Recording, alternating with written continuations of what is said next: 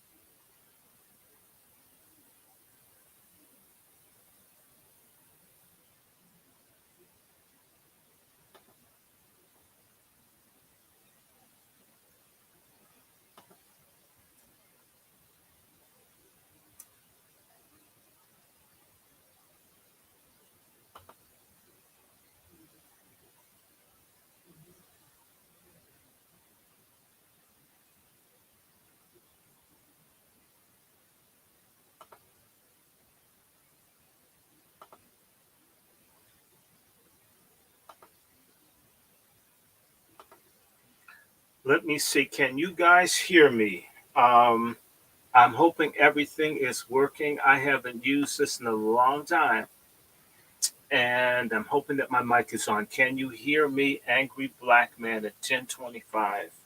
I'm about to grab my hat. Can you hear me? Can you hear me? Can you hear me?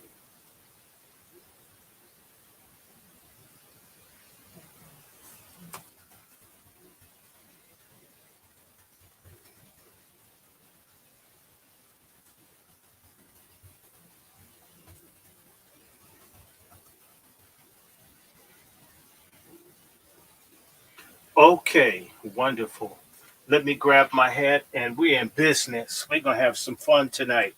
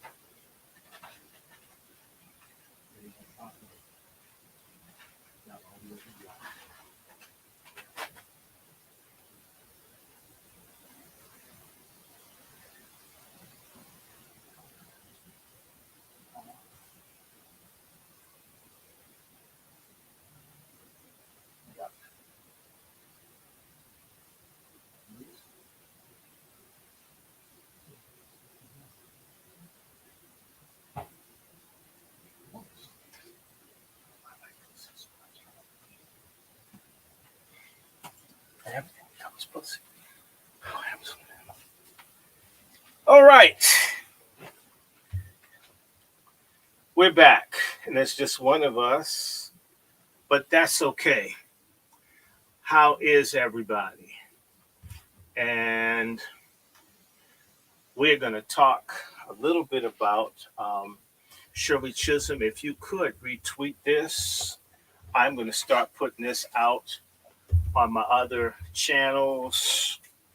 I'm going to put this out on my fake book, um, so people will know, because a lot of people don't know that this is out here. Let me get off here. Let me go to my fake book channel. Let me go here. Let me go there. Let me go here. Let me go here. Okay. And first of all, I want to thank you for showing up, Brother Judah. I need to move this so this camera isn't in the way of my camera. I need to move this over some and put this. Hmm,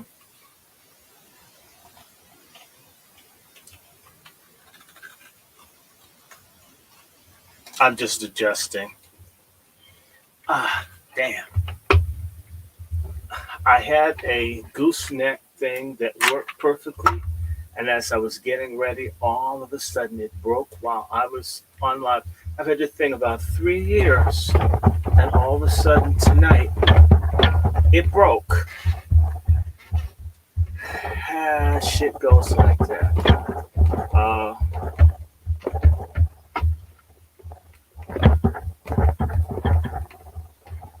so how is Baltimore? And if you've been noticing, DC is about to get as bad as Baltimore is, if not worse. Why is this thing doing what it's doing today? Won't cling here. Let's see if it'll cling from another position so it's not in the way of my camera. Okay. I never expected this kind. I've never had this difficulty before. I must be rusty as hell. Let's see.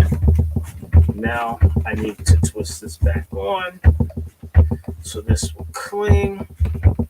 I got another one or two of these on the way, and we're gonna work through this. Pardon me for the adjustments.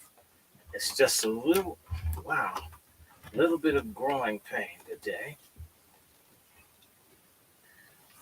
Wow, this thing is at work.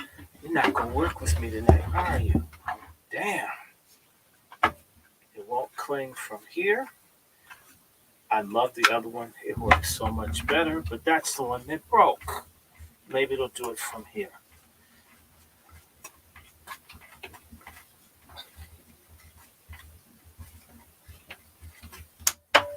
Oh, now this one broke. Shit. Both broke today. Hot damn it. Well, let me order another one from Amazon. I'll just have to use. Damn. This is happening today, man. What is going on today? What is going on today? I've lost 2 stands today. Trying to make these cheap ass things work. Uh, Let me see.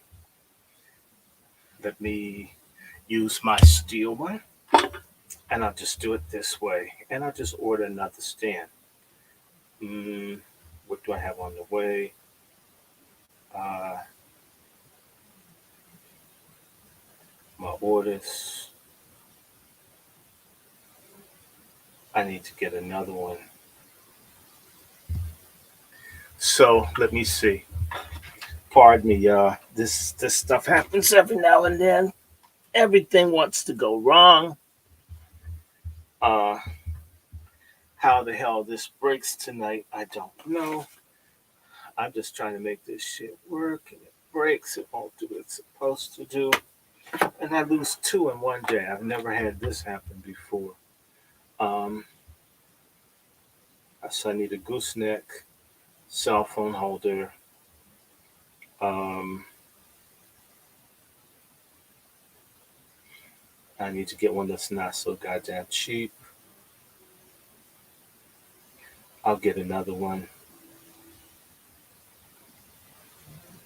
and just get this damn thing now. Get it over with. Why is this thing? Wait. This is 19.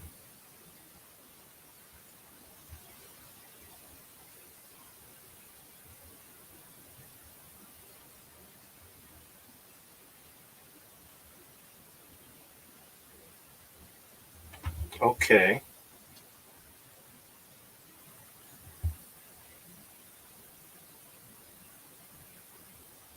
Why isn't this shit letting me buy it?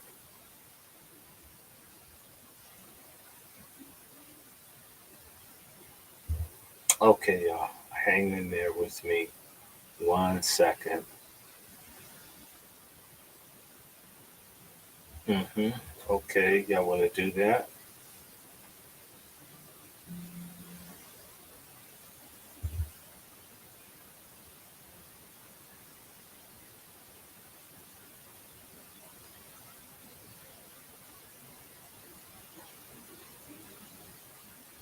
Why? Wait a minute. Why does she got tax on it?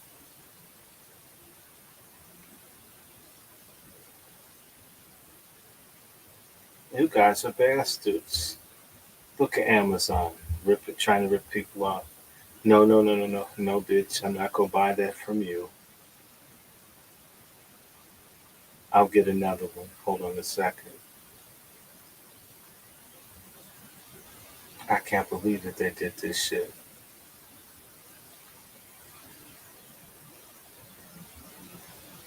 I'll get one more.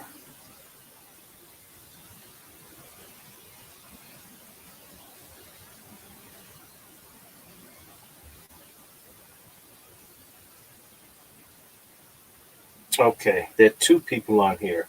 How is everybody? Please pardon me. I'm having technology blues. I normally don't have stuff like this happen, but just everything wanted to break today. I had two stands break, and it's not like I'm that hard on this cheap ass stuff. Um, Let me get myself together. Um, we should have everything put together in a second. Um, I want everybody to join up with me and support the initiative. How many of these are there?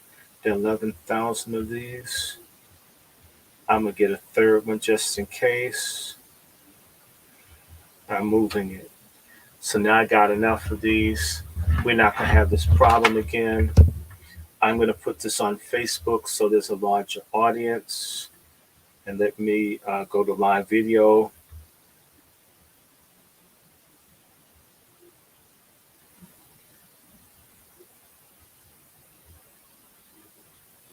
Let me get a picture of Shirley Chisholm. Mm.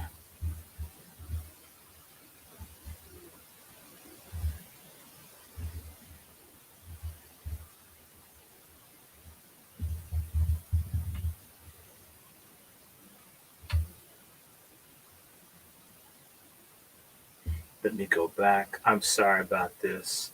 God, I'm sorry. Angry Black Men's Book Club live now on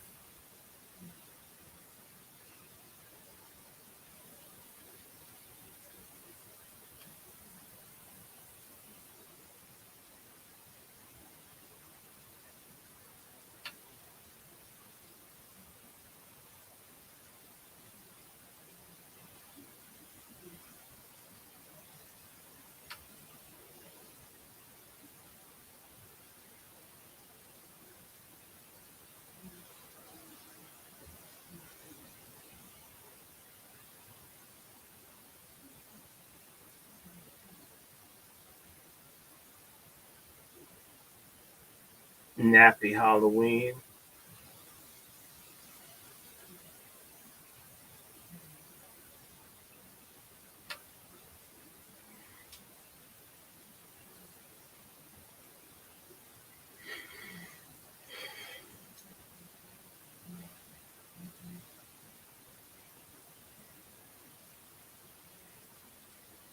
It's me.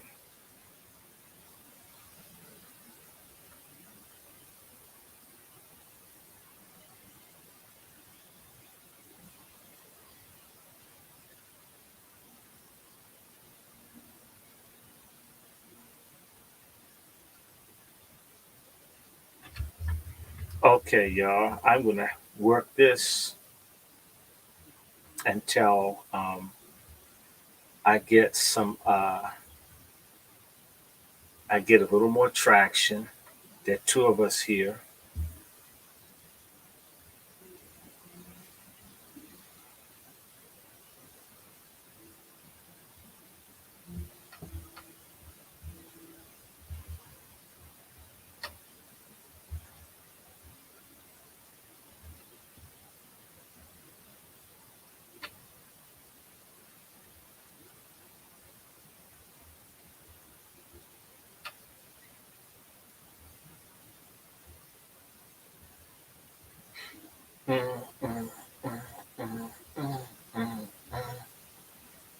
Mm-mm.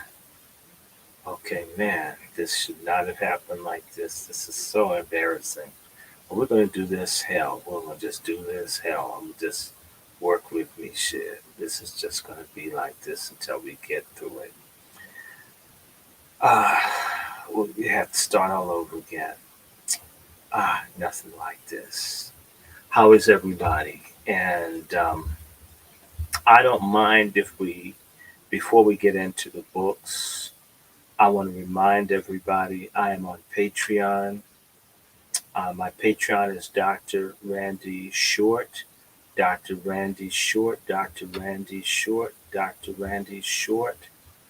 That's the same for the Cash App, Dr. Randy Short. We will be doing this. I can't hold off any longer. There's too much going on. It's time for us to share this with everybody. They're doing everything they can. I can't go live on my regular fake book, but here I am. I'm going where I can go. Everybody, get with me. Share this around. There are 3 people. I'd like to have a quorum of at least 10. I don't need a big crowd, but I want something of a crowd. Come on, y'all. Halloween ain't that important, and that's a bunch of you guys, the devil worshippers out there. And I know the devil worshiping black people because, we can't do what's right. Well, white people going to hell. I want to go to hell too. You know how we are. So here we go. I'm about to drop this. Support Dr. Short. You know how to get us. Here we go. Here we go. Here we go. Here we go. Here we go. I want folks to know we're out here. We're going to be raising hell from here on out. This is going to be going on. It's been a long time coming. I never thought it would take this long. So many things have happened since I did this last. Thank you all for being patient. I'll keep putting my note in support. Um,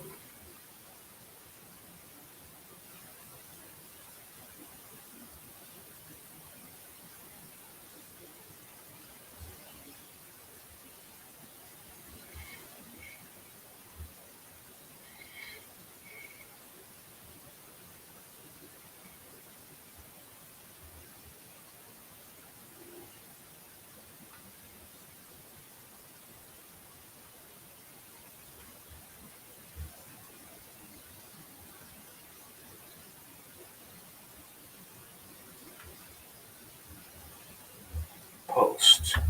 Here we go. Okay, guys, I can't wait any longer. We're not going to wait any longer. Technology be damned. We're going to do this. We don't care what nobody says. We don't care what anybody thinks. I'm about to go to live video. We're going to turn this around, rotate. Here we go. And then we're going to go on yet another channel.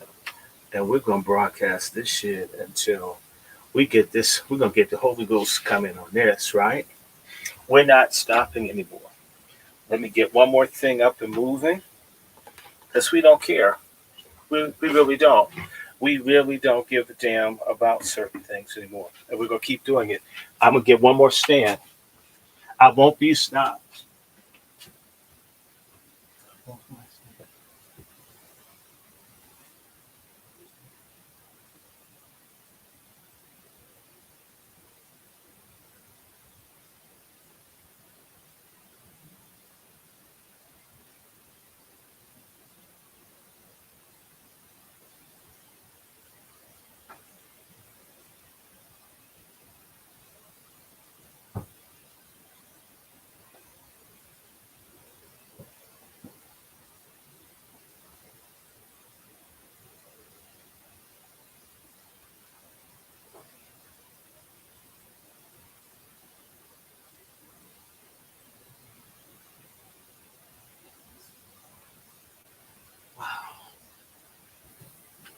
Mm, mm, mm, mm. Okay. We still got 3. Okay. I'm about to, where is this? This is still charging. Good. Let me do something here. Bring this on the other side because we don't give a damn. We don't give a damn. Really. I'm not going to be defeated. We're not going to be defeated by bullshit tonight. We're not. I don't care about bullshit. You don't care about bullshit. We don't care about technical shit. And you have been wanting me to do this. I've been wanting to do it. 2 stands to bring. Facebook cut my damn transmission off. Send the signal out. I got to get another IP address because they keep messing with the address that I have. Swipe up. I'm going to be opening up other accounts. I'm going to broadcast this shit all over the place. I could care less. I really don't give a damn about what people think. Where is it? Where's my other fake book? What's on my mind? I'm about to go live on all the channels. Wow. I am so sorry about the delay. I like doing shit on time. Hold on, let me take a picture of this ugly Shirley Chisholm. So everybody can see. Man, she's ugly. Damn. They were in Congress with that face. Okay. Now I got her face. I'm going to go put up on Facebook. Unhappy Halloween.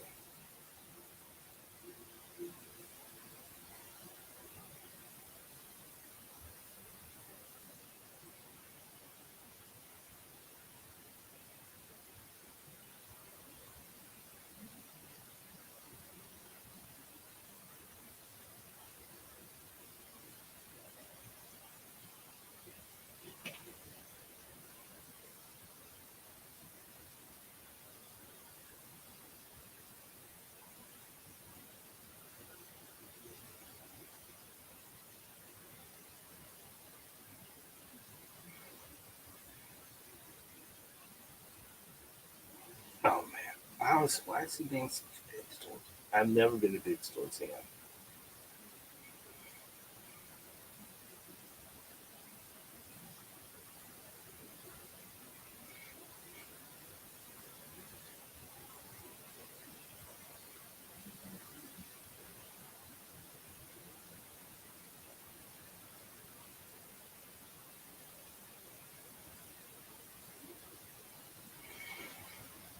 Hmm.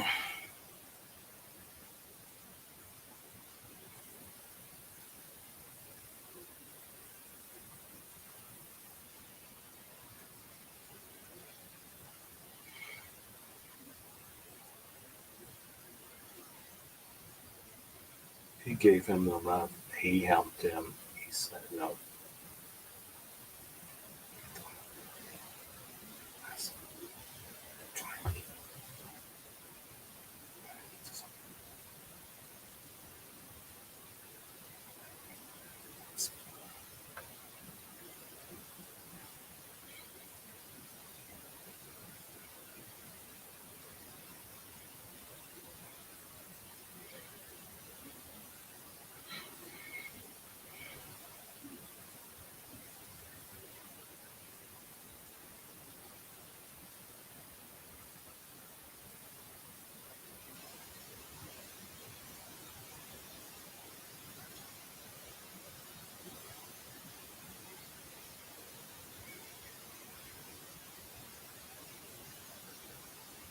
Okay, almost there, guys.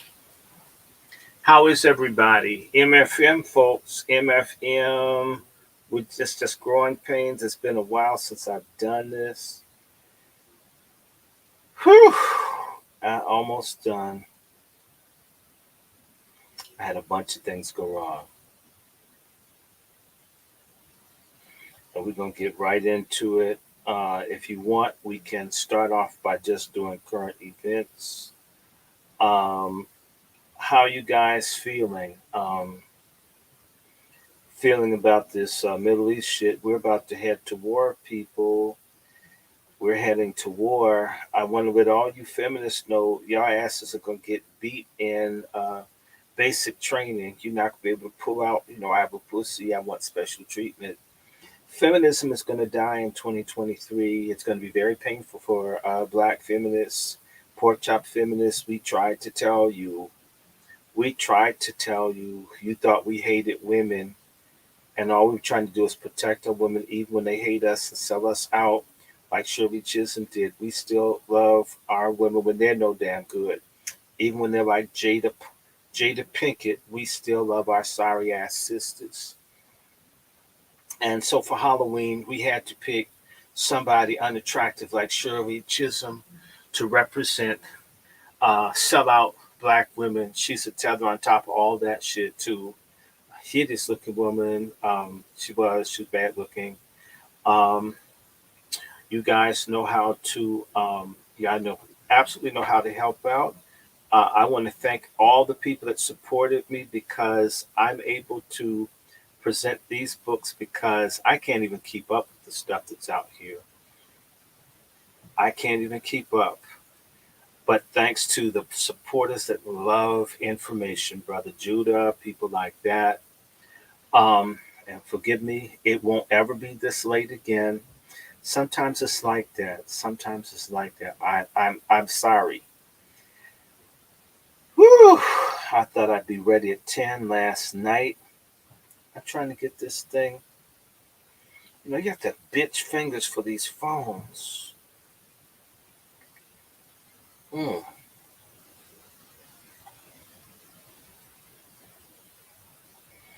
I'm gonna just post this shit, damn it.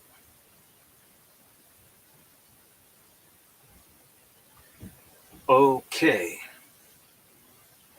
I'm about to go live, folks. What's on my mind? Live video. Go live. MFM, motherfucking money. This is Dr. Randy Short on one of my Facebook pages. Let me do it on the other Facebook page because I'm here. Again, 1, 2, 3. MFM, motherfucking money. We need our goddamn money. We need it here and now. I am the host of the Angry Black Men's Book Club. I am back from the grave, from proverbial grave, and I mean that shit.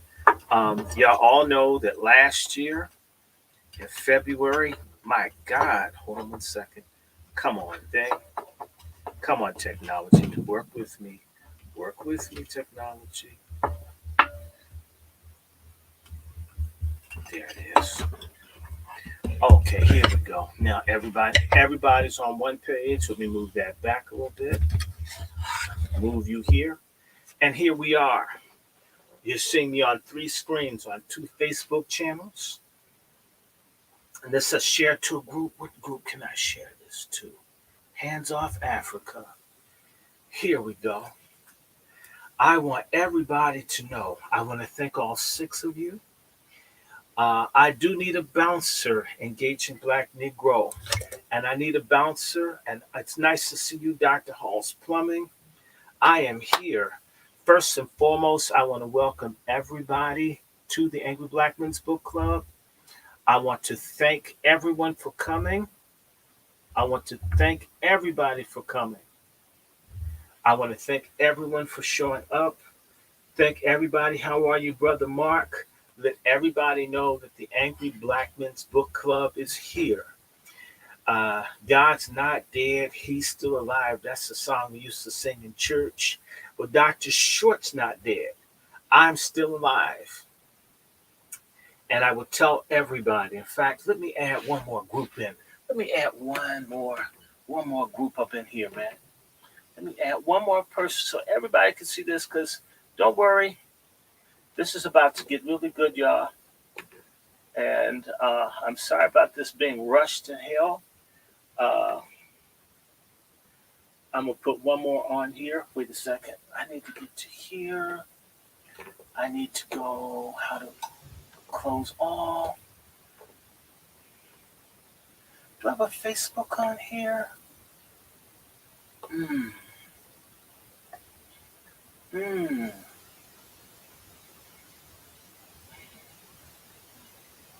That's okay. You know what? I'm not going to worry about it. I'm going to go ahead and record video. And I'm going to turn this shit around. And there you go. So I can record this, have this on multiple platforms. So I've got altogether about 7 people.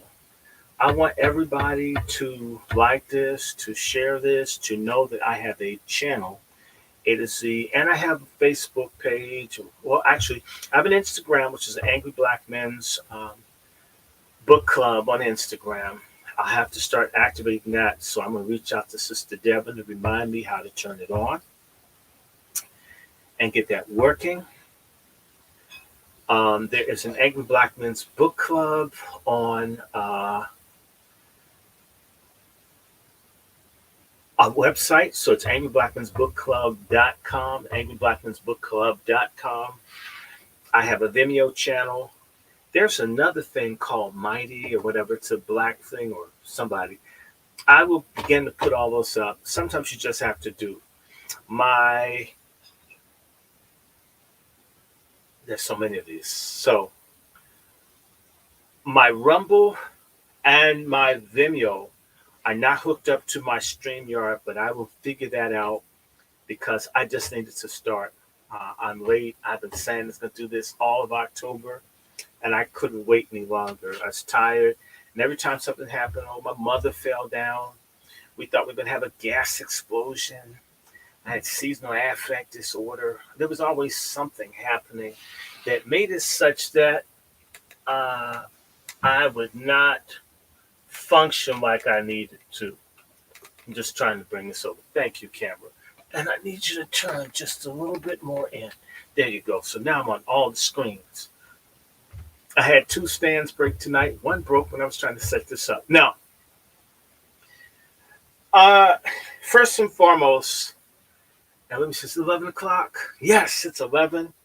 I'm a whole hour behind, but let's just start off with the greeting. MFM, motherfucking money. We need reparations. I was saying MFM 2 years ago, and the people in Ukraine are getting MFM. The people in Israel, they're looking at $100 billion worth of MFM for Israel because they don't like the people whose land they took. What a hell of a reason to get $100 billion for. There are 6 million or more illegals who are going to be able to bring their families. They're going to get trillions of dollars in MFM for just coming to America unlawfully. And, and I talk about it. This is why I had to start today off. I'm starting the day off with one of the ugliest women that ever got in the public life. Look at how, this is Halloween. Check this, bro. Ugly. She's great just for being in public life with a face like that. And I want to share some stuff about Shirley Chisholm because she's like the godmother of this intersectionality bullshit that's killing us. There was a little thing, and maybe I can share it with some people, but you can find it. But there's a committee under the congresswoman from New York. Her name is Yvette something. I forget that nigga's name. But Yvette has Barbara Lee, Maxine Waters, all of these no good black women in Congress. And there's one punk dude amongst them. Ayanna Pressley, bald-headed one, the one who had the nude pictures having sex with her husband on the cell phone with the staffer shared, Plaskett or something from the Virgin Islands. All of these people are for illegals, and they've got a whole thing to fight for illegals being here, and yet none of them has made a line, a red line, that cannot be crossed, so we have to get our motherfucking money. In particular, I'm raising hell with our women because the mother of reparations, the saint, the patron saint of black reparations. Let me show you her picture. This good-looking woman here Sally House. Isn't she pretty? She's not ugly like Shirley Chisholm, and she's an FBA. And because my mission, the Angry Black Men's Book Club, is to present information, a lot of people run after. They're running after the current news and events. We can do that, but I'm more interested in providing historical context. Where if I say something about somebody, I don't just say it because I have a huge following.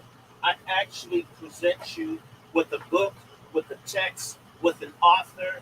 You can look for yourself. You can buy your own damn copy. You can actually hear what the actual author said, and we can analyze it together.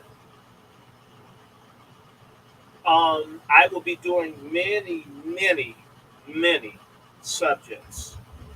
We will be looking at everything. It will not be limited to one topic or the other. I'm not going to follow every time the police kill somebody black. Some asses need to be killed. So a young man pulled a gun on another man, and the dude shot a 13-year-old. Because you got young black kids pulling guns and stuff on people. I'm supposed to know your age if you have a gun pointed at me before I think about defending myself. You need to tell them and their fat ass mothers to go to hell. To hell with that shit. To hell with getting carjacked and right out and shot. Your bitch ass, whore ass mother should have married and slept with the man that was going to discipline those kids so they don't become yet another force of terror in the black community. It's outrageous that you can't go to the store and folks are just snatching shit and pulling guns on people and the police aren't there and they want to defund the police and then they got the illegals. Everybody's terrorizing the black community all at one time.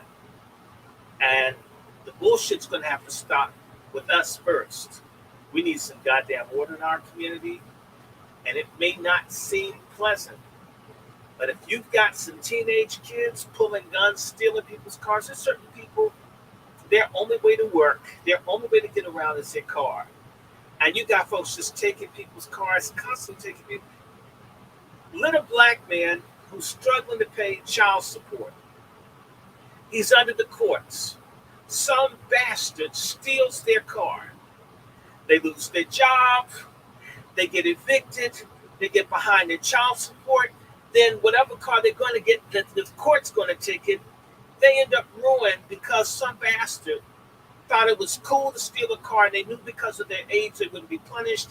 And they had their blabby, fat-ass mother and all of her dyke friends behind them who said, "Don't, my child wouldn't do that." And this man's ass out. Got too much bullshit in our community. And no, I don't want open season on black folks, but I'm tired of black subversive criminals of all ages having open season on black folks. I just got to rob you. I got to cut you. I got to steal from you. I got to steal your car.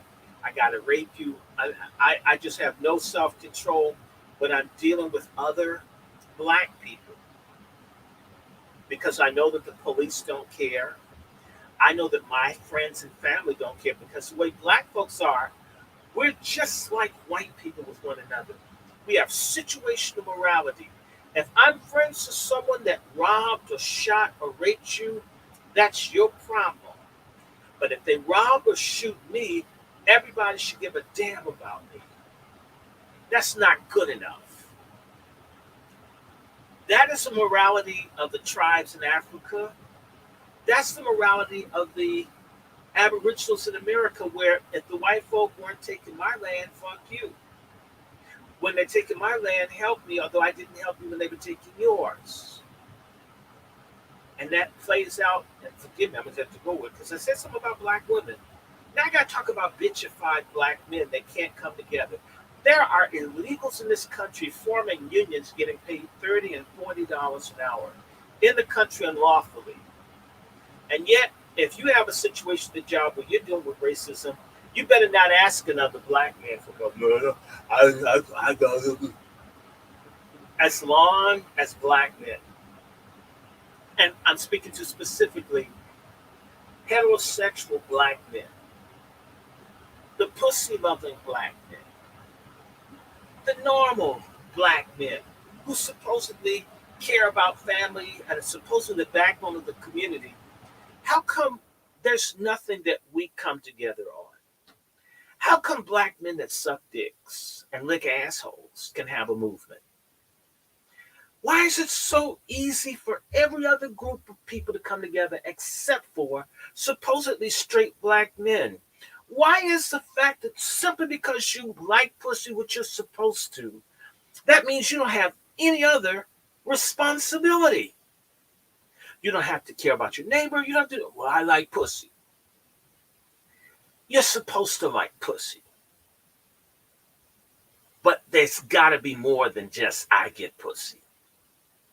What about I got some land? I got some respect. I got some hard assets. I've got safety where I live. I have access to health care and credit. There's unity and solidarity, and people don't fuck with us. People don't drive us from neighborhood to neighborhood. Man, all these muscles and shit. And you know what's pathetic? It's a big, strong black dude who goes to the gym 5 times a week, tells you how much you can bench press. And when he has a problem, he calls the police just like an old church bitch. Oh, my car. Real men would hunt these fuckers down and they would fucking disappear. This shit would stop. When they had all the fires in Detroit, they used to have a thing called Black Devil's Night. On Black Devil's Night, the lawless, degenerate, subversive black trash would set as many as 20,000 fires on Halloween tonight. For years, just burn up everything. Just set everything on fire. Right? And, I mean, how can the fire department, how can the police, how can the regular citizens deal with people who want to set 20,000 fires? 15,000 fires. It's a war. What gave, and they're mostly young black men, these bastards whose whore-ass mothers side pass. It's the same no-good black men who are the fathers of these kids that do this shit, because the men that go to college and the men that are responsible are overlooked largely by black women. 50% of the black men, even as old as I, have not married. And it's only a small percentage of black men making kids, meaning that black women pick the most fucked up men to make children with, because these women are off code and they're disorderly. And they have an attitude to undermine and destroy black men and the black community. And none of you black women have a right to it. I walk around angry. All men are going to leave me. All men have hurt. I can be a nihilistic bitch because someone told me. And he's not going to stay. So I'm just going to have a child. I may as well, and I'll raise that child the way I want. Because I say all men. Now, if I said all women were hoes, black men will jump all over me.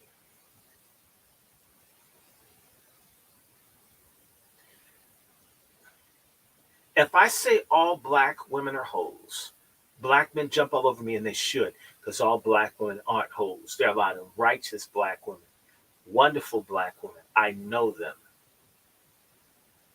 But when sisters say, well, all them ain't shit, you don't hear sisters saying, we're going to check you. Now, it's increasing. I want to give a shout out to all the Wazi sisters out there that are beginning to fight against things like that monstrosity called Jada Pinkett. That ugly, moon-raking, bald-headed bitch is part of the problem. No matter what Will Smith did, if you're spending his money, your disloyal ass should keep your damn mouth shut. He's making enough money for her to be a star, but she's an unhappy bitch. She doesn't want to be happy. She wants to destroy. And all this sisterhood shit that you sisters are on, y'all need to shut the hell up.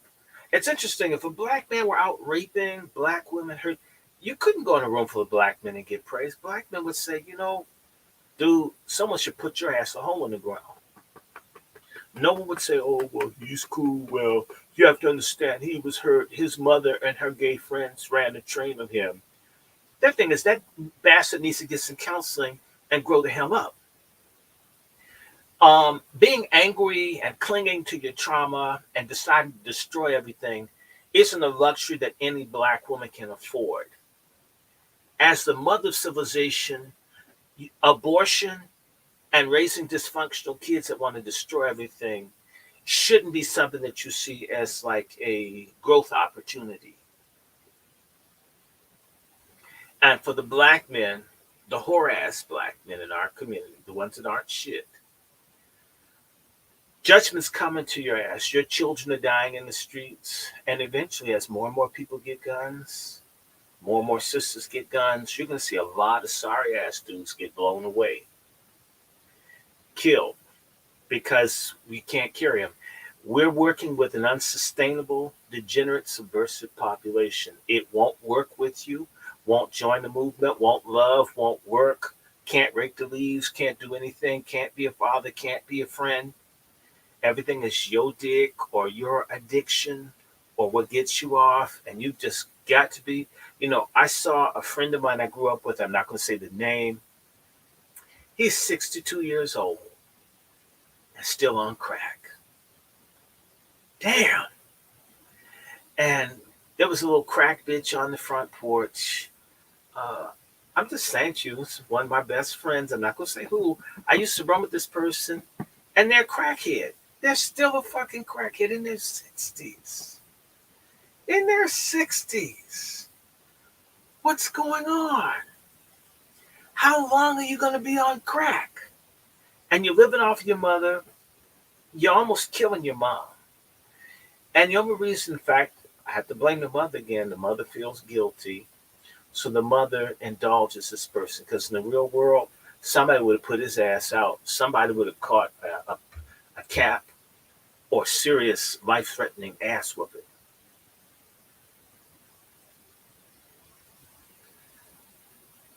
We're in serious times. And by the way, I just had to get that off my chest because we got to read this shit on Shirley Chisholm, or as I say, Shirley Chisler. She is the mother of this intersectionality thing.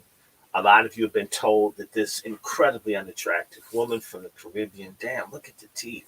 Man, I'd hate to get a BJ from her. You'd be afraid you get your shit back. Yes, look at her. She looks bad. You know she's ugly. And don't you dare show any solidarity, sisters. You do not want to look like this. Let me tell you something. If I had a Halloween mask that looked like that, I'd be rich. I could retire.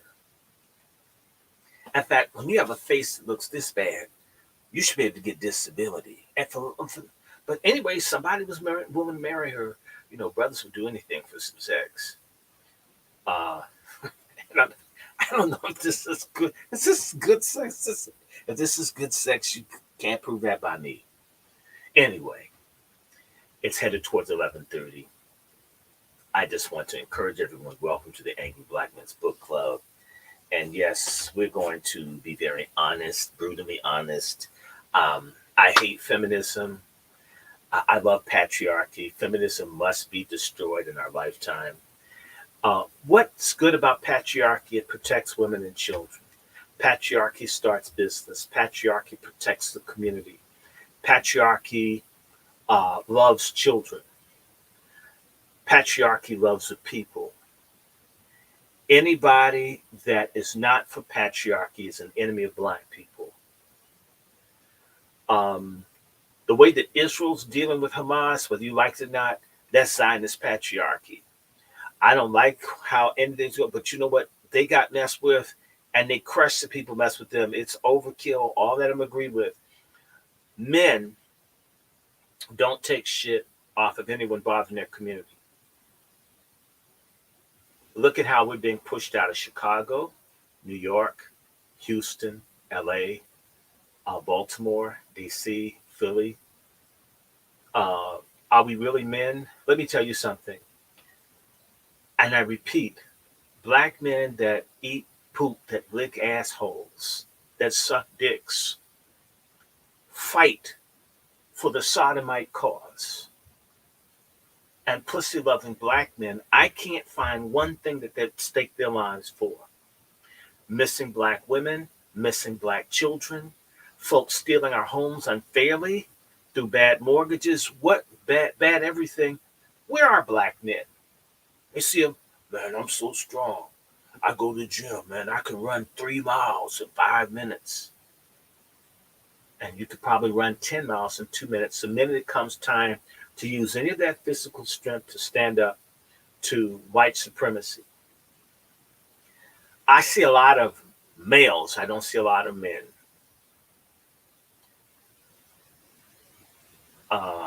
I see a lot of males. I don't see a lot of men.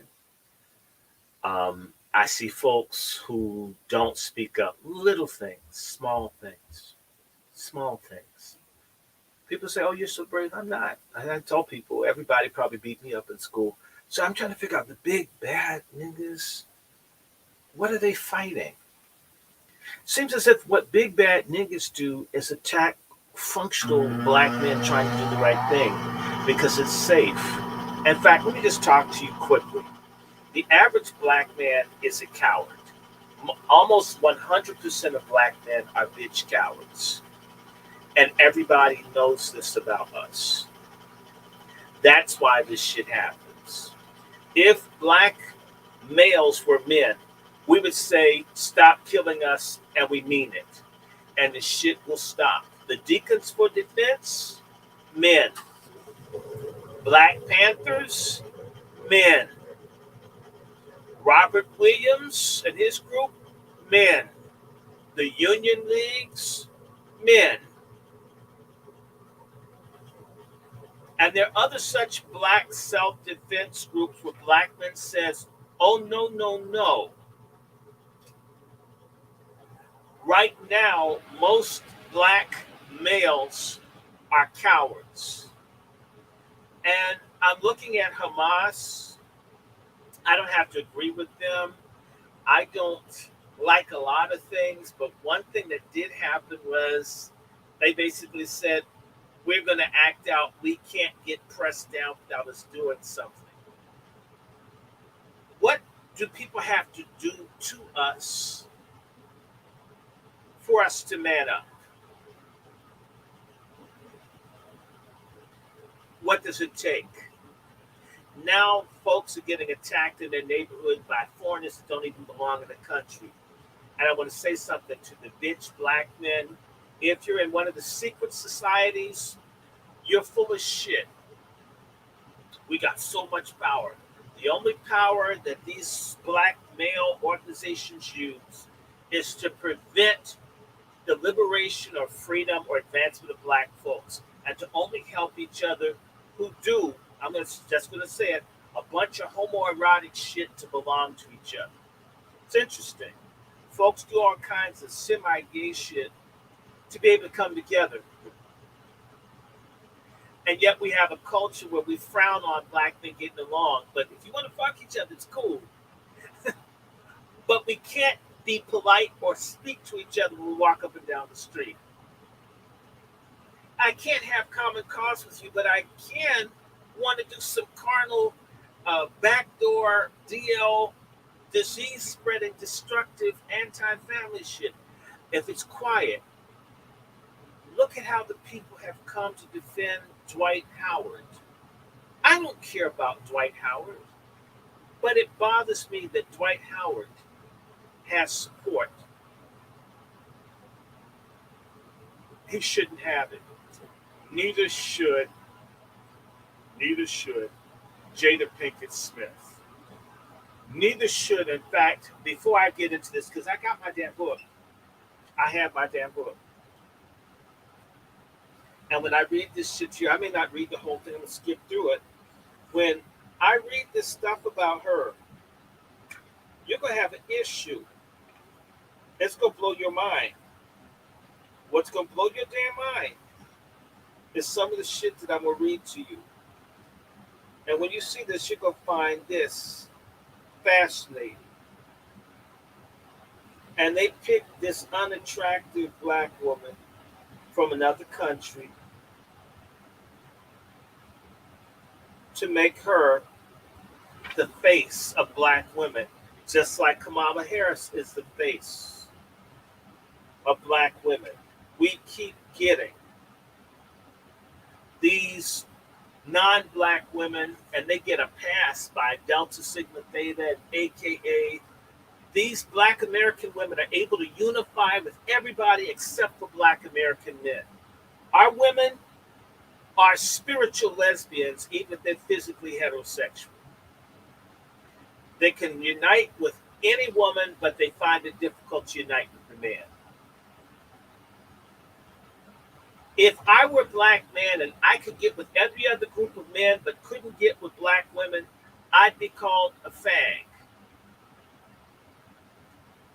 And I blame black men, no matter how much I criticize feminism in our community, it's black men's fault for putting your penis over the racial survival of people. If there are no people, there's nobody for you to stick your penis in.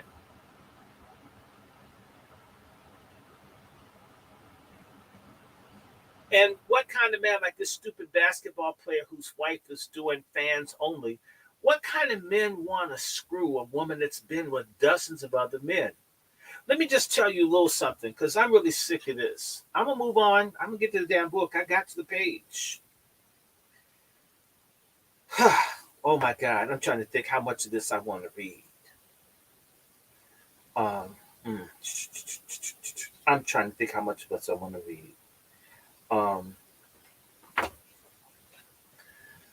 The brothers at Howard, when I was there in the 80s, there was this ritual that these brothers were into. And the ritual was these guys liked having sex. Two dudes would have sex with one at the same time to see if each other could feel each other's penis inside the woman.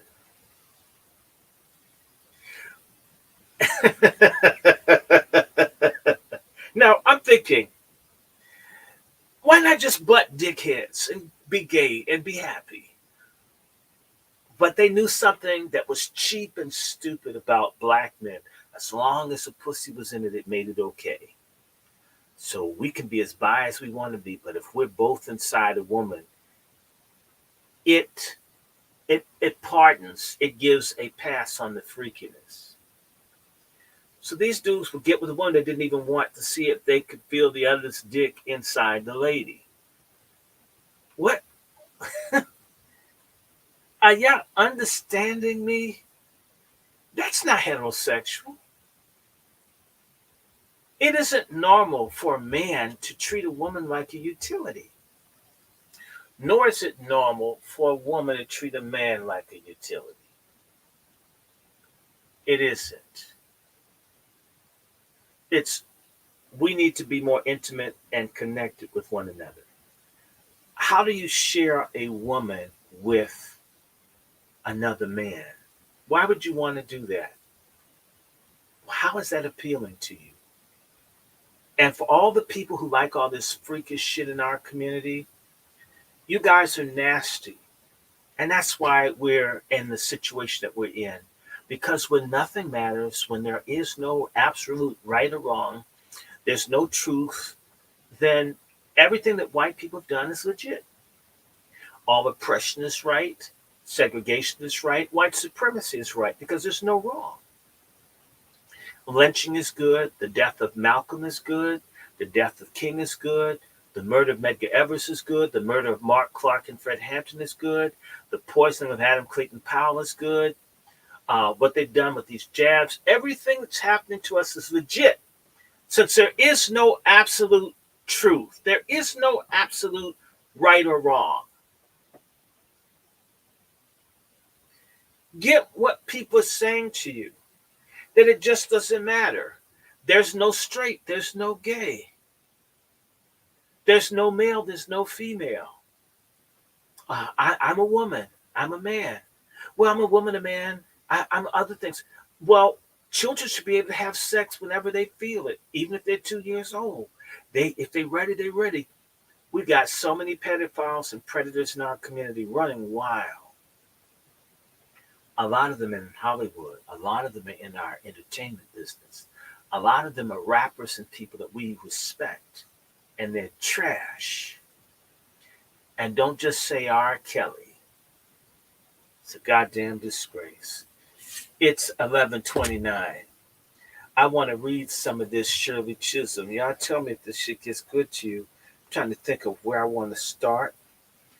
And I was looking at her. I want you to see this so you can start seeing that the origin of our black women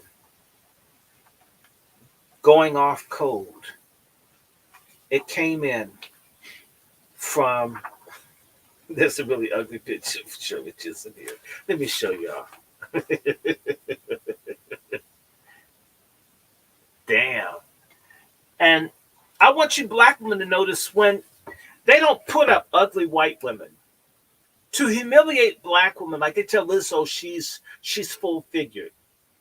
No, she's displeasingly plump, morbidly obese, she's fat, she's a cardiovascular disaster in real time. Let me just start with this. In fact, let me go all the way back. I'm going to go back to 1964. Literally 59 years ago. I'm starting in chapter 4 of, okay, I'm going to hold up the book again. I may not read all of it, but I'm going to read portions of this. And by the way, I want y'all to know that one of our greatest black congressmen, Adam Clayton Powell, was betrayed by Shirley Chisholm, among others. Yep. You'll find that so without final ado, welcome to the Angry Black Men's Book Club. I am your host, Dr. Randy Short, and we're going to be raising hell for several hours as we talk about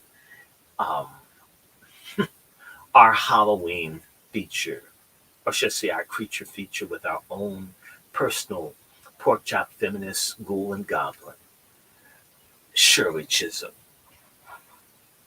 I'm in chapter 4 of Anastasia, what's his host name?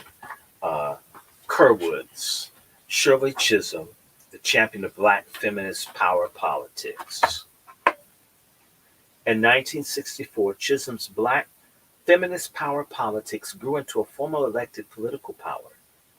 Chisholm turned her ambition and talent towards gaining office within the local and state Democratic Party organizations. While she won the 17th Assembly District through a combination of commitment, hard work, engagement, and local knowledge, she also had qualities that are expected from men candidates, but criticized in women: the ability to spot and exploit an opportunity and a single-minded determination to win power.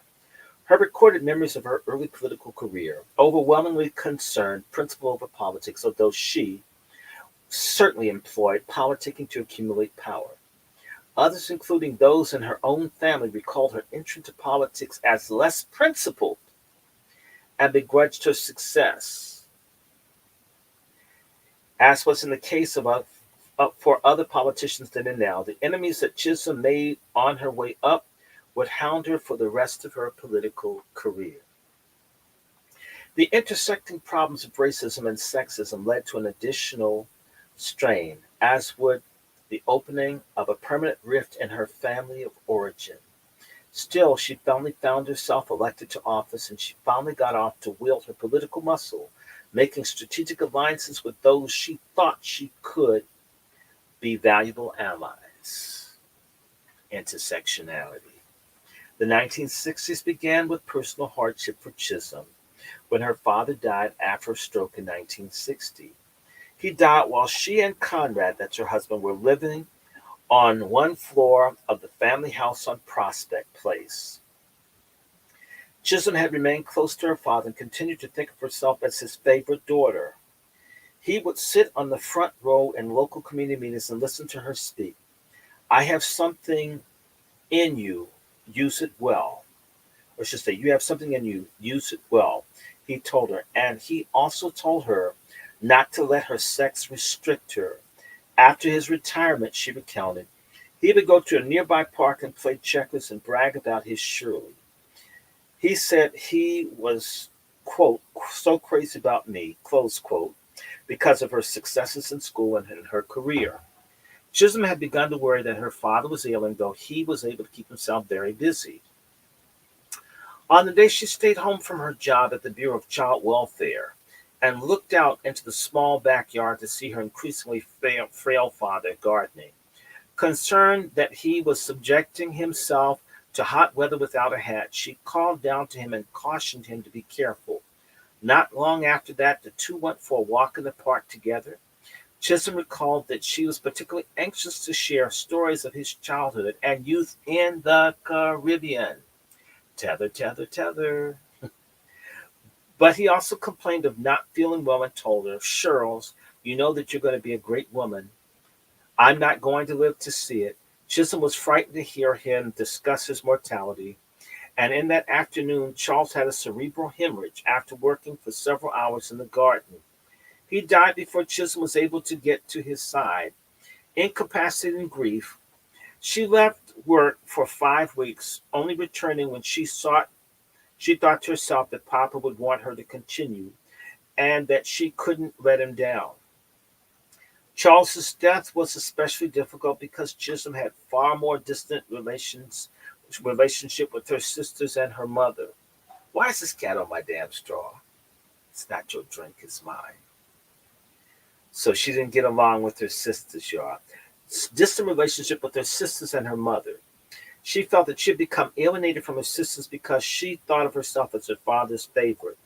Her mother was far less encouraging when it came to politics. Ruby was committed to her Brethren church, which Chisholm thought made Ruby hostile to political pursuits. Chisholm also thought that, in contrast to Ruby's own mother, Emmeline, Ruby had held more religious beliefs about the place of women. They had never supported me in the political arena. She complained late in life about her mother and her sisters. Quote, I couldn't even get them to get out and get a page of signatures for me. They said no woman had any right place to be in politics. This is the most fascinating thing about my life. I had absolutely no support from my family for politics. None. Let me stop. That's a goddamn lie. Her male father, the man, said, yes, baby, do it. This is something we need to be very careful about when we listen to these liar ass feminists. It is the women in her family that didn't support her and not the man. But when they go into politics, they talk about how men stood in the way. And in her life, it's women. The greatest enemies of women's advancement is women. It is not men. The sisterhood is a lie. This unity among women is only used to attack men doing what they're supposed to do as men. If women truly had solidarity with one another, all kinds of things would be better. Feminism grooms and creates this narrative that somehow all women are oppressed by all men and that there's a conspiracy of all men to stop all women. So you need to understand from the very get-go that Shirley Chisholm is a liar. She's the favorite daughter. What you need to know is that Shirley Chisholm's father gave everything to his political daughter, not to the others. So the man in her life, her dad, gave her everything. Shirley Chisholm was married to a man for which she had no children. Her husband backed her 100% and got no children in exchange. But men stood in her way. Oprah and all the other feminists lie about as if every man stopped. And maybe some men did, but not all. They look for a narrative to broad brush dismiss and hate and vilify men as a means to engender and stoke anger and rage to get power for themselves from other women and embitter women to act as if men are doing something collectively to women. Poor, powerless men do not control any woman that they're not married to.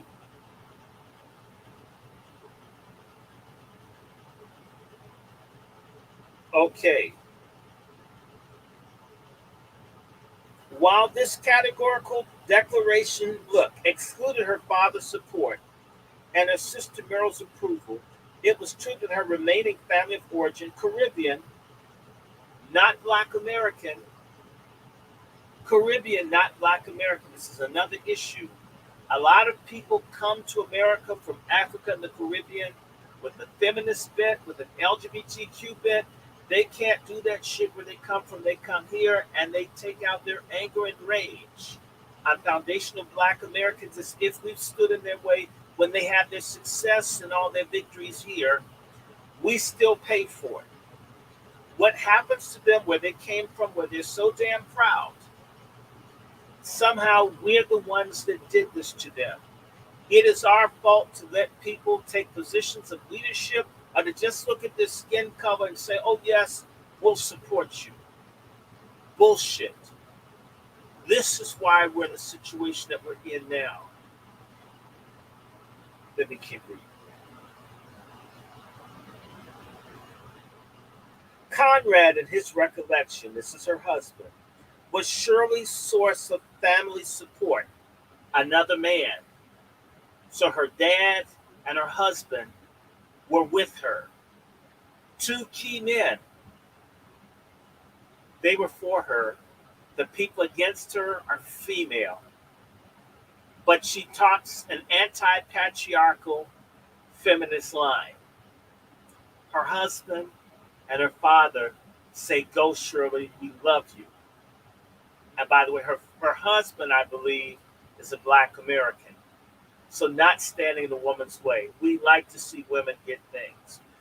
Black men are the most liberal men in the Western world. They're more liberal than any other group of men, and yet we get more bullshit, more lies, more grief.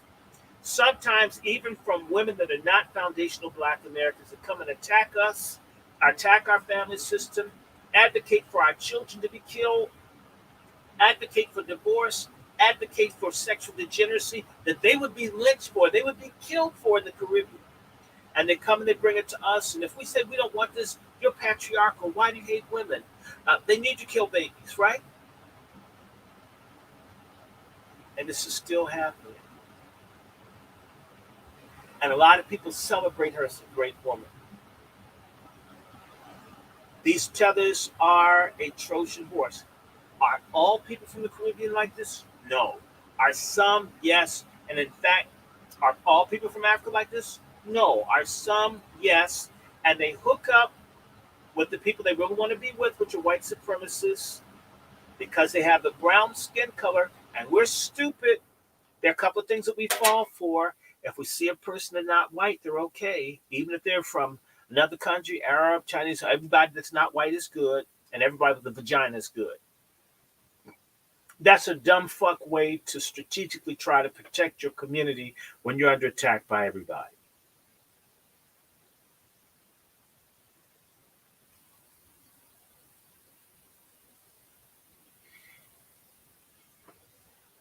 And whoever's saying, I haven't deleted anybody. So if you get a strike, that's you. I'm not touching anyone. However, everybody that's my friend, please moderate. And if somebody says something stupid in the chats, check them. There are a million other places for you to air your opinion. This is my show, and many of you are my friends and associates. And if you're new, you're welcome. Your opinion is your opinion. It's sort of like a body orifice, your mouth or your anus. It's not necessarily something that's going to be taken seriously. I'm reading what she said, and I'm also looking at the fact that she said her husband and her father backed her, and yet she said she didn't get support in her family. She should have said the women in my family didn't support me, not the men. And I've met other women that talk about, you would think all men are beating and killing and raping and brutalizing women. And sometimes the greatest enemies that women encounter are other women. When women are in prison with women, who's raping them? Who's beating them? You can say men, because it's really interesting. Feminism has made a lot of women very aggressive, delusional liars, that they can find some way to make it men, no matter what. When women get beaten and raped in prison by women, that's women doing it. It isn't men. You might be in jail because you killed a man, and that's where a lot of black women have been in jail killing a man, and you may have been beaten, da da da da da, and all of that is legit. But who's attacking you one on one in prison? Females. Where's the solidarity? Where's the sisterhood? In fact, right now, with the thousands of missing black women, they're black women organizations. Why aren't they spearheading this? Where are the women when our children can't read and write? Why are they falsifying the grades instead of making certain that they can read and write? When did women become too good? The failure and the decline of the black family and the black people has happened on the watch of modern, liberated, educated, professional black women. And this is a sword we're going to push your asses on, and you're going to fall on it whether you like it or not. You bear some responsibility. In the African proverb, women hold up the sky. Well, when the sky falls, someone dropped it, didn't they?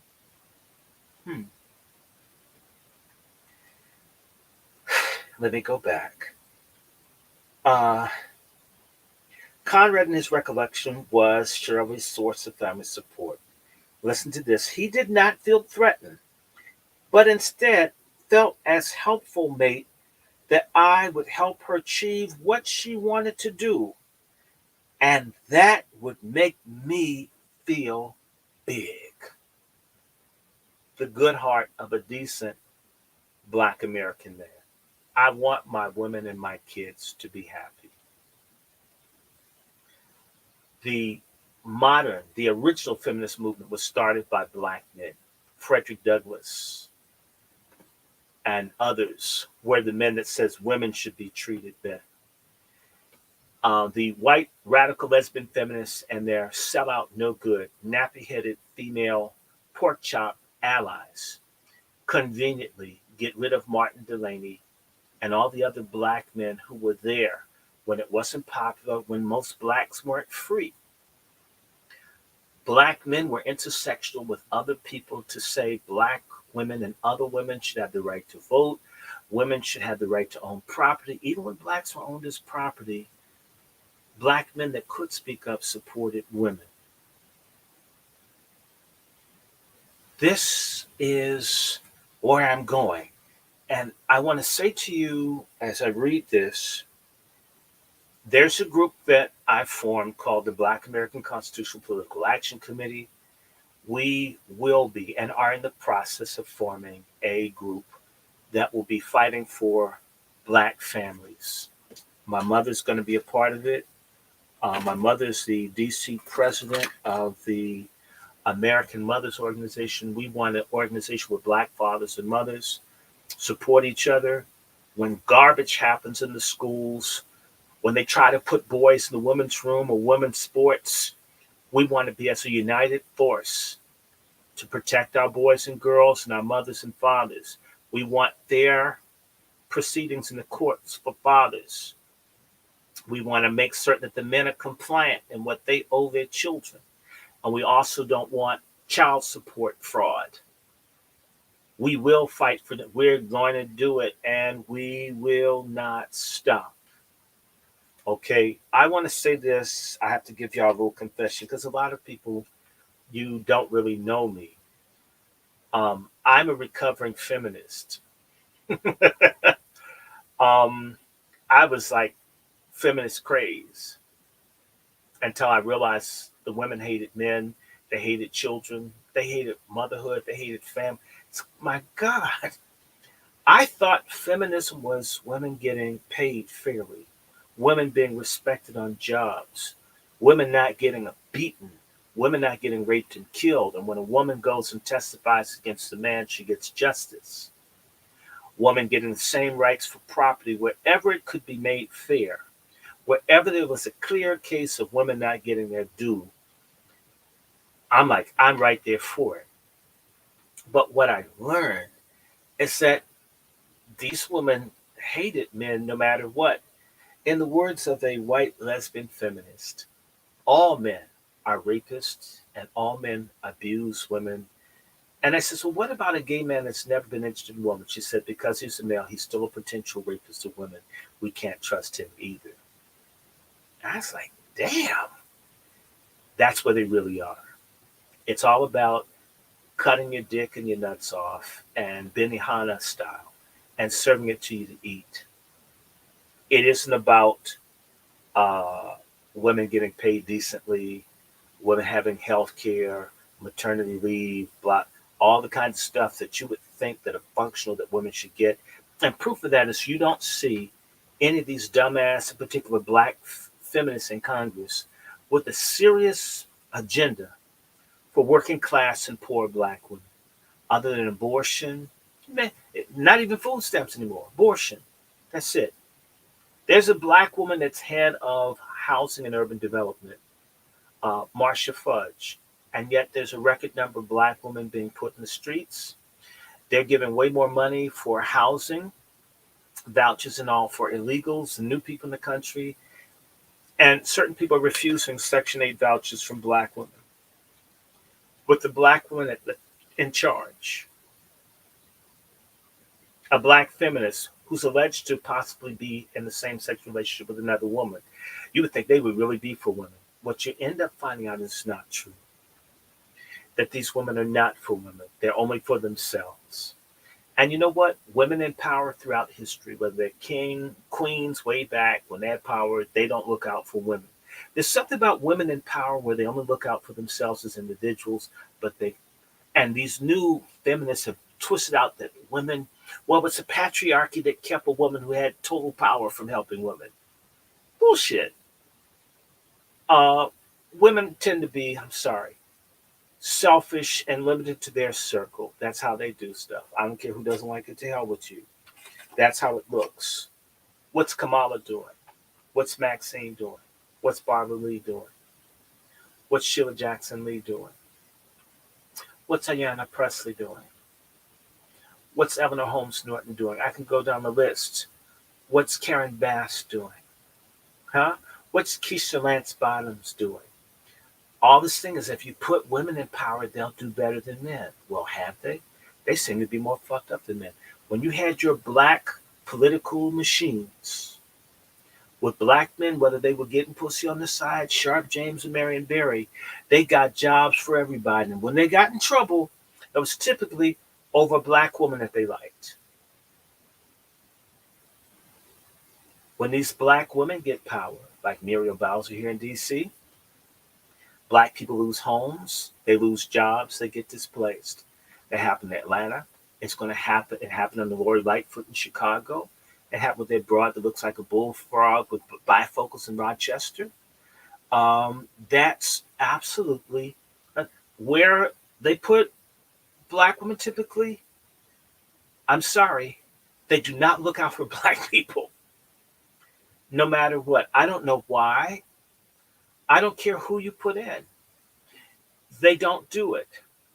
They tend to look out for themselves. You do not have it. Who's Maxine Waters looking out for? Who did Bernice, Eddie Reagan, whatever, they brought down in Texas? Who was she looking out for? What did she ever do for blacks in Texas? She was there for like 30 some odd years.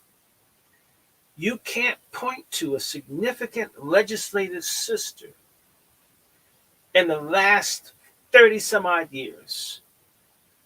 And the closest thing you had was Cynthia McKinney, and the sisters weren't for her. Biggest thing they fight for is to kill babies and to help illegals and to help LGBTQ. What's Frederica Whitfield? I'm sorry, whatever her name, Wilson. The one that looks like Muhammad Ali with Down syndrome. With the Roy Rogers hat on. Who are these people? So, let me go back to reading. I'm just saying. So, before y'all get all upset, oh, he's so hard on women. Damn right I'm hard. Sorry ass women need to get cussed out. You show me. In fact, let me show you. Let me show you who's pushing this narrative for uh,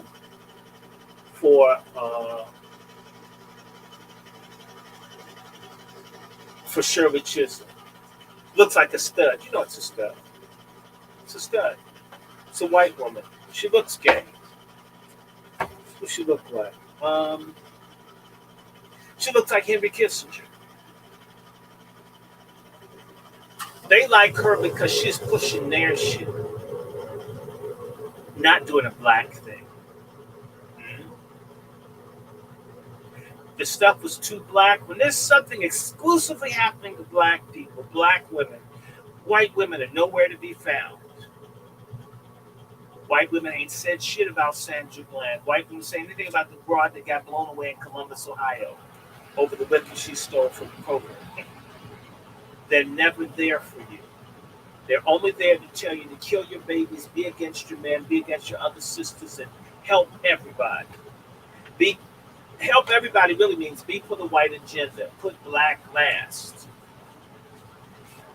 Be our sisters when we're our own sisters.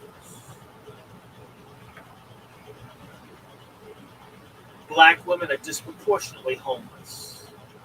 Where's the initiative among black innocent black women? Had a HUD again. Marcia Fudge. Missing black children in Ohio. Got black congresspeople. What's that black woman in Ohio doing?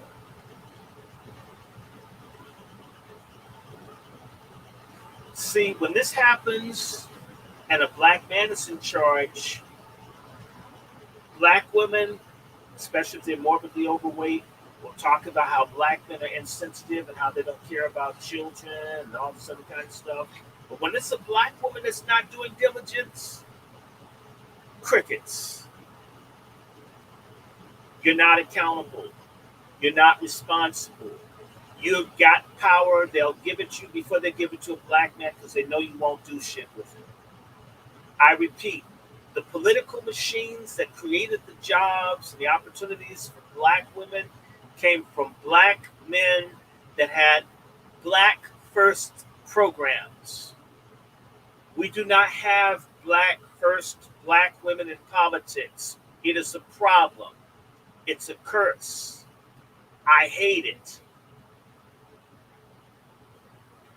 And if you don't, you have a problem. And yes, I blame all of the no good black women for not jumping up and down on black women because that's your damn duty. If you jumped in women's asses that were wrong the way you're supposed to, then we could spend our time going after sorry ass men, which we're very good at doing.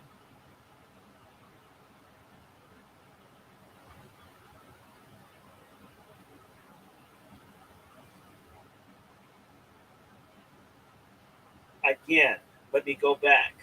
Her husband felt that it would make him a greater man to help her be a greater woman. He didn't say, oh, her not making my dinner and breakfast every day would diminish my manhood. Let me tell you, white professional women, Latino professional women, Asian Pacific professional women, Middle Eastern professional women fix a damn dinner every night. They're still going to be that man's woman, whether they have money or not. We're the only folks who feel like once she's got a job or she makes more money or bigger, they don't need to function as a helpmate or a love mate anymore. And the only group of men in the country that accept that are black men, and we get more hell about not being understanding than any other group of men in the country. This narrative needs to be turned around, and the persons that started this lie, like Shirley Chisholm, need to be corrected and denounced. Let me keep reading. I'm sorry I got to preach, but I got to break this shit down. Look, her conflicted family relationship was due to the disposition of Charles's estate. Okay? Part of what happened to Shirley Chisholm is her dad and how he gave up the money. Fully half of the total insurance, 8 to 10,000 from a life insurance policy, went exclusively to her and what she called a trust fund. The remainder of the estate was divided evenly between his survivors because Charles had left no will. Chisholm, until her very last interview, insisted that she had not made any financial requests from her father, but she conceded to this day, "It is what has kept me separated from my family." So, for the men holding her down, Daddy put all his money on the political daughter. He didn't say, "Oh, well, women need to stay out of politics. Women shouldn't deserve." He put all of what he had, that he had documented, to her. Sound like a man standing in her way. I'm sick of that narrative in our community. I hate it. It's alive from hell. And if you come to me, I'm going to go off on you. They cannot accept the fact that I did not tell my father to do it. It was his way of rewarding me for moving ahead so nicely, because he realized that my mother and my sisters were acting against me. And he said that he had to look out for me. But he did not tell me that he was going to set up a will or what have you. That was what caused the breakup in the entire family. It was a very sad thing, very sad. Chisholm did, of course, have the option to heal the rift by sharing her inheritance with her mother and sisters, but she did not. She needed the funds because her political career was beginning in earnest, and by that time, the will was probated. It would have likely have been in the end of 1961 when Chisholm received all funds. Her inheritance would equate over to $85,000 in 2020 dollars, a nice nest egg for beginning a bid for public office. Chisholm's strong ambitions, coupled with the distance between Chisholm and her mothers and sisters, might well have been an acceptable cost to her for a financial jumpstart in politics. And if her family of origin did not support her, she would win over Brooklyn's voters and find her family among her new constituents. Chisholm did not have a ready-made electoral base. Even as she stepped into Tom Jones's shoes, she seemed to have relished making her own. She declined to renew alliances with some of Jones' supporters and collaborators. Jones had had such a strong relationship with the Nonviolent Direct Action Campaign of Brooklyn Corps. That stands for the Congress of Racial Equality, founded in 1960 by allies of Tom Jones and the Unity Democratic Club. Brooklyn Corps staged a series of daring campaigns focused on housing, employment, municipal service, and public education. Let me say this again. She declined to forge a coalition with people fighting for the things that the FBA community needed. Betrayal. She stepped into something where other people were fighting for the community, and she said, in order to make her way, I'm not trying to fight for y'all. Okay. The chapter cooperated with the UDC's Operation Unemployment in 1962 in efforts to integrate the workforce and Ibinger's bakery retail stores. Jones, while running for assembly in 1962, supported Brooklyn Corps' innovative tactics when it protested inadequate sanitation by delivering a load of rubbish to the steps of the Brooklyn Borough Hall. When the chapter protested discriminatory hiring for the construction jobs at the building site of the future Downstate Medical Center in 1963, it had attracted the attention and support of Malcolm X. Brooklyn Corps was progressively growing more outspoken and confrontational, and was successfully mobilizing on the basis of a nonviolent direct action during the very years when Chisholm was building a base of support within the UDC. But Chisholm was drawing less to confrontational activism and kept Brooklyn Corps at arm's length. In the early 60s, she seemed to prefer avenues for social change that worked through civic advocacy. Notable among these, for its support of her campaigns, was the Brooklyn branch of Key Women, Inc., A black women's organization founded in New York in 1954, Key Women undertook local social welfare projects such as sponsoring college scholarships, counseling women in prison, and finding foster homes for needy children. By 1962, it had chapters in Westchester, Queens, and Brooklyn. Chisholm belonged to this last branch, and after being selected as a recording secretary, she helped organize a garden party at the Brooklyn home for aged colored people and a luncheon honoring Maddie Robinson, the mother of baseball player Jackie, for her service to humanity in 1963.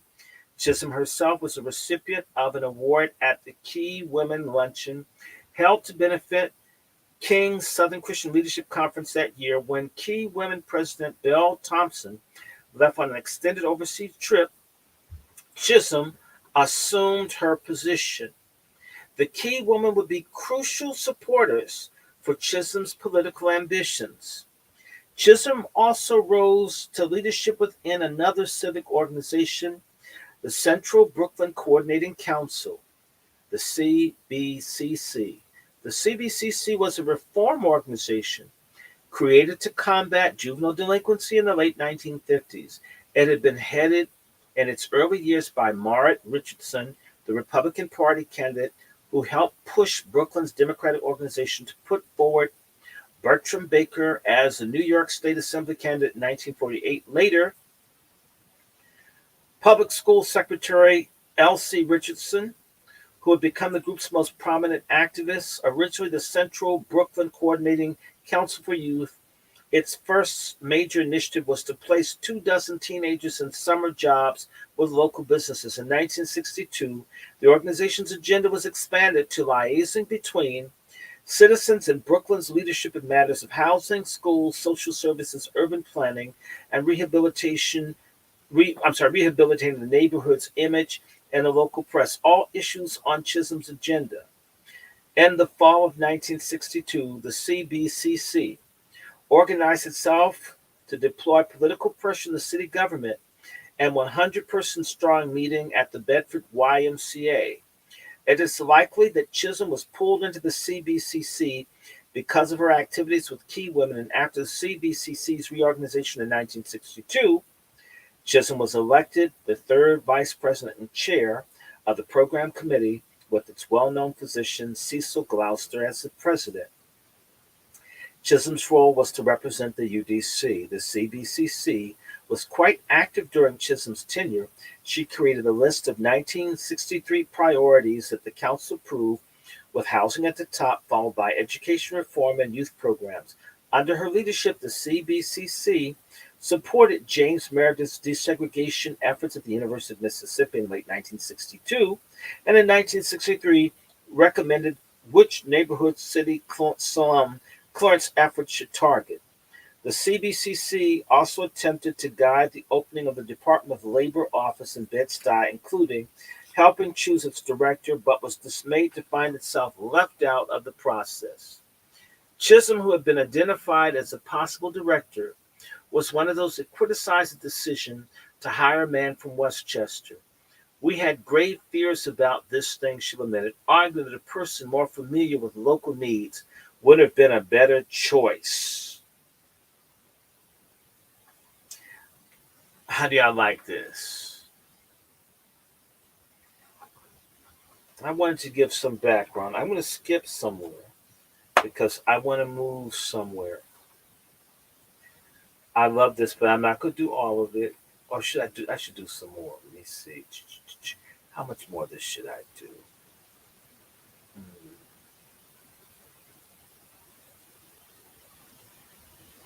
Let me do some more. Let me do a little bit more of this. How much more of this chapter is it left? I can do 10 more pages. I can do 9 more pages. Now, I've just given you some background on her. But it was the CBCC's efforts to establish a funded youth program that got the most meaningful commitment from the city government. That November, Chisholm was among the group of CBCC leaders who lobbied Mayor Robert Wagner to negotiate more job training investment, and the city came through with $26,000 to hire staff. Then, when President Lyndon Johnson announced the war on poverty in January 1964. Chisholm and Richardson's groundwork in connecting activism to government programs helped make the CBCC a key partner for the federal government. But in the meantime, on the heels of Johnson's announcement, Wagner offered an additional $40,000 and created Youth in Action, an organization that would figure prominently in the federal war on poverty. In addition, its board was a local repository of political clout in Brooklyn. Despite the work of key women and the CBCC, most of Chisholm's energies went to maintaining leadership in the UDC. The power struggles were causing turmoil inside the UDC, and she was at the center of them. Her eventual rise to co-leader in the UDC was to some members a diabolical plan enabled by Jones' abdication. As UDC members and State Senator James Shaw saw it, Chisholm and fellow member William Thompson developed a plan to take over the election district structure. They managed to convince Tom Fortune to help them, which he did by pushing existing members, including Andy Cooper and Ruth Goring, out. Although he had intended for Chisholm and Fortune to take over, Jones later complained that they changed the focus of the UDC from the issues that he had championed, that they would not take his advice, and they did not acknowledge their career debts to his mentoring. They cut relationships off from me, he said. Quote, I don't blame them. I'm not quarreling with them, but they never consulted me. They would never seek out my counsel. They would never treat me with any deference. Other UDC members felt that Jones had completely abandoned the club. He disappeared into the woodwork, founding member Pat Carter would recall later. Nevertheless, Chisholm had the money, the ambition, and now connections, and name recognition. Let me just stop for a second. Somebody that's probably FBA brought in a tether and said, hey, sister, here, and got a knife in their back as they climb over. He's a male. Remember, nobody male. Get your claw out my back. Stop it. My cat doesn't like me doing lives. Get it out. Stop it. The cat's trying to stop me.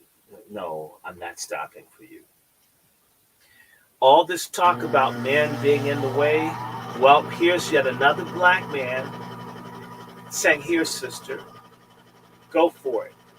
And conveniently, he's pushed aside, shoved aside, forgotten, and all the men were against her. All the men were against her. So this is another man who lifts her up and says, I see your potential, go for it. And he's either forgotten or shoved aside or downplayed. When men do that to women, it's sexism. What is it when women do it to a man? When a man helps a woman out, Madonna or any other woman, the men that helped you along the way, Oprah Winfrey, who were they? Were they sexist, blocking all women that helped you? And obviously she didn't have to give up sex. And who would ask her to Chisholm? So this person surely had to just want to see this woman that really looks bad but seems to have a heart for people. Push her. She'll help people. And she doesn't know.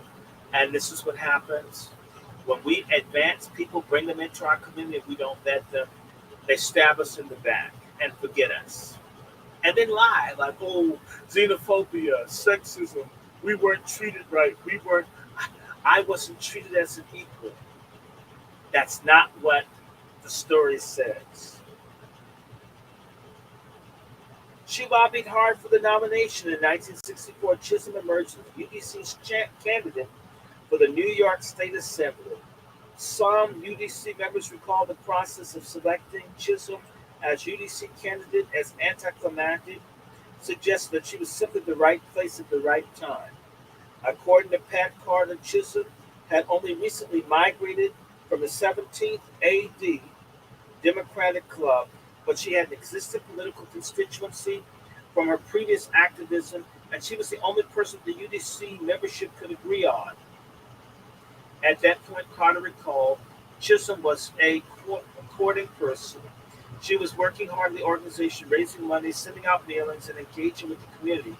She used her own money to buy a mimeograph machine for the club. As Cooper put it, she had the advantage of no children, few financial worries, and could afford to finance her own campaign. Okay, let's look at that. Her husband didn't press her to have a child, and the finances came from her dad. So 2 out of 3 came from men, but we're just holding all the women down. Hate that damn lie. Her eagerness and hard work, in addition to her magnetic personality, made her an attractive candidate. At the same time, Goring, who might have seemed to be a logical successor to Jones, did not want to serve in an elected office. Goring was also a servant, difficult, not the kind of person who made lots of friends. Despite being one of 2 women poised for election from the UDC to the Assembly, Chisholm still encountered some sexism. She recalled telling the Unity Club, "Don't tell me that because I wear a skirt that I don't have the ability to be in politics." Rather than the group's foregone decision that Carter recounted that Chisholm had to ask for the designation to take Jones' assembly seat, and she prepared to fight hard if she didn't get it.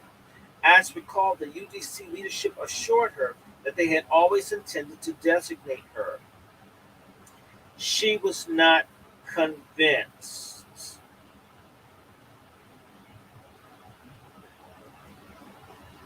However, she thought any hesitation to put her forward as a candidate was due to her sex.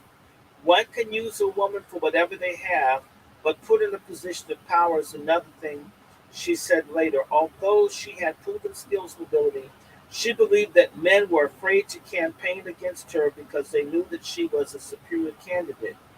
She, she also recognized that she might have been politically expendable, and the establishment feared that she might take over Kings County. But she had no intention of doing so. If you give me a piece of the pie, no trouble from me. Notwithstanding her suspicions of sexism, she did get the UDC's endorsement and set to fighting in the 17th AD candidate in the primary. Chisholm wanted above all to be elected to representative office. She cast this in altruistic terms. Quote, as a politician, I want to represent the people in a very wholesome way for the benefit of the people, close quote. And discussing her motivations, she renounced, quote, the gain, close quote, of politics because she preferred to be truthful to the people at all times, even when it was unpopular. Her record after gaining office bears out her commitment to better government on behalf of the people. Yet she clearly relished politics, and in 1964, she embarked on a nearly 24-year career in elected politics. Quote, many of my friends actually wondered how I stayed so long in politics. They always thought I'd get thrown out along the way, but for some reason I survived. And I survived because I think precisely because of the confidence that was built up in me, because of how I pursued the political trail when I did. Of her frequent campaigning, she said, I don't know how I haven't collapsed, but I swamped him each time. Chisholm was a clever campaigner. There were numerous primary candidates for the state legislative jobs in Brooklyn, but Chisholm theorized that the only argument opponents could mount against her, listen to this, was her sex. Therefore, she strategized her campaign based partly on gender by targeting women's groups for support. In the 17th AD, that's Assembly District AD, the black women outnumbered black men in the voter rolls 3-1, meaning women were necessary for a victory. Quote, I hate to do this, close quote, she claimed, preempting any accusations that she might be pandering to women's groups. What she did not say was that she had already had as a base of support in Brooklyn's black women's networks such as Key Women. She spoke to women in Bushwick and Greenpoint housing projects and to Women's Day luncheon at Brown Memorial Baptist Church. The strategy paid off. Aided by the power of Brooklyn's Democrats and the now hegemonic UDC, Chisholm handily defeated her opponent in the primary with 4,290 votes to his 1,729. Chisholm's election year of 1964 was a pivotal moment for the liberalization nationwide. In his January State of the Union address, President Johnson announced a war on poverty. In inspirational language, he declared a bold and new initiative that would galvanize poor people across the United States and raise the hopes of poor Black city and country dwellers, inspired and ignited by visions of community control and economic self-sufficiency. Poor people developed vibrant grassroots community organizations in response. Conceptualized by the Kennedy administration in 1962, the war on poverty was intended to solve what Kennedy called a bedrock problem of America. Kennedy was not motivated by worries over appeasing the civil rights movement or raising welfare expenditures as much as he was the economic policy concerns. His economic advisors believed that poverty was a drain on economic growth and that its existence was immoral in the context of American affluence. Johnson enthusiastically endorsed this ongoing effort after assuming the presidency in November of 1963. The refined plan focused on funding community organizations, Christian community action programs, and would be administered by its own agency under the leadership of Kennedy's brother-in-law, Sergeant Shriver. Johnson announced that the expansive initiative in January 1964, promising to end poverty, but to do so without cash handouts, without reparations. The initiative flagship legislation, the Equal Opportunity Act, moved quickly through both houses of the Congress despite a somewhat vague on details that created the community action programs as well as legal assistance to the poor, Job Corps, Vista, and Head Start. Foregoing cash assistance despite efforts of Shriver himself and Wilbur Cohen of Housing, Education, and Welfare, the programs provided an infusion of jobs in poor communities. A political backlash against welfare was also on the rise in the early 60s, and the passage of the bill depended on distancing it from cash assistance and venturing off into the wild blue yonder, away from the aid to families with dependent children system. Second, the Civil Rights Act stuck in Congress since the previous summer was finally pushed through, assisted by the forceful personality of Lyndon Johnson. Although it did not address the disfranchisement and violence that Black Southerners lived through daily, it did outlaw discrimination in public accommodations and in employment. Importantly for the women's movement, a last-minute addition of the word sex to Title VII made employment discrimination against women illegal alongside discrimination on the grounds of race, color, national origin, or religion. Chisholm was delighted at the bill's passage. Her response to the act was rather unusual for a politician. She liked to write poetry in her spare time, and she wrote a poem about the new law for the New York Amsterdam News. It was called Law of the Land. The date was July 2nd in the year of 64. The temperature was high and the tempers were hot. The sit-ins, the wait-ins, the actions of CORE were all part of the struggle in the melting pot. Chisholm went on to praise Johnson's stroke of a pen that ended discrimination and segregation as a way of life, but she also hinted that the matter was far from settled. Writing, "The struggle has begun in spite of the past, for bigots and Dixiecrats will not easily comply. True Americans somehow will rise to the task and show with their actions and words, even a cry, that day of reckoning has finally come." That stroke of a pen meant that our preachments of democracy will now ring true, she wrote with a flourish at the end of her poem. Even at the time that the poem was published, however, Chisholm knew that the rhetoric of democracy was far from reality. Liberalism had so far passed sweeping legislation, but was woefully inadequate in protecting those who directly confronted the nation's white supremacy. The year of 1964 was also Mississippi Freedom Summer, when the Council of Federated Organizations, COFO, brought Black and white student volunteers to the Student Nonviolent Coordinating Committee, SNCC, CORE, and the NAACP to the state. Freedom Summer exposed the facts that despite the new Civil Rights Act, white supremacy still inflicted terrorism on Black Americans, and the Johnson administration would only go so far to protect civil rights. COFO's task was a voter registration drive, and the outcome was an insurgent state democratic organization called the Mississippi Freedom Democratic Party, MFDP. COFO's volunteers were under constant threat, and three of them, James Chaney, Andrew Goodman, and Mickey Schwerner, were murdered by the Klan just a few weeks after Chisholm's primary victory. In the shadow of their disappearance, the MFDP held its own primary and sent its own delegation to the Democratic National Convention in Atlantic City, and the MFDP argued its case before the convention's Credential Committee that their delegates had been democratically elected, with the regular Mississippi delegation had excluded Black Mississippians from the polls. The MFDP was in compliance with all national rules for Democratic primaries. The MFDP, get off my lap because you're getting in the way. No, you don't. Selfish. Move. Whew. The MFDP also promised unity with the national ticket. The regular party had made no such pledge and ultimately supported the Republican Barry Gold for the presidency. The MFDP's bid to be recognized and seated on the convention floor faced concerted opposition. However, led by President Johnson, Johnson feared losing the support of other Southern delegations if he allowed the MFDP to vote in the convention. So he deployed soon-to-be vice presidential nominee Herbert Humphrey and the FBI to block it. Humphrey negotiated with civil rights leaders for a compromise, while the FBI surveilled those same leaders in order to get advance information on their strategies.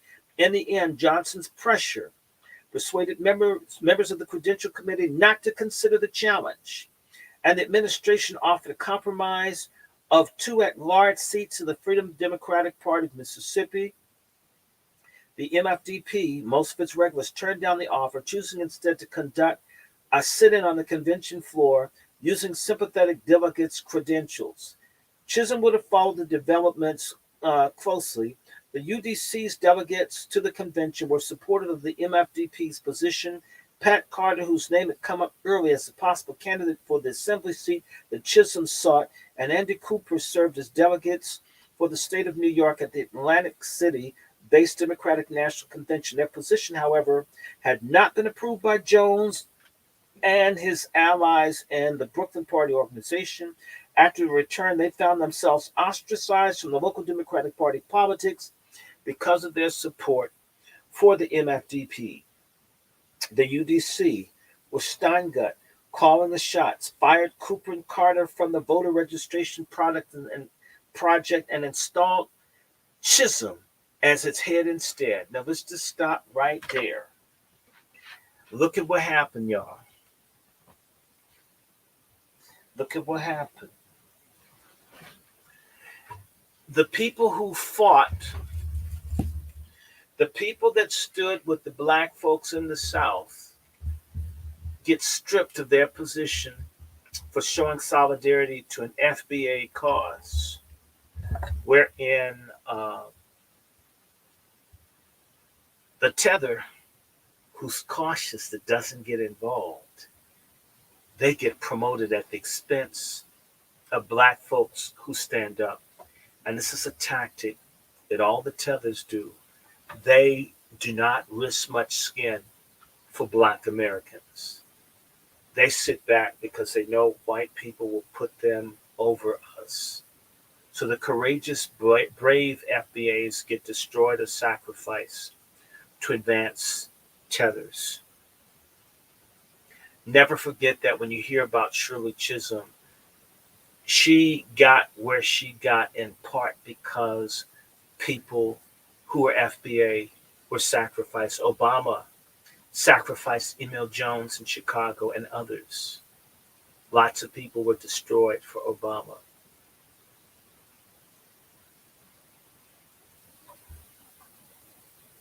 Okay?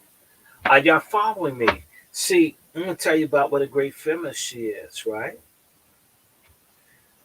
She played the game, and the game is, and a lot of foreigners and other people, they don't have a problem getting with white supremacists. She's a foreigner. She came here to work with them. She didn't come here to know us. We're a means to an end for these people. I'm not mad at them. I don't hate them. I'm not hating anybody. You have the right to come to America for what you come to America for. But we have a right to vet people and not let them in our spaces.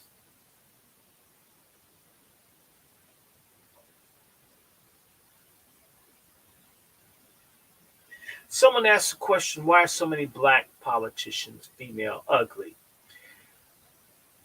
Let me answer that. A lot of black women, going back to Sojourner Truth, one, white women are intimidated by good looking, attractive black women. Very attractive black women are intimidated to white women in every way. They're more comfortable with homely black women. It makes them feel superior.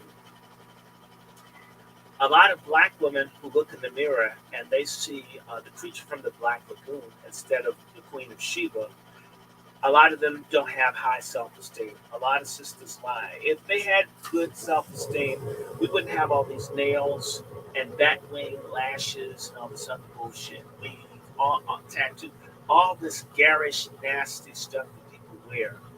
These are people who feel that they're ugly. And let me just say this about black women.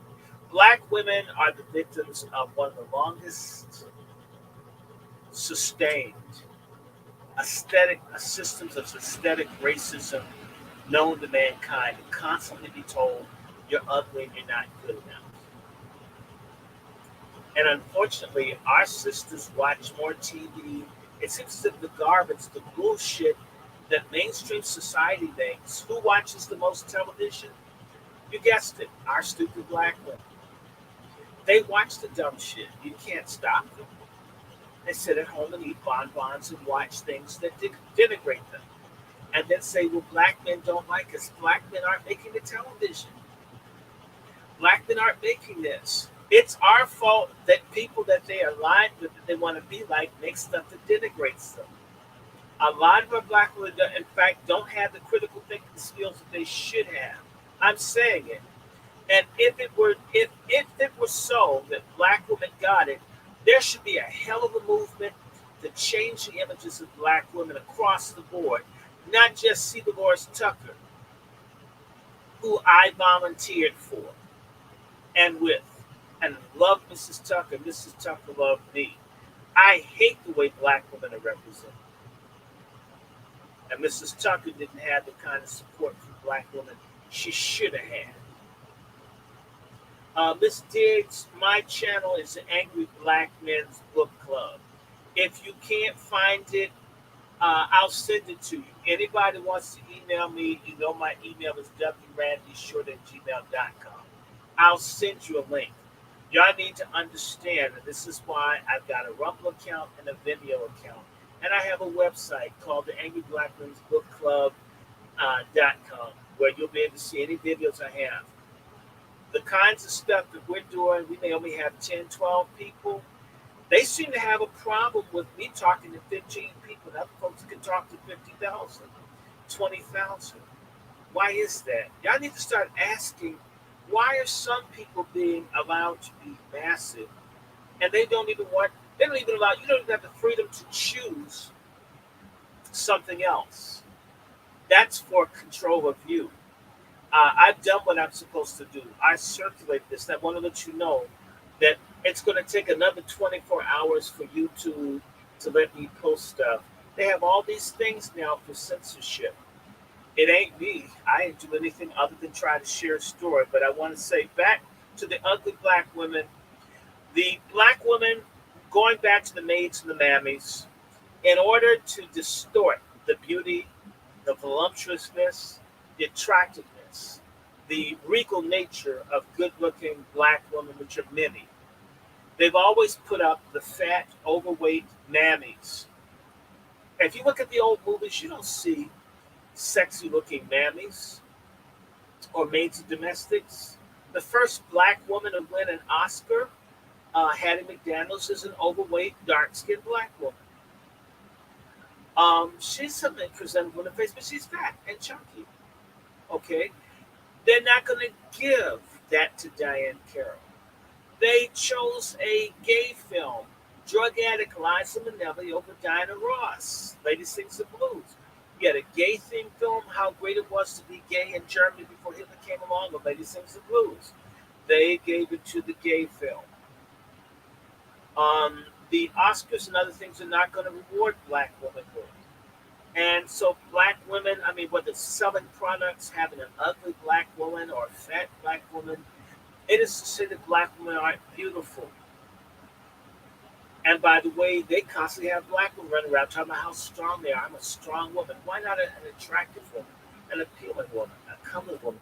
A lot of women don't run around talking about all this strength. They have psyched black women into becoming androgynous or asexual, unappealing. When you watch TV, you watch The View. Whoopi Goldberg is like the oldest, ugliest woman that's on a talk show. She's not attractive as compared to the white woman. No, she's not. Maybe she used to be with an ugly doodle ball dress she has on, her ugly glasses. She looks like a slug with some dollar store magnifying glasses. There are good looking black women. They don't want to put that up. Let us remember that white folks can be jealous of black folks. Remember, Little Richard got further looking like and wearing makeup and looking like a woman. That meant if I was he's kind of gay, he wouldn't bother white women. Chuck Berry, who got pardoned by Donald Trump, was messing with white women. That's what destroyed his career. Who's the other guy? The singer from the 50s. His name will come to me. Um, it's a very attractive black male singer. Hold on, let me pull up this dude's name. Because Billy Eckstein. Billy Eckstein was seen kissing a white woman. His career was over. 60 years ago, in August, a white woman touched Harry Belafonte's arm on television. I think the woman, Mary Travis or Peter Paul and Mary or someone, Petula Clark, one of the white women singers, touched Harry Belafonte, and people stopped buying their records. All this swirling bullshit that you see now, that's relatively new, people. It used to be you can't have people touching and all that kind of stuff, interracial stuff. You made that taboo, you made that bad, so you make the black woman ugly and fat and unappealing. That makes people feel good. That's why they're promoting Lizzo. They don't promote any fat white women. With all the cardiovascular diseases and diabetes and stuff and premature death in the black community, to kill us and to put these stupid ideas in the heads of black women. Yes, I'm going to keep saying it. Damn you, black women, open your goddamn eyes.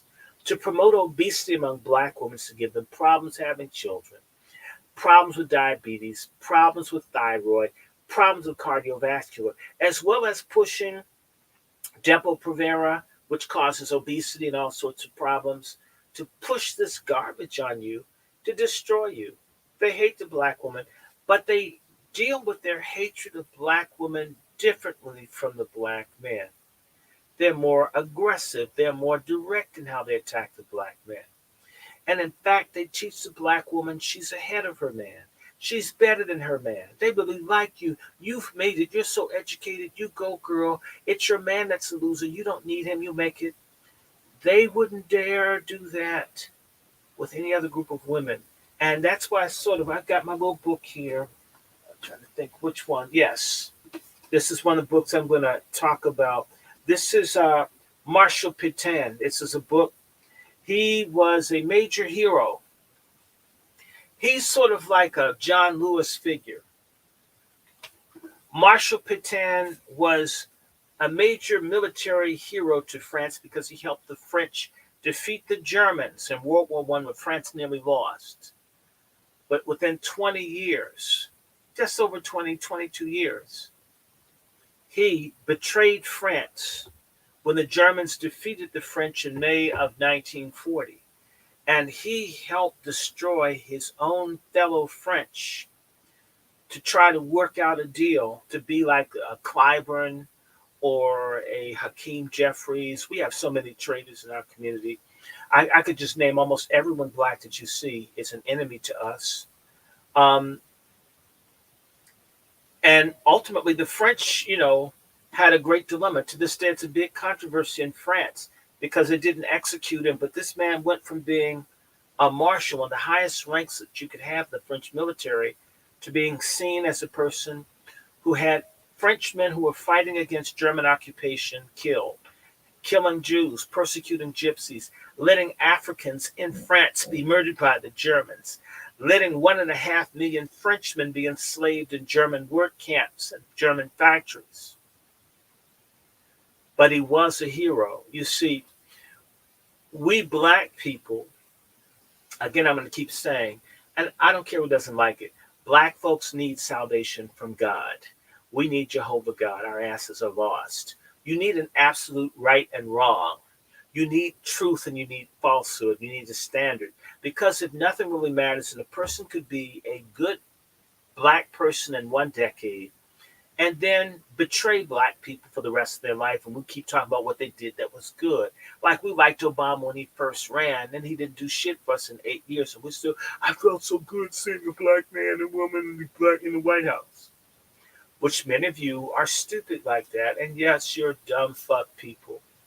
If you are still on this Obama shit. And by the way, Obama, who still runs the government, I believe, some of you, if we have this war, all this stuff that's going on in Gaza, a lot of you are going to end up getting shot at.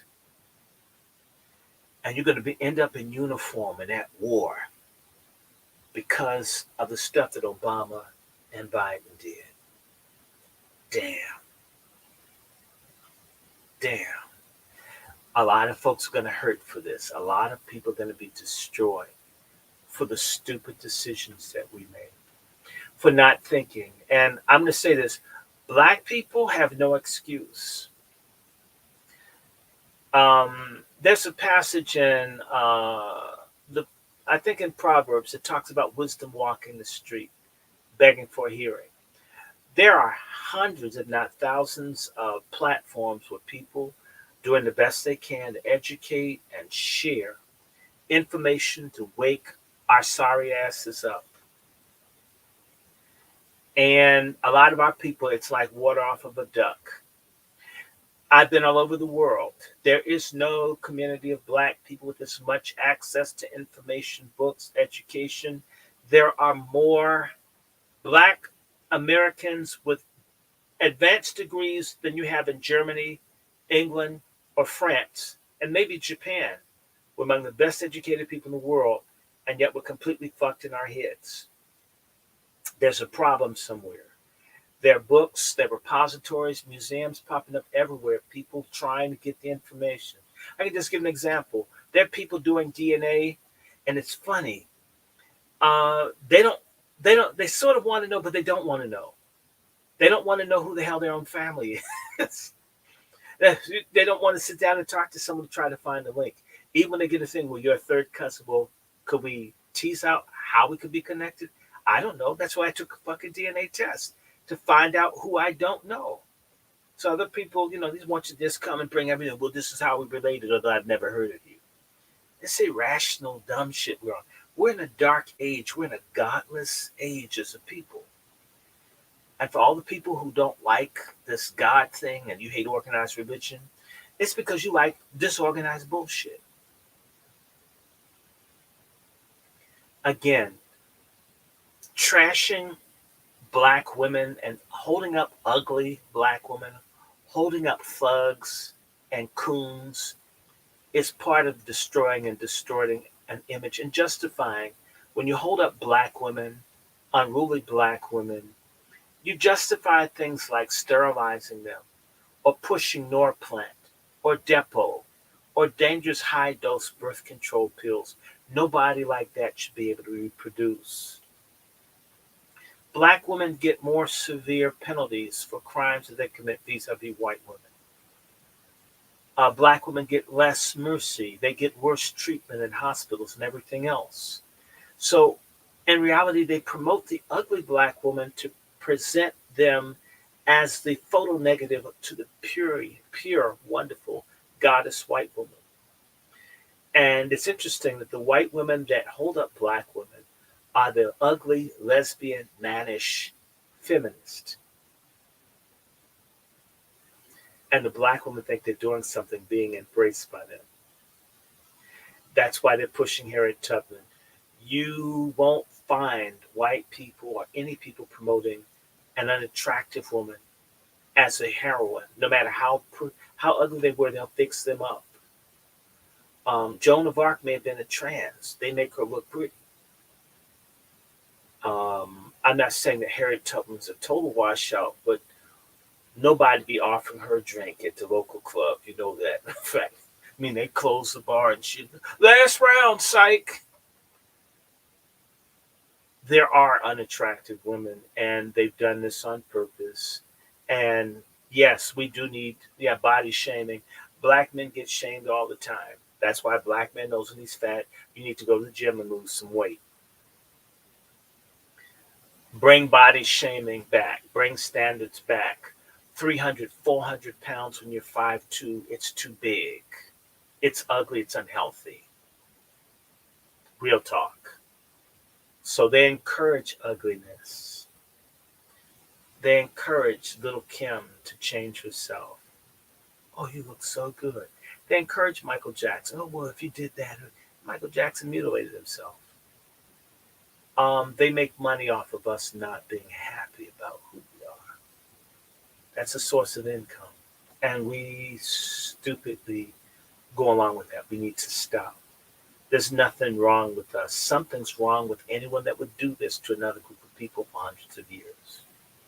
There's something wrong with people who can make an economy, a world system off of dehumanizing people, whether it's Palestine, whether it's Australia, everywhere these people go, and make the people hate themselves and push alcohol, drugs, and degenerate sexuality on them. And if they don't want the degenerate sexuality, we'll starve you. We'll cut off your foreign aid. We'll cut you out of the SWIFT system if we can't come and use and corrupt your youth, people who can't find jobs because Africa has systematically been made poor under the Bretton Woods treaties. Everything is rigged against us globally. And then so a person who can't make $1 a day because it was structured for them to be poor, some tourist who's a deviant comes over and waves $100 or $200 in front of a person who couldn't make that in 2 or 3 months, and they want a little bit of sex. For a hungry person, they take it. And you corrupt that, and you get people to sell children. Do you realize they're trying to do this all over Africa and all over? This is nasty. They went down to Cuba and other places where folks can screw children. You go down to Brazil and be what's called Reino da Noite, king of the night, where they'll let you have sex with the 1-year-old for a few $100s.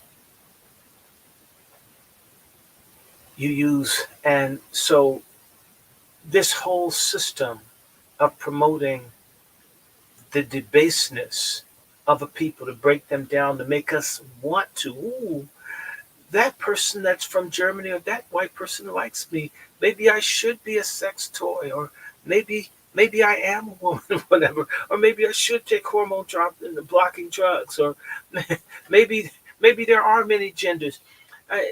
All of this stuff is to corrupt. Maybe I should smoke weed all day.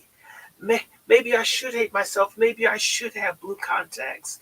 Maybe I should have blonde hair. Maybe I should have a weave. Maybe I should bleach my skin. Maybe nobody black ever did anything throughout history, and white people, so we need to be like them to be successful. It's all a mind game. And the struggle is for our souls. We call ourselves a spiritual people, but I don't see a lot of fighting over our souls. You can watch TV news and understand someone's lying. You don't even have to know the story. You can see the lie, the way it's being framed. Our people used to be able to get that in the cotton field. Now you mean we go to Morehouse and Howard, even white schools, and we can't see what's up? I don't think that we don't see what's up.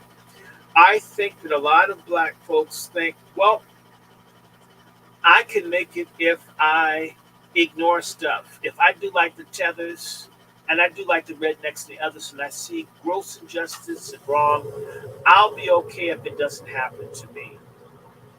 That's how a lot of us are. Instead of saying, I hate this happening to anyone. I don't like it in Congo.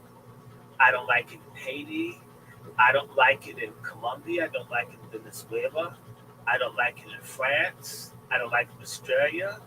I don't like it in New Guinea. I don't like it in the Hebrides Islands.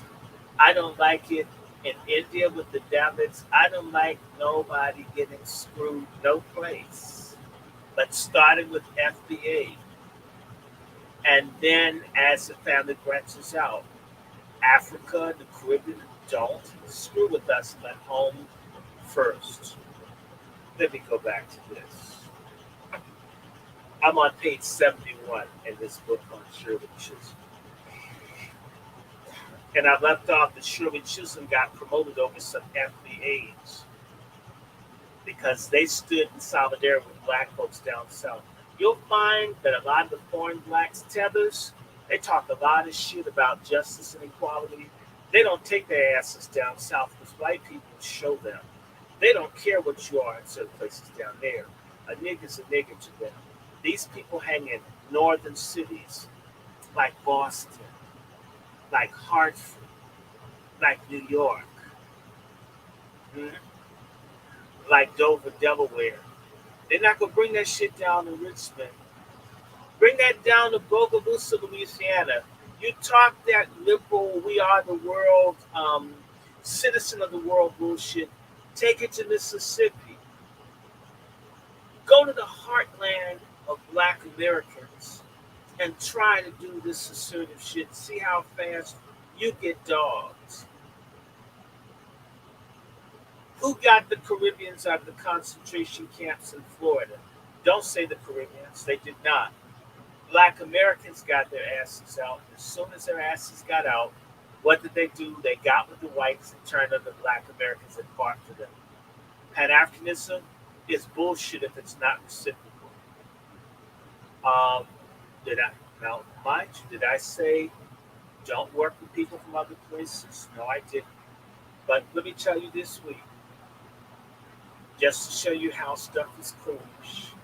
Just this week, the United States health initiatives for Tanzania were announced by my cousin. You know it's some eugenics shit. I don't agree with that. There are black Americans in the State Department that, through the USAID, that advance white supremacy and Africa and the Caribbean. It's morally evil. That's just a few of them. Even with that, there's nothing like what people come and do to us here. Nothing. I don't care who doesn't like it. Pan Africanists can kiss my ass. Again, work with Africans, sure. Love Africans. Have friends, although I have more African friends than you Black American friends. But I also know this is home. You got to fight for somewhere. The Palestinians ain't trying to give up Gaza even when they're being bombed, because that's theirs. Pan Africanists tell us we don't have nothing. We need to go over to Africa where they're fighting and killing each other over land and water resources that have been given away for a song to the Chinese, Europeans, Arabs, and Americans. And we're going to just go over there and get some shit.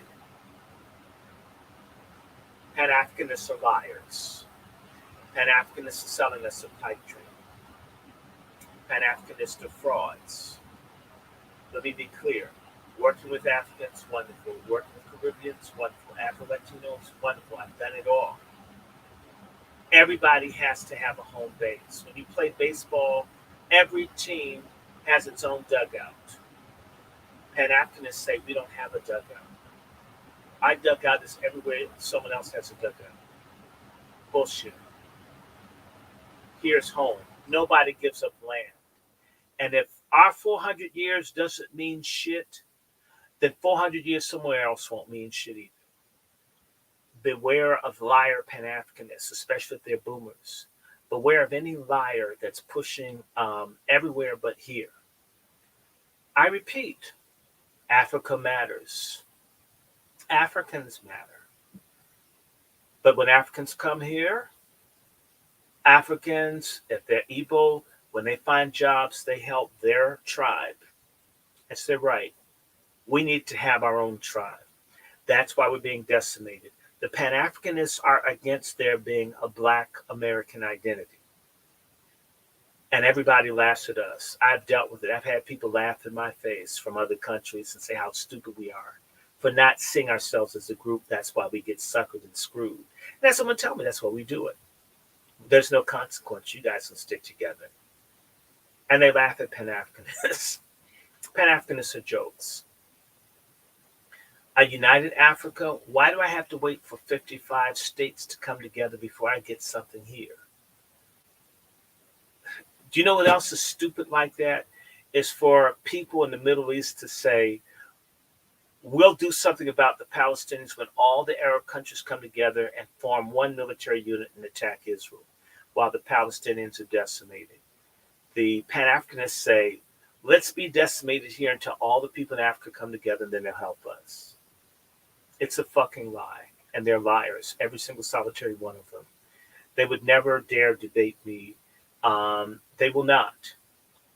I never said you wouldn't be welcome if you went to Africa. I never said you couldn't live good if you went to Africa. I didn't say Africans don't like you. I didn't say you can't fit in Africa. I said that you have a home here. And there are Africans who are drowning and dying. And I get African friends who beg me every day for help to get visa to come to America. And no matter what you tell them about racism and injustice, they do not want to be in Africa. When you go to countries in Africa and they have 50, 60, 70% unemployment, they don't mind coming here. And they don't mind the stuff that you look down on. They'll live 10, 15 in a house. Something that we need to learn how to do until we have enough money to afford some of these mortgages like we used to do is pool together like these damn Spanish speakers do. We've gotten too big for our britches. And whether it's no good preachers or conscious community jerk-offs preaching all this stuff, show me where all these new religions and cult niggas have developed anything systematic for black folks. Maybe a little group, but you have to like wear the same hat and have a stupid name and all this dumb stuff and walk around with your own nuts and water and shit. It's retarded. Why can't you be who the hell you are? And yes, thank God for my goddamn slave names. As a genealogist, I was with a cousin of mine who didn't know anything about her father's family. Thank God we knew the slave names. We could trace people back like 150 years. Had they all had Muslim and African names, wouldn't have been able to make sense. I get that there was a loss of stuff when they came here, but damn, what about here? These damn Pan-Africanists have you crying over shit 400 years ago when you're getting addicted here today. They're selling you real estate and houses and land and bananas and shit in Africa, and they can't get your ass some Bisquiks and water here. That's a scam. They're liars, all of them. Produce something here. Pan-Africanists are against reparations because if you get reparations here, you'll improve your life here. You won't follow their masturbatory immigration jerk-off fantasy. We need to fight for home. Everybody else is coming here and benefiting off of us except for us. The Pan-Africanist solution is go to Africa and start from ground zero. Start all over again. Do a 400-year reset. Go somewhere where nobody knows you and maybe someone will accept you in the tribe and shit. And I'm thinking, why haven't we done enough here? Why can't we cooperate here? Why is it going to be so much easier to get along with people somewhere else and we won't do it with our own cousins and friends and so forth here? Why not? Scam Africanist and others and niggas talking about Egypt. And yet you don't have a damn thing about now promoting on, and all you gotta do is argue and fight with each other. You don't promote anything healthy in our community. You guys are agents and you're frauds. You're trash. You'll be found out. And when they were pushing this jab, we didn't hear from the conscious community people. Where were y'all? Why didn't y'all stand up? In fact, a lot of conscious community people pushed the damn jab, and some of their asses have died, gotten sick, and no one talks about it. You know what? It's interesting. The fraud, no good nigger preachers, and the scan Africanists and the conscious community or conscious community people all pushed genocide. They did it together. None of them want us to be free. They're as dangerous as the boule. In fact, some of them are the boule. Beware of them. They've got a name you can't pronounce, and they do all this stuff, and they change religion every 2 or 3 years. Damn it, they don't ever stand for anything. They don't stay in anything. And if your solution is fighting for every other cause everywhere else in the world, that's because you can't face what's happening here. You don't have a belief or faith that we can overcome white supremacy. So you want to piggyback off of someone else's struggle somewhere else. That's a coward. That's a fraud. That's a liar. And a lot of us are liars, delusional, psychotic liars. A lot of our folks need to be institutionalized. Don't follow them. I don't have the complete answer, but I'm very clear. Charity should start at home. Struggle should start to put together what you can do, who you can work with, right? When the Africans come over here, they immediately form associations with people that they're connected to. If you go over to Africa and you're just an individual, you're going to have to find another group of people that might take you, or they may not. Why should they? Why are they obligated to take you? I'm not mad at them. You're different people. Now, some are receptive, some are not. And when you go there, the CIA is there, American corporations are there. Thanks to OFAGA, AFRICOM, the U.S. military is there. And those African governments cooperate with the U.S. government. They will jail and kill your ass as fast as the cops here will. Surprise, surprise. Wake the hell up. Home is where you're from. You're from this soil. I am definitely of Sahelian African ancestry and part, of which I'm proud, but I'm also Aboriginal, and not a pretendian, but real Aborigines right here, and that's just a fact. And so I like Africa. I keep telling you, love Africa. And unlike a lot of other folks, I went to Africa as a teenager. When I didn't have money, I found a way to be in Africa before I was 20, before I was 19, to see Africa for myself. Love Africa. I knew more about Africa than I did about the Native American thing. I always knew about it, but not as much as I knew about Africa. By the way, the person who taught me about Africa is an Indian who's part African. Anyway, back to this. All right, back to Shirley Chisholm, y'all. So the two FBAs, Cooper and Carter, left dissolution and turned their attentions to forming a new organization, the Mid-Brooklyn Independent League. Listen to this. Cooper would be hostile to Chisholm herself for the rest of their respective careers. She knifed him. Finally, the local fight against racism served as a backdrop to Chisholm's campaign. Brooklyn Core conducted protests against police brutality and threatened to stall them during the opening day of the World's Fair in New York City in April. That same month, City Councilman Thomas Weiss introduced a bill that mandated a civilian review board for instances of police use of force.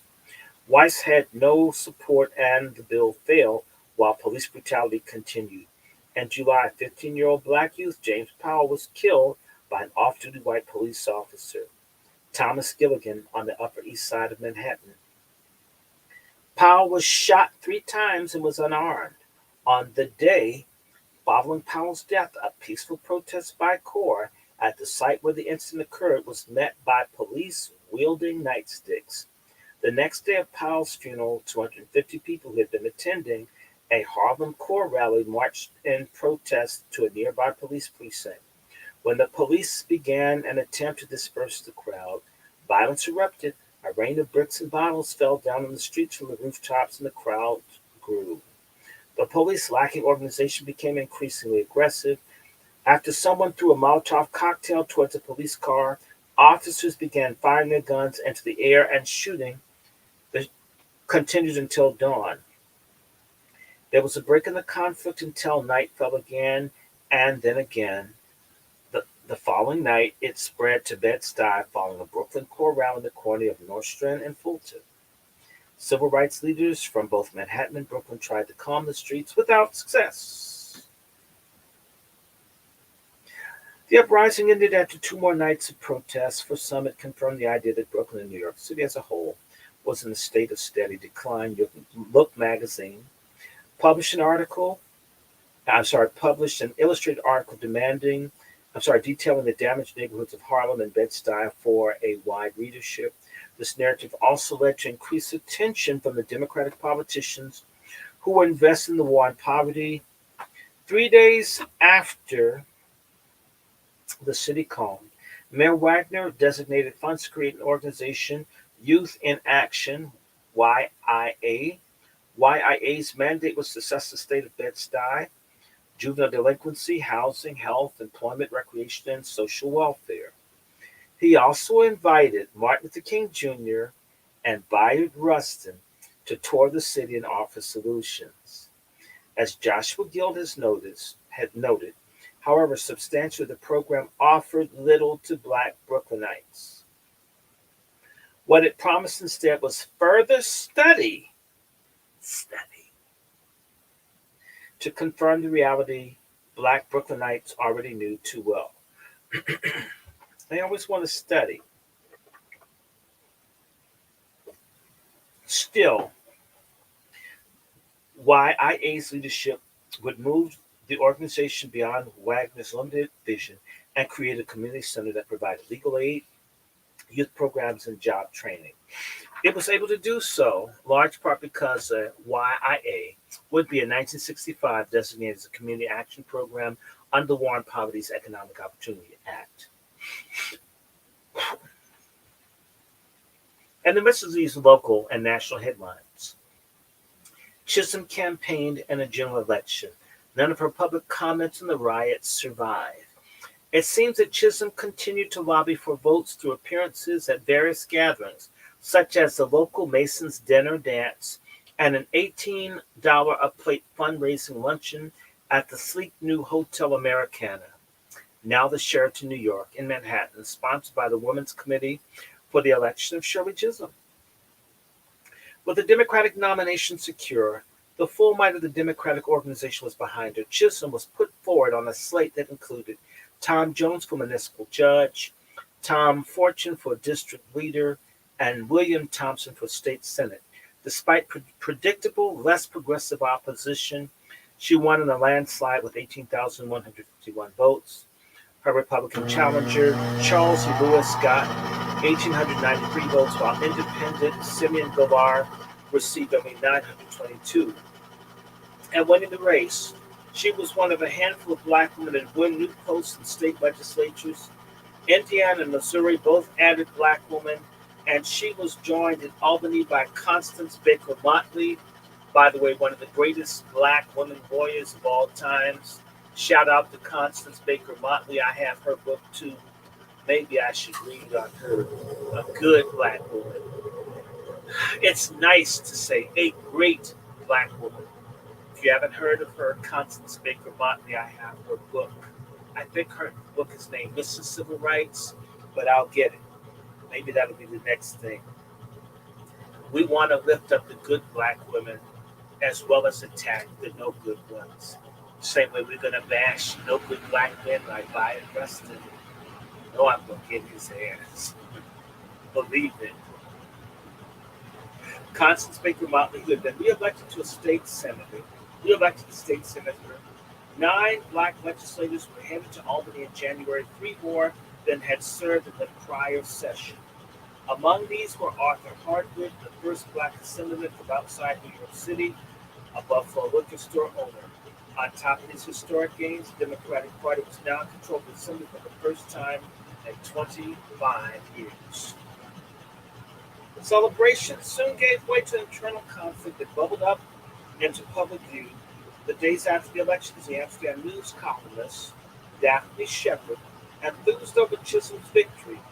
Brooklyn's effervescent Democrat Shirley Chisholm, her feathered Robin Hood cap perched at a jaunty angle and trailing a beige vine scarlet cape from her irrepressible shoulders, had won a decisive victory. That victory was all the more notable because Chisholm, fluent in Spanish, had won over much of the Latino constituency in the district. However, the black middle class had been less supportive. She quoted Chisholm's barb about the nose in the air black bourgeoisie who had cut into her victory. Well, the FBA weren't enthused about her. Chisholm had held much more appeal to the man in the street, the Assemblywoman Electa Pine. This statement was likely the subject of much discussion among Bed-Stuy activists, including disgruntled Andy Cooper, recently departed from the UDC. In early December, the Amsterdam News published Cooper's criticism. An elected official ought be sensitive to the particular sore spots that might be present on the community's body politic, he asserted. By bringing up a possible division between the black and Puerto Rican Latino voters in the district, she had hit one of the sore spots right in the area where it hurts most, implying that black voters had not supported her wholeheartedly after her convincing victories in both the primary and the general election was at least irresponsible and at worst suggested that Chisholm was intentionally dividing the community. Cooper demanded an apology from Chisholm, which it appears she never gave. Do we see this now? Yes. When people say, I won because of Asian votes or Latin votes in states like Georgia. Shirley Chisholm is one of the first people to diminish the importance of the black vote among Democratic candidates in the post-voting rights or post-Jim Crow era. I repeat, Shirley Chisholm is trying to say, well, some black folks don't like me, but I got the Latinos that were playing this coalition stuff. Maxine Waters does the same stuff. And black folks, I don't owe black folks because they didn't come out for me. Assemblywoman Chisholm seemed to welcome controversy and was eager to wade into politicking after post-election vacation to Montego Bay in Jamaica in December. Chisholm returned to New York and her waiting assembly seat. She took a trip to Albany during the week before Christmas for a meeting about the possibility of redistricting Bedford-Stuyvesant in the U.S. Congress. The Bedford-Stuyvesant Committee for Representative Congressmen was lobbying to have the districts redrawn and pointed out that gerrymandering had divided the 17th Assembly District up to be represented by no fewer than 5 members of Congress. The group spoke to the presumptive majority leader of the state assembly, Stanley Steingut, as well as the outgoing minority leader in the assembly, Anthony Travia. Travia pledged support to an effort in the 1965 redrawing the lines. Steingut's position on the matter was not on the record. Steingut's silence and Travia's support proved decisive once the 1965 Assembly session officially opened. In a continuation of Travia's fight with Steingut that had originally begun over the party leadership in Kings County, which is Brooklyn, folks, the two were engaged in a struggle over the Speaker's chair. Because the Democrats had won a majority in the Assembly chamber, they were now entitled to choose a Speaker. Travia had been a Democratic minority leader and poised to take over as Speaker, supported yet again by Mayor Robert Wagner. But the matter was far from settled. Steingut began to plan a bid for the position as soon as the general election was over, and he had had support of another big player in New York State politics, Senator-elect Robert F. Kennedy. As the clock ticked down to the first day of the new session on January 6th, he gathered enough support to split the state Democratic Party, and 2 days before Christmas, he won a primary poll of existing and newly elected assembly members. Steingut still faced a fight. Although the official vote for the speaker was ordinarily a pro forma matter on the first day of the new session, Travia's supporters decided to block Steingut because they had required a number of votes to block Steingut, but not enough to elect Travia. Neither Steingut nor Travia won the seat. Unofficial negotiations back at the DeWitt Clinton Hotel. The accommodations for most Assembly Democrats failed because of the constantly shifting lines of allegiance. Each Democrat was expected to stop either Steingut's or Travia's suite each night after dinner and assure the respective candidate of his continuing support. And if he failed to show, he was tracked down by each side's team. The mood at the Tin Ek, the hotel where the Republicans stayed, was one of great glee as the Democrats were busy snatching defeat from the jaws of victory, as Chisholm quipped. The impasse went on for 30 days. Chisholm wrote, hypothetically, that it was double that at 2 months. On the 28th ballot on February 4th, Travia prevailed and was elected Speaker. Chisholm supported Anthony Travia in a bold move, given that the party boss Steingut had been past friend to the UDC. Steingut had paved the way for Tom Jones to win his assembly seat in 1962 and had elevated Jones to the bench. Still, Steingut was unpopular with other black legislators and with the black press. The New York Amsterdam News castigated him for hand-picking candidates for majority leader in the state Senate whose records read like a Goldwater Republican on matters of civil rights, and argued that Steingut could not be trusted on racial justice. Most of the black Albany legislators, with the exception of Arthur Hardwick of Buffalo and Mark Southall of Harlem, stood behind Travia, who had publicly supported the push to redraw Bedford-Stuyvesant's congressional district in a way more favorable to black voters. Bertram Baker made a nomination speech on Travia's behalf and was joined in his support of Chisholm, Percy Sutton of Harlem, who was Malcolm X's attorney, and Kenneth Brown of Queens, all black. And choosing Travia, Chisholm had made a strategic move to engage a wider civil rights agenda rather than protect her local bank of favors. Chisholm recognized the potential and the liberal national move while also saying the need for continued pressure for anti-racist and anti-poverty policies that would proceed accordingly as a legislator. But supporting Travia was also politically savvy.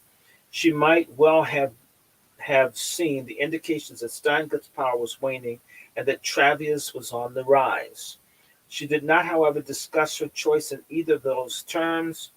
Instead, she claimed that because Travia had put in long hours and much energy into the job of minority leader, she believed he ought to have been given the chance to serve as Speaker.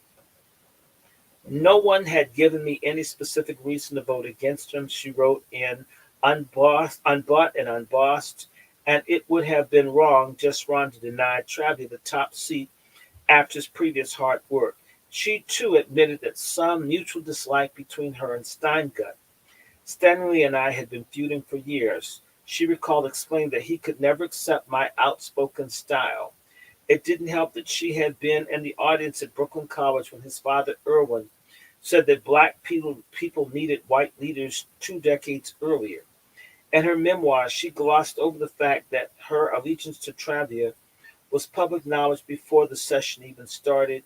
She described some sense of amusement, how astonished other Democrats were over her choice. As she told it, Albany Democrats assumed that as Jones' replacement, she was Steingut's supporter. As such, She had been exempted from the required evening check-ins at Steingut's DeWitt Clinton Hotel suite. She relished telling of an encounter with one colleague who casually commented one day that he was glad that he and Chisholm were on Steingut's side, which he believed would win. Chisholm asked him how he knew would vote for Steingut, to which he replied, "Everyone knows that." Chisholm shocked him by declaring that she planned to vote for Travia. At that point, word got back to Travia, who, similarly surprised, summoned Chisholm to his suite so he could hear for himself.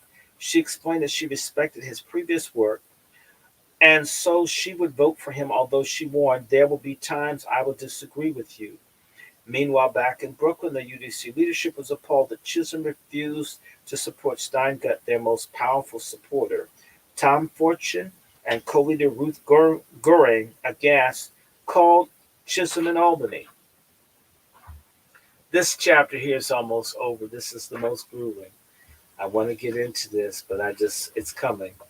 Goring in particular was a strong Steingut ally and was galled by Chisholm's response. According to Goring, in a later interview, Chisholm stated that she had been sent to Albany by Bed-Stuy, but now she was there. She was obligated to vote her conscience. Enraged at this unilateral political decision, Goring left the UDC shortly afterwards, leaving Chisholm to become the co-leader with Fortune. Chisholm's legislative aide, Alan Fagan, had a less dramatic version of the story. The UDC was indeed concerned, he recalled, because Steingut had been instrumental in the voter registration drives to get Jones and then Chisholm elected. But not voting for Travia would have been a mistake, he thought, because it would have disrupted the rules for ascendancy in the Assembly and would have hamstrung Chisholm from making a legislative impact. Chisholm, who seemed to enjoy the excitement of the speaker fight, composed another poem marking the occasion. "'Twas the days before Christmas, when all through the house she penned. Every legislator was staring, yes, even a mouse.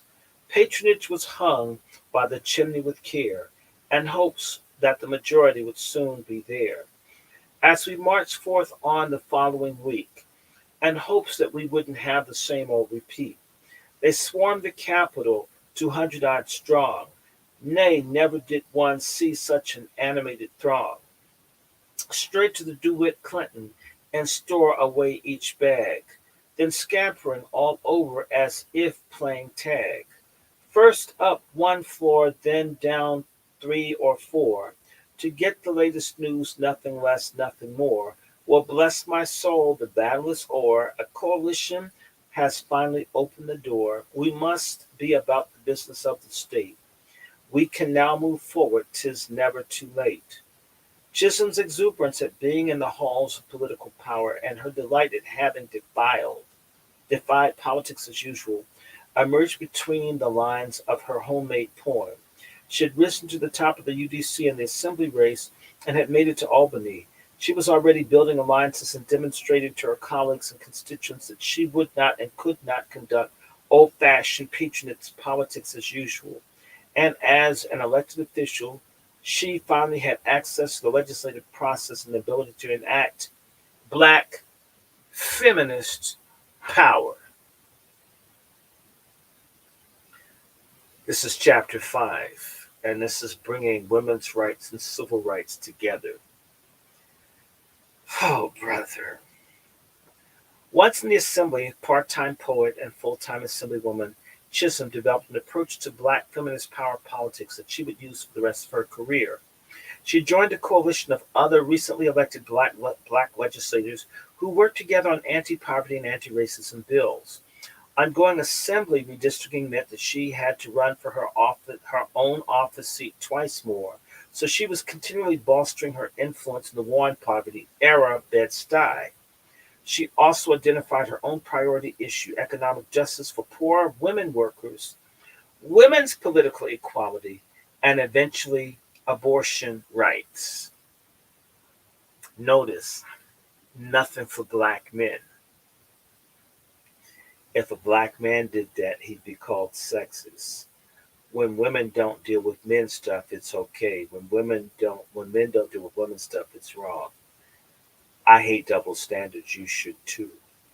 Chisholm's years in the early assembly were the were also the beginning years of the so called second wave women's movement, which Chisholm joined in its early stages. It was through the women's movement that Chisholm would raise her national political profile. Her early adoption of feminism contrasted with her relative lack of engagement with the Big Four, national civil rights organizations. Let me emphasize, she gave the finger to the black struggle. She wasn't trying to deal with what was happening that was foundational black American. Okay, she did what she wanted to do. That's her choice. Just understand this. This is how a lot of the tethers operate. Her lack of engagement with the Big Four, National Civil Rights Organization, Southern Christian Leadership Conference, SCLC, the Congress of Racial Equality, CORE, Student Nonviolent Coordinating Committee, SNCC, and the NACP.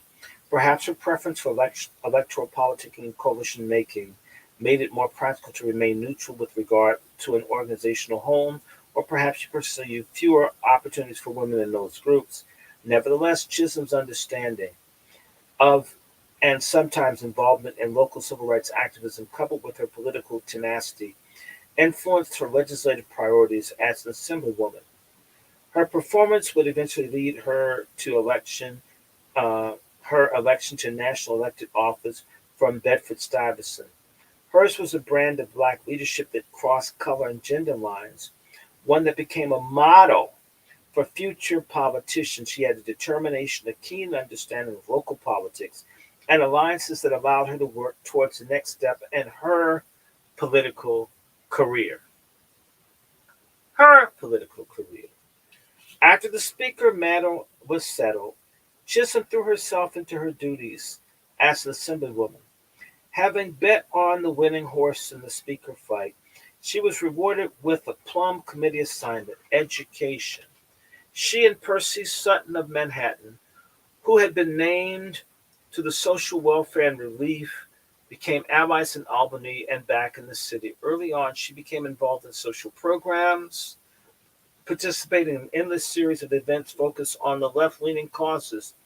Between her arrival on Tuesday evenings and her return to Albany on Monday mornings by train or bus, she listened to testimony at meetings convened by the Reform Democrats, the New York Committee for Democratic Voters, and on addiction treatment, abortion, birth control, and housing.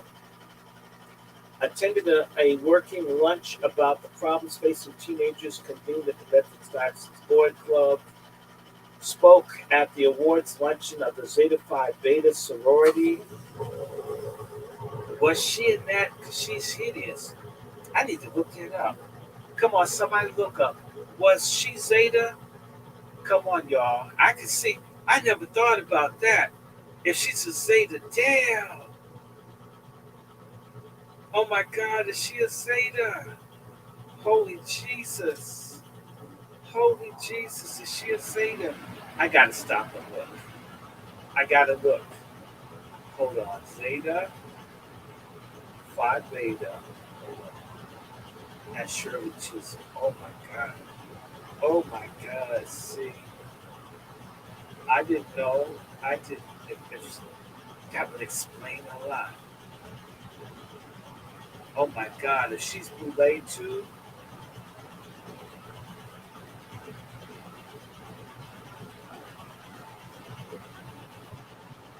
wait a minute.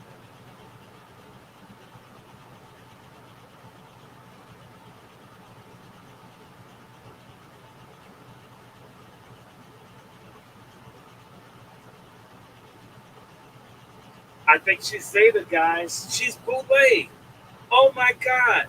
She's Caribbean. She's Tether and Boulay. You'll see a lot of this. I didn't know. I didn't know she was a Zeta. Oh my God. You want me to show y'all?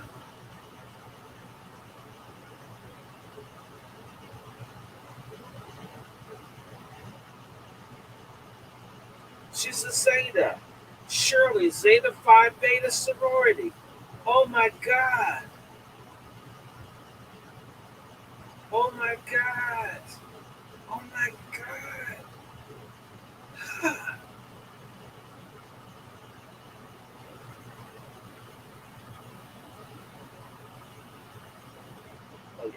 I'm gonna read.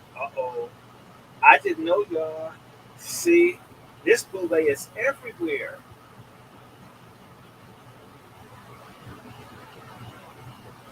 She's Zeta. Oh my God. She's Boule, guys. Oh, now I really get the feminism and the anti-black male. Oh my God. I didn't know this one. I mean, I didn't think anyone would put her online. In fact, her face is erasing the line. She's walking. So, okay, I'm going to read. I'm not taking no commentary. Shut up. Spoke at the awards luncheon of the Zeta Phi Beta sorority, discussed child discipline with teachers at PS 138, and addressed community cleanup day at her old Patchen Avenue neighborhood. She collected community service award from the Women's Committee at the Concord Baptist Church, honorary plaque at the Brooklyn Testimonial Dinner. During the week when she was not on the assembly floor, she was holed up in her DeWitt Clinton hotel room doing her homework of reading bills and reports. Other legislators did not work quite as hard. David Dinkins, elected to the Assembly in 1965, recall almost nightly receptions and parties thrown by lobbyists. We would frequently read the papers the next day to find out that we had what we had done the day before in session. Sometimes the process was so complex and convoluted that we didn't know what the hell we were doing. The social life among the legislators in Albany excluded Chisholm. For the most part, most attended lobbying dinners and cocktail parties, which Chisholm declined in favor of room service in the hotel. Whether she was hurt or relieved by her exclusion from fellow legislators socializing is difficult to discern. On the one hand, Barbara Winslow and James Hoskett theorized that it rankled Chisholm more than she admitted. She did, after all, love to dine and dance. Haskins quoted her as saying that men don't like independent women. Not many knew I was a regular gal. You're not looking in the face, baby. But on the other hand, Chisholm implied that she disapproved of the convention like atmosphere of the legislative session and especially the conduct of some of her colleagues who were far from home and family. First, she did not want to participate in the lobbying, which she saw as purchasing legislators' allegiance with lavish meals or more. But perhaps more importantly, she encountered the sexual harassment that is familiar to black women in the United States. Ooh, sexual harassment. Maybe. I mean, well, maybe there were some people with vision problems. I could see them bothering her. Okay. There was an active, shall we say, nightlife, she sniffed. I took no part in it in spite of the fact that a few of the male legislators made persistence and sometimes ingenious efforts to get me too. This not so veiled allusion to sexual propositions suggests that black women, no matter their status as elected legislators, might have well been seen by her white male colleagues as a Jezebel figure, an image that has harmed black women for centuries. She was not bereft of friendship in the assembly, however. In addition to her ally Percy Sutton, she befriended Arthur Hardwick of Buffalo, another first year legislator. Her friendship with Hardwick would eventually deepen into a romance. Wait a second. I need to look up Arthur Hardwick. And if this is a white dude, ooh, this better be a black man. This better be a black man. This better be a black man. Hold on, y'all. Okay. Uh oh. Uh oh. Uh oh. See. Arthur Hardwick. Come on, y'all. Okay.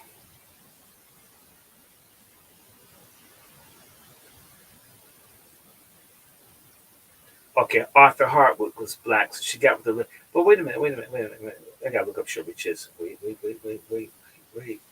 a minute, y'all. Because we heard something about sexual harassment, right?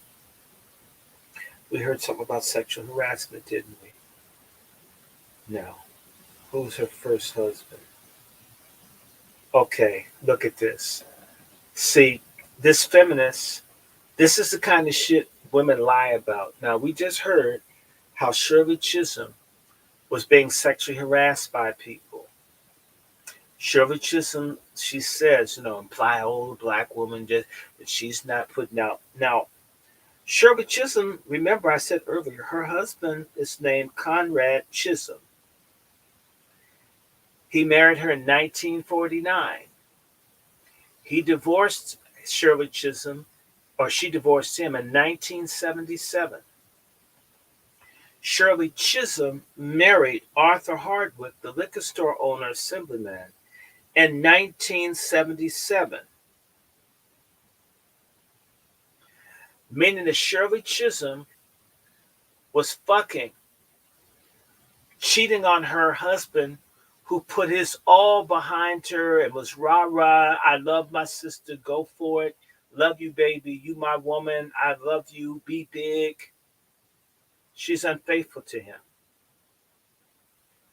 So all this talk about this harassment shit here and how she didn't go to this or that, and she lifted up her skirt for a man she's not married to, and all this talk about the sexism. What was that she did to her husband, who put behind her, who accepted no children, who didn't mind being the house husband and being secondary, and still she screwed another man? This Jada Pinkett shit. Arthur Hardwick. So she divorces her husband the same year she marries this dude that she hooks up with while she's away from home. And how all the men are sexual and the woman's a Jezebel, and the image has harmed black women. Well, okay, women are freaks too. Women cheat too. Women lie too. Women can be whores too. Women can commit adultery too. And imagine the black man that marries her in 1949 and is married to her for what, 18 years and never gets a child. She's messing with another dude who owns a liquor store.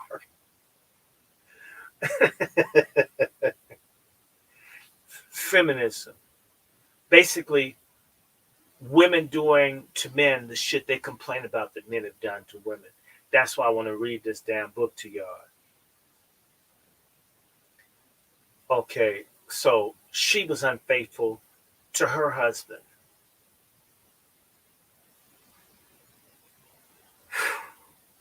And who said ugly girls can't get some? All right. Chisholm began to develop her brand of pragmatic radical politics. In office, she had hired a Unity Democratic Club member, Alan Fagan, as her aide.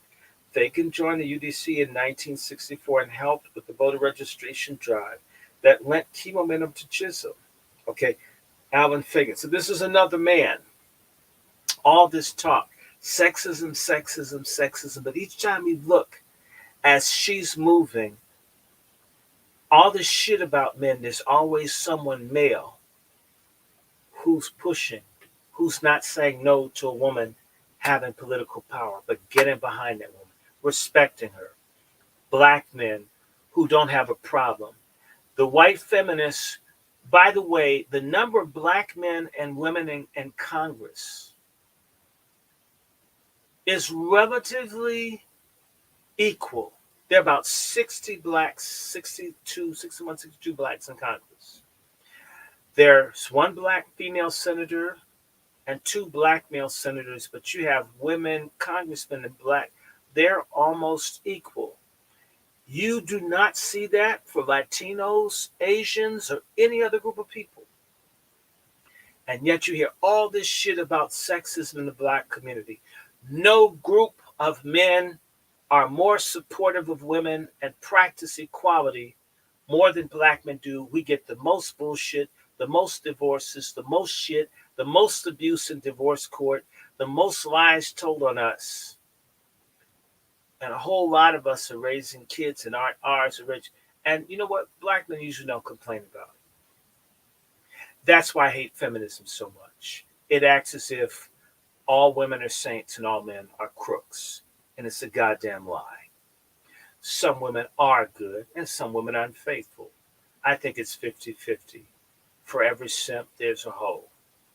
For every good man, there's a good woman. Maybe they don't hook up, but it doesn't mean it's not out there. So it's another man getting behind Shirley Chisholm for all this talk about men standing in her way. Every time you look, it's another man that helped, that didn't say, oh, well, no to a woman. But the men said yes to, of course, you got the ability. Um, Women lie a lot about this. I hate it. And it's time for us to call women out on their lies. He was hired because he had experience with writing political newsletters and other documents. And this is what he did for her: drafting bills and writing Shirley Chisholm's report from Albany, the constituent newsletter, on a periodic basis. Fagan recalled that each bill he drafted on her behalf and that she had then dropped to the hopper represented what she thought was right, although she was not afraid to commit political suicide, as Fagan put it. Pragmatism was also necessary in order to move those bills along. She started the session with no fewer than 10 initiatives that she tossed into the legislative mill. She or Fagan drafted bills to expand social education, including domestic and hospital employees and unemployment insurance, mandate police training in civil rights and civil liberties, replace substitute teachers in cities with permanent faculty at the junior high school level, outlaw residential redlining, establish state-funded daycare, establish all-day kindergartens and after-school programs, identifying scholastic abilities in historically oppressed groups, and reestablish minimum distance for the sale of alcohol buildings on the issues of Brooklyn that compelled her to enter politics. Chisholm's legislative efforts met with some successes. While some of her bills were sent to the Ways and Means Committee, never to emerge, her bill to expand unemployment insurance at $500 or more per year to include domestic workers was passed by the Assembly in April. Way to go. She also pushed through her bill to identify scholarly ability in students who belonged in culturally deprived groups, and one that would ensure that teachers who took maternity leave would be able to count the years of service prior to their leaves towards tenure. Chisholm's anti-poverty work came from her critique of the war on poverty as not going far enough. Way to go.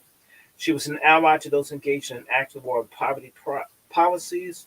The Central Brooklyn Coordinating Council, CBCC, had spun off the Youth in Action, the YIA, the eventual designee as Brooklyn's Community Action Program. She continued to liaise with the CBCC, even though she was no longer served in its leadership. In December 1964, as an Assemblywoman-elect, she had participated in the CBCC's conference on the war on poverty.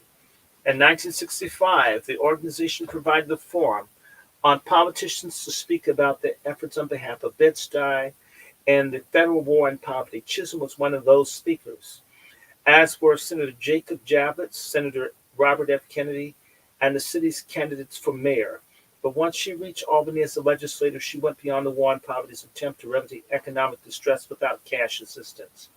She focused on the cracks that poor people often fell into that the war on poverty did not cover: widening the unemployment safety net, increasing educational opportunity, and mitigating sex discrimination against women teachers. She was particularly critical of the sexist and racist assumptions built into the war on poverty. These included casting black men as irresponsible and black women as domineering. Hmm. Hmm. I'll keep the domineering. I'm sorry. Of all the nerves, surely. Um, the two facets of the same idea that black people's own dysfunction was the reason that so many black people were poor. In 1965, the Assistant Secretary of Labor, Director of the Office of Policy, Planning, and Research, Daniel Patrick Moynihan, wrote the Negro Family Case for National Action, widely known as the Moynihan Report. Although the Moynihan Report liberally cited black social scientists such as E. Franklin Frazier, Horace Clayton, Kenneth Clark, and Thomas Pettigrew, and echoed some of their concerns with racism and economic injustice, its author ignored the intent of those scholars' works and placed the bulk of the responsibility for inequality at the feet of the pathological black family. Monahan knew that Lyndon B. Johnson's administration was in the wake of the 1964 Civil Rights Act, desperately trying to take control of the civil rights agenda. When Monahan arrived at the conclusion the major problem facing Black Americans was the disintegration of family life, members of the Johnson administration were relieved. Here was the problem that they could take credit for solving proactively. It conveniently took blame away from the economic discrimination. It also fit neatly within what historian Robert Self has called the breadwinner liberalism, that is, public policy that sought to economically support a male headed nuclear family, which the war on poverty policies often assume. The report took as its starting premise that African Americans were behind in the competitions of American life, of which was the right of an American man to be the financial and executive head of a household. As the government looked for a way to increase the likelihood of equality results, he wanted to point out that the disorganization of the Negro family, which was the source of the destruction of Black people's very fabric of society, would take a significant step towards this goal.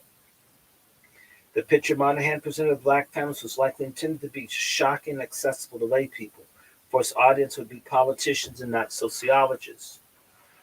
Monahan's denigration of Black women, who had had the responsibilities of supporting their families but none of the prerogatives of manhood, particularly rankled Chisholm. Monahan concluded that matriarchy was holding the Negro community back.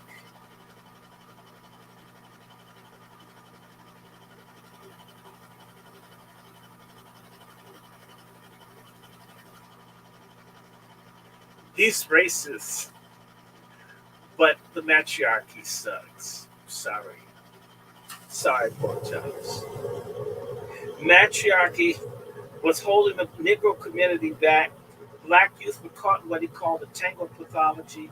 He correlated the lower intelligence scores and the likelihood of juvenile delinquency with the absence of a father that suggested that enlistment and the armed forces could counteract the effects of such a disorganized and matrifocal family life. The military would also enable Black male youth to feel like a man. While Monahan mentioned poverty and unemployment, he asserted that Black women's power, central to Chisholm's vision of a more equitable society, had become the worst hindrance for the advancement of Black people.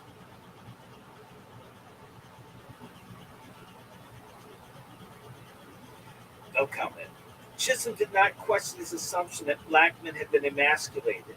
Okay. And that Black women had to be responsible for holding families together.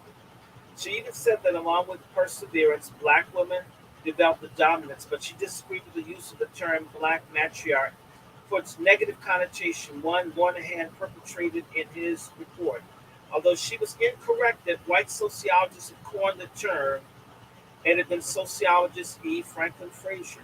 She was correct that it served as a divisive and negative function.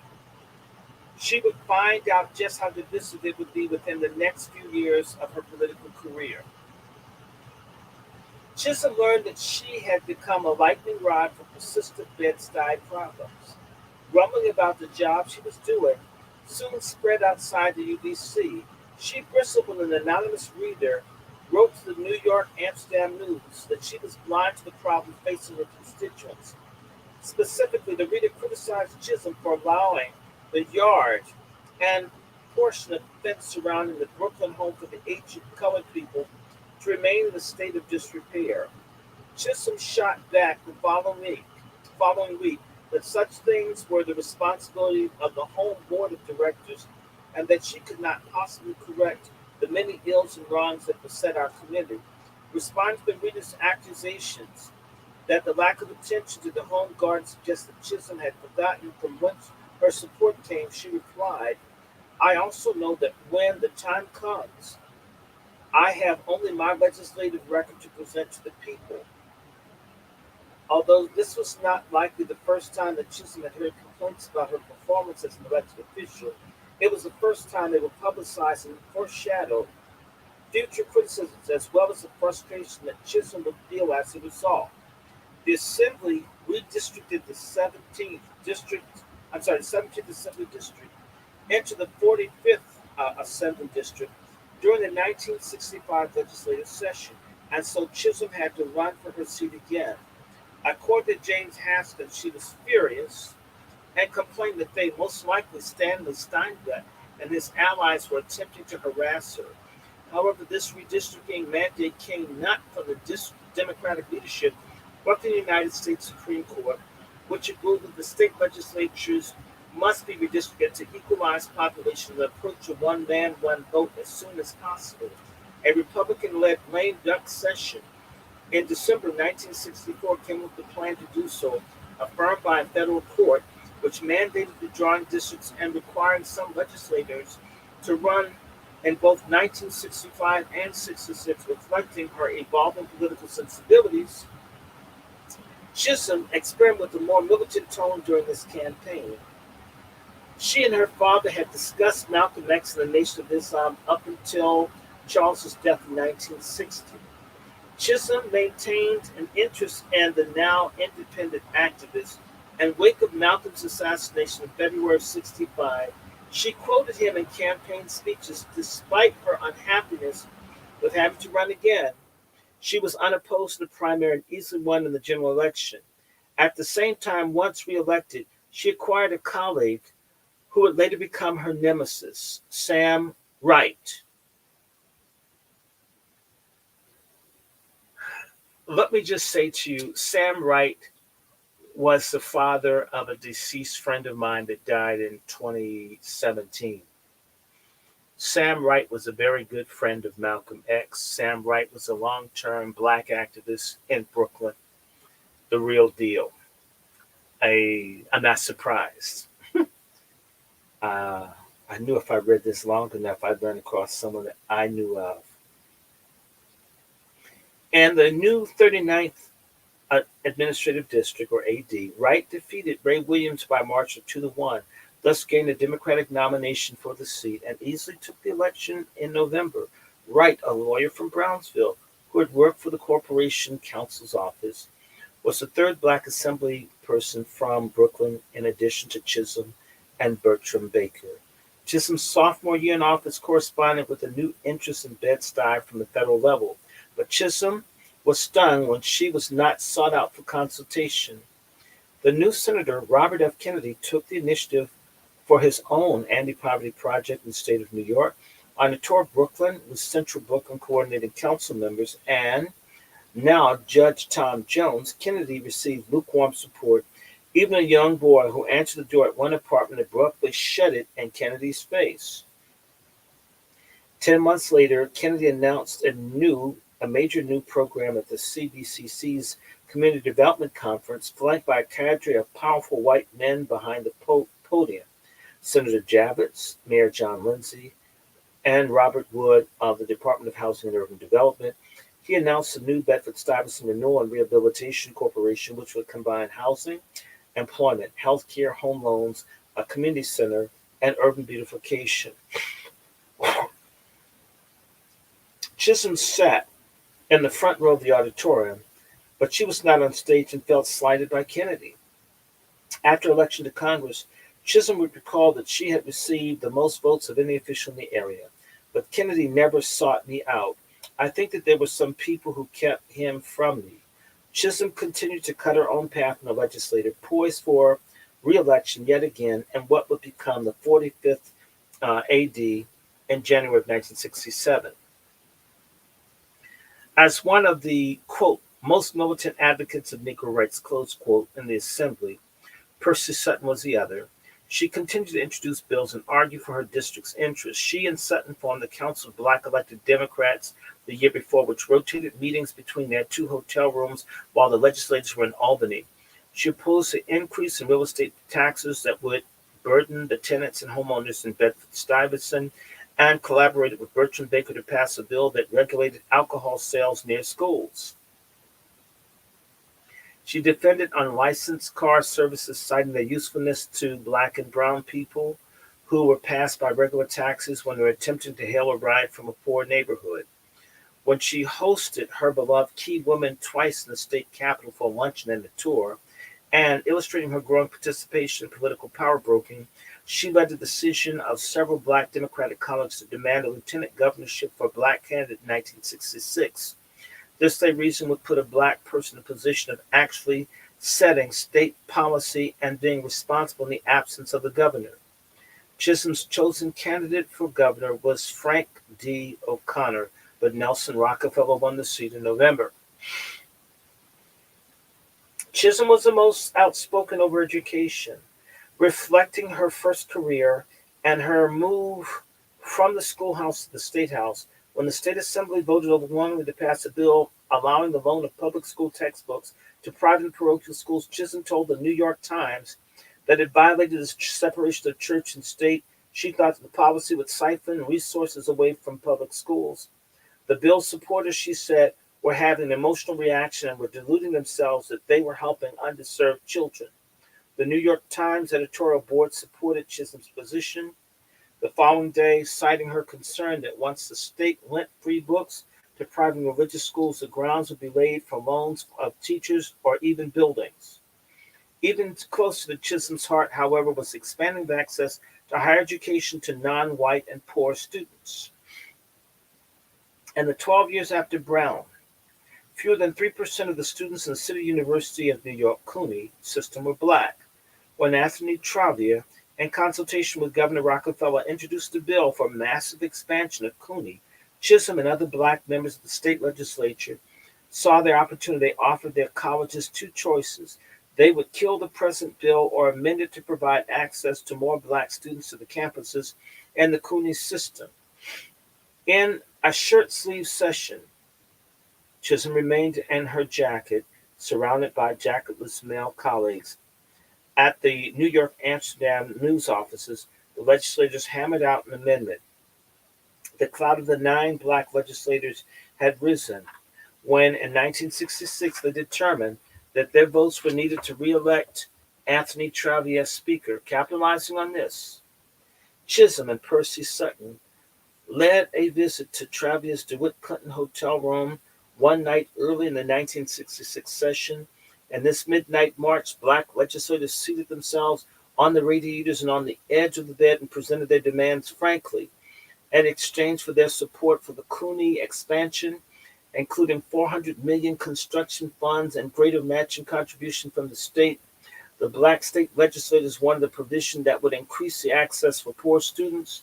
The plan they came up with during their short-sleeve session was to create a $2 million fund that would provide support services such as testing and tutoring for poor students in order to prepare them for college. In the first year, 1,666 students would be admitted under the initiative. Later, each student would be allocated 5% of the seats at CUNY. In order to fund this effort, the group proposed charging wealthier students. About 55% of the families earned over $10,000 of tuition fee. Up to this point, tuition had been free to all. The tuition provision was designed to appeal to upstate Republicans who had long complained about the fiscal irresponsibility of charging no tuition at all. The black lawmakers hoped that the fee would create more spaces for less wealthy students. Their efforts worked. When Travia's bill was introduced 2 days later, it contained a provision for $1 million to be allocated to testing and tutoring program of 1,000 poor students who had placed in the bottom third of their high school cohorts. While Sutton and Chisholm and their colleagues did not receive all they had requested, and Harlem Senator Basil Patterson, this is another Caribbean, you can tell from the name, called the funding a drop in the bucket, the provision was there nonetheless. With Rockefeller's support, the Assembly had passed it easily the next day, and the Senate did the same a week later. Rockefeller signed it into law immediately. In August, the City Board of Higher Education, having christened the program for poor students SEEK, Search for Education, Elevation, and Knowledge, allocated an additional $400,000 so the program could be expanded to 2,000 students. By August, the program was full, and nearly 700 students had been nominated by the YIA. Within a year, Brooklyn College found SEEK students dropped out at a lower rate than other students. Chisholm was very pleased with SEEK, often speaking of it as her proudest achievement in her days in the New York State Legislature. 2,000 students were served in 1966 with another 2,000 in the 67-68 academic year. Her penchant for exaggeration led her to imply that she was the only state legislator. So, in other words, she worked with these other people, but she took all the credit. Sounds like what men are supposed to do, right? That she was the only state legislator to draft and push the bill. Indeed, she wrote in Unbossed and Unbought that it was a result of a bill that she had introduced, one of 8 that passed out of 50 total.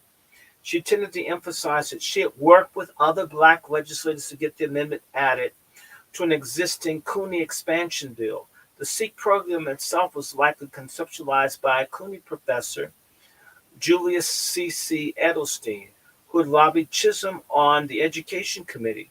She responded to his request, delivering a moving speech on the floor of the assembly and fiercely advocating for the program. Let me just stop here and say again, these men worked with her. Nobody said, "Oh, well, Shirley, you're wrong." They said, "Yes, Shirley, we'll work with you. But you have to tell this story that the men, the black men, fought her. The black men never listened." This is the kind of shit that feminists do. Because in reality, feminism doesn't acknowledge that men and women can work together. It is a proto-LGBTQ ideology. It wants to divide men and women. It emphasizes the division between men and women instead of what we can share, in particular families. And mind you, she got all upset about the dominant women and all this other kind of stuff, right, that you're hearing. She's whining about that, but at the end of the day, people, she does exactly what Moynihan's talking about. Exactly what Moynihan's talking about is what she does. She doesn't share. She's domineering. Chisholm also took a keen image in the fate of Long Island University's LIU Brooklyn campus. LIU, a proud liberal arts institution, had begun in Brooklyn and expanded to other campuses. The cost of doing so, however, had raised tuition.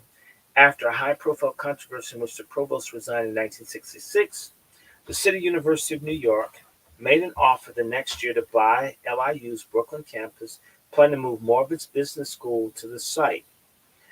Student and faculty reaction was swift and outraged, citing the need for a small liberal arts college in the heart of Brooklyn. Several state legislators, including Chisholm, formed a commission to look into the sale 2 weeks after the hearings were held. Although nothing came of the hearings per se, CUNY canceled the planned purchase of the LIU, and the LIU Brooklyn campus remained. Okay, y'all. We're getting somewhere. Y'all still with me, and it's 2-something. I'm gonna read until 5 in the morning. We're gonna keep going. Chisholm was keeping an eye on the possible opportunity to advance to the U.S. Congress. Back in Bed-Stuy, a nascent movement to elect a black U.S. legislator from Bed-Stuy was taking root. Eddie Pinckney and Ethelene Dubin, grassroots activists, led the new Committee for Negro Congressmen for Brooklyn, the CNC. The object was to elect a new black representative from the 11th District. It was on the eastern edge of the borough, covering Cypress Hill, Bushwick, eastern Brownsville, and the southeastern corner of Bed-Stuy. They enlisted a star-studded cast of honorary chairs. Chisholm, Reverend Milton Galamison, by the way, he was a friend of Malcolm X, Ruth Goring, and Joseph Tepedino. Over 70 community leaders had endorsed it. The community statement released in April '67 pointed out that Brooklyn's liberal reputation was belied by its all-white representation in Congress and urged that a black candidate be put forward for an election that fall. The committee encountered a sticky problem, however. Although Brooklyn's population had been growing since Chisholm's birth, the congressional districts were divided up in such a way as to dilute black voting power. Most recent congressional lines have been drawn by the Republican-led state legislature in 1961. The 11th district had some of Bedford-Stuyvesant, but there were 3 other districts that included slices of it. The 10th, a vertical slice of Brooklyn from Myrtle Avenue in the north all the way down to Bergen Beach. was represented by Emmanuel Keller. The 12th, represented by Edna Kelly, ran along North Strand and Bedford Avenues from Lafayette down to Tilden Avenue, then ended in a wide crescent encompassing Kensington and Borough Park.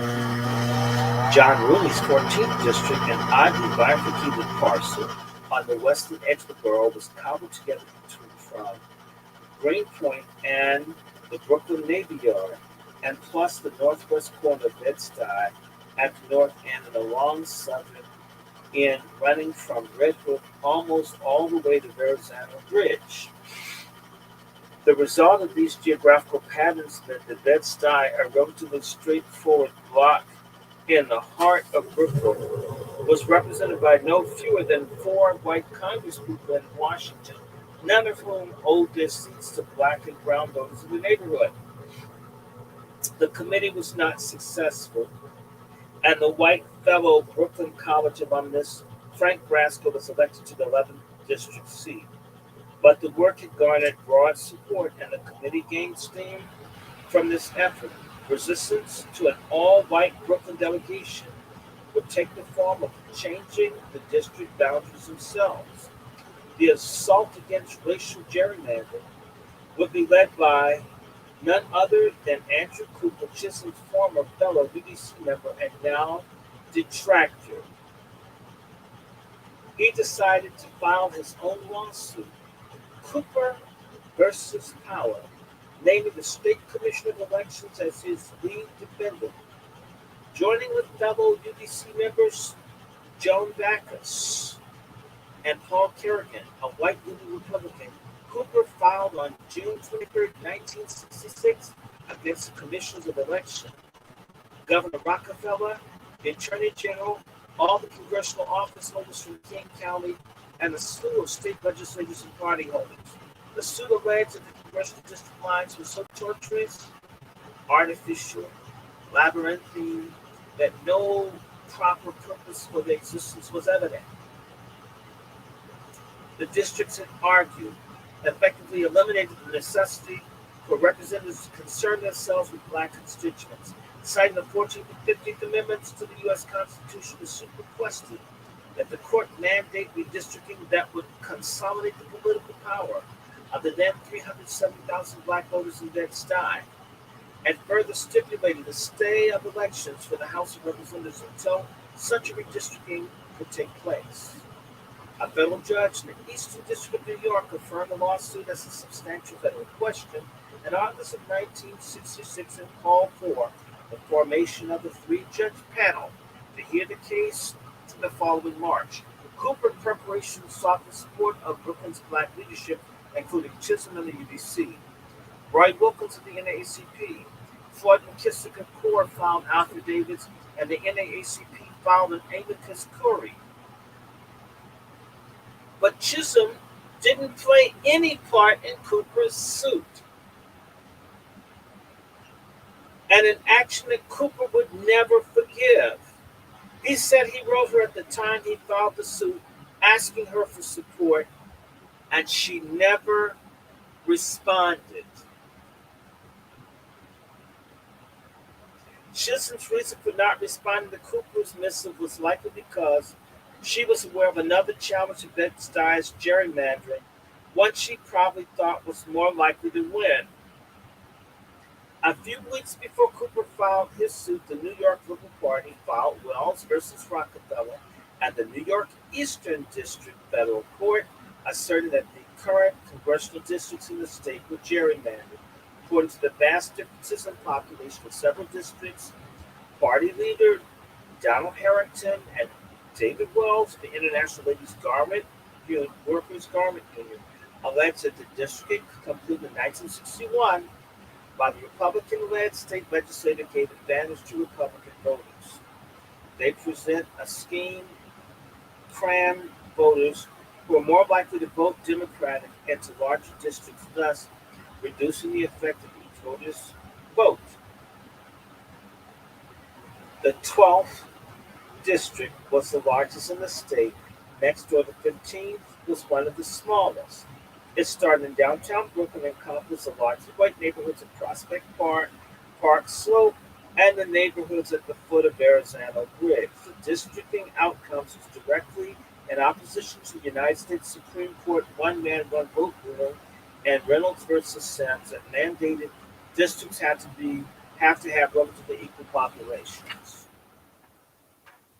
The court would affirm Harrington's suit, ruling in May of 1967 that the New York State Legislature must redraw the congressional districts, citing the seemingly bizarre structure of the present congressional districts. It pointed out that the vast population differences between the districts in Brooklyn and two of the districts were not contiguous, stating that the current districting indeed violated the Supreme Court's recent one-man, one-vote ruling. The court mandated new districting in time for the 1968 elections. The 1968 and 1970, and even possibly the 1972 congressional elections ought to be held in districts far more equalized than they are at present, the court wrote in its decision. Quote, there are enough changes using the 1960 census data, which can be superimposed on the present districts to cure the most flagrant inequalities, close quote. Immediately, the Liberal Party appealed, albeit unsuccessfully, to Governor Rockefeller to call a special legislative session for redistricting. Instead, Rockefeller appealed to the Southern District ruling to the Supreme Court. Cooper's suit, meanwhile, had been heard by a panel of 3 federal judges in late March, but they reserved the decision. Eventually, they would dismiss Cooper nearly a year later in March of 1968 because Wells v. Rockefeller had been affirmed by the Supreme Court. 2 of the 3 judges declared, in light of the Supreme Court's decision, that the state law in dispute had been repealed and the new districts had already been established in time for the 1968 elections. Cooper would appropriate the Wells victory on his own. Right in 1967, the Supreme Court ruled in our favor and ordered that the districts must be compact, contiguous, and of equal size. He took credit for the creation of the new 12th Congressional District and portrayed Chisholm as a naysayer who came around due to the effort's success. Chisholm was all of a sudden very interested, he recalled. He would remain one of her most vocal critics and successfully convinced contemporaries that his suit had brought about Chisholm's seat. And the hope that Bed-Stuy's redistricting would indeed be upheld in Wells v. Rockefeller. Chisholm spent much of 1967 raising her national profile. She traveled to Washington, D.C. for the Council of Elected Democratic Officials, along with other Black women who were involved in electoral politics. Yvonne Braithwaite Burke of Los Angeles, Alice Johns of Chicago, Barbara Jordan of Texas, and Victorine Adams of Baltimore. Together, the group minced no words when criticized state Democratic parties for being indifferent to issues of Black citizens. A few months later, Chisholm served in the steering committee for a conference of Black elected officials at the University of Chicago, a group that was co-chaired by her assembly colleague, Percy Sutton. However, it was the nascent feminist movement that drew Chisholm into the swirl of national politics in an unprecedented way. Although she had thus far built her career representing Black and brown constituents from Brooklyn and the state of New York, she had not forged strong ties to the nominal leaders of the nationwide Black freedom struggle. Perhaps this was because those organizations were weighted towards the South and Midwest. SCLC in Atlanta, CORE in Chicago, SNCC diffused across the South. Only the National Urban League and the NAACP had roots in New York City, although Chisholm did not have close relationships with those organizations. She did not ally herself with Brooklyn's chapter of CORE, even though it had collaborated with the UDC on Operation Unemployment. The center of the women's movement, however, was in Chisholm's backyard, New York City, and perhaps this was why she quickly aligned with it. The National Organization of Women had its largest branch there and was home to the founding national president, Betty Friedan. New York was also the center of welfare activism, The Citywide Coordinating Council, and Brooklyn's own Welfare Recipients League were founding organizations within the National Welfare Rights Organization. Founded in 1967, the Brooklyn Action Council would become the largest chapter for the National Welfare Rights Organization by 1968. New organizations emerged from the New Left, the New York Radical Women in 1967, and the Red Stockings, founded in the aftermath of New York Radical Women's dissolution in 1969.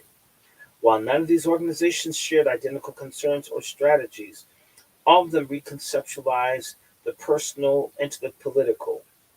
Issues that seemed to be merely the idiosyncratic problems of women now emerged as national issues. Child care, reproductive justice, access to work and money. As historian Robert Self argues, it was a woman's growing presence in the wage workforce alongside the prevailing male breadwinner ideal that energized the movement. Between 1945 and 1960s, wives and mothers almost doubled their percentage in the workforce, while the percentages of men and childless and unmarried women there remained the same. Married women and mothers worked out of financial necessity or to satisfy their own ambitions, but they were also expected to do a second shift of work at home and, so what, taking care of the family household once their wage work was done. Sounds fair to me. Say it loud. I'm patriarch and I'm proud. You're still a woman. You still have kids. There's this idea from I'm working, I don't have to be a woman anymore. Damn. You can tell a feminist wrote this. This was exacerbated for poor non-white women whose work was often essential for household survival.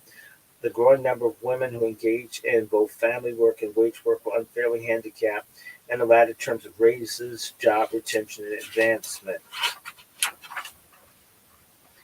As a New York legislator, she saw the women who led such organizations as her constituents until 1967. Chisholm had not explicitly identified with women's issues in politics, even though she came out of a woman-dominated profession, often commented that her sex was always part of her political journey. She had, however, promoted legislation that recognized and remedied injustices facing women, the lack of unemployment benefits for the overwhelmingly female and non-white domestic and hospital workforce, equitable tenure rules for women teachers on maternity leave, and the lack of affordable child care, signaling her identification with later feminists who advocated for protective legislation that acknowledged women's differences from men.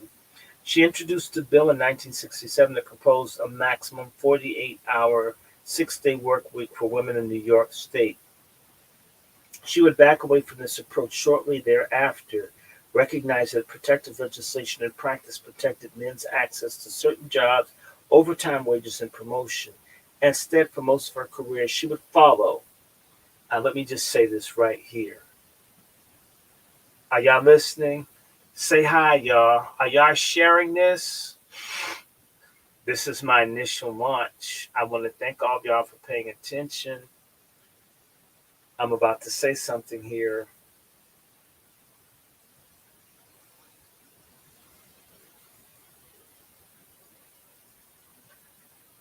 She would follow Pauli Murray's legal framework.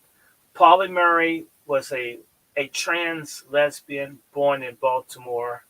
I knew her as a child. She felt that men were the cause of all evil in the world. That's a quote I heard from her mouth in 1971.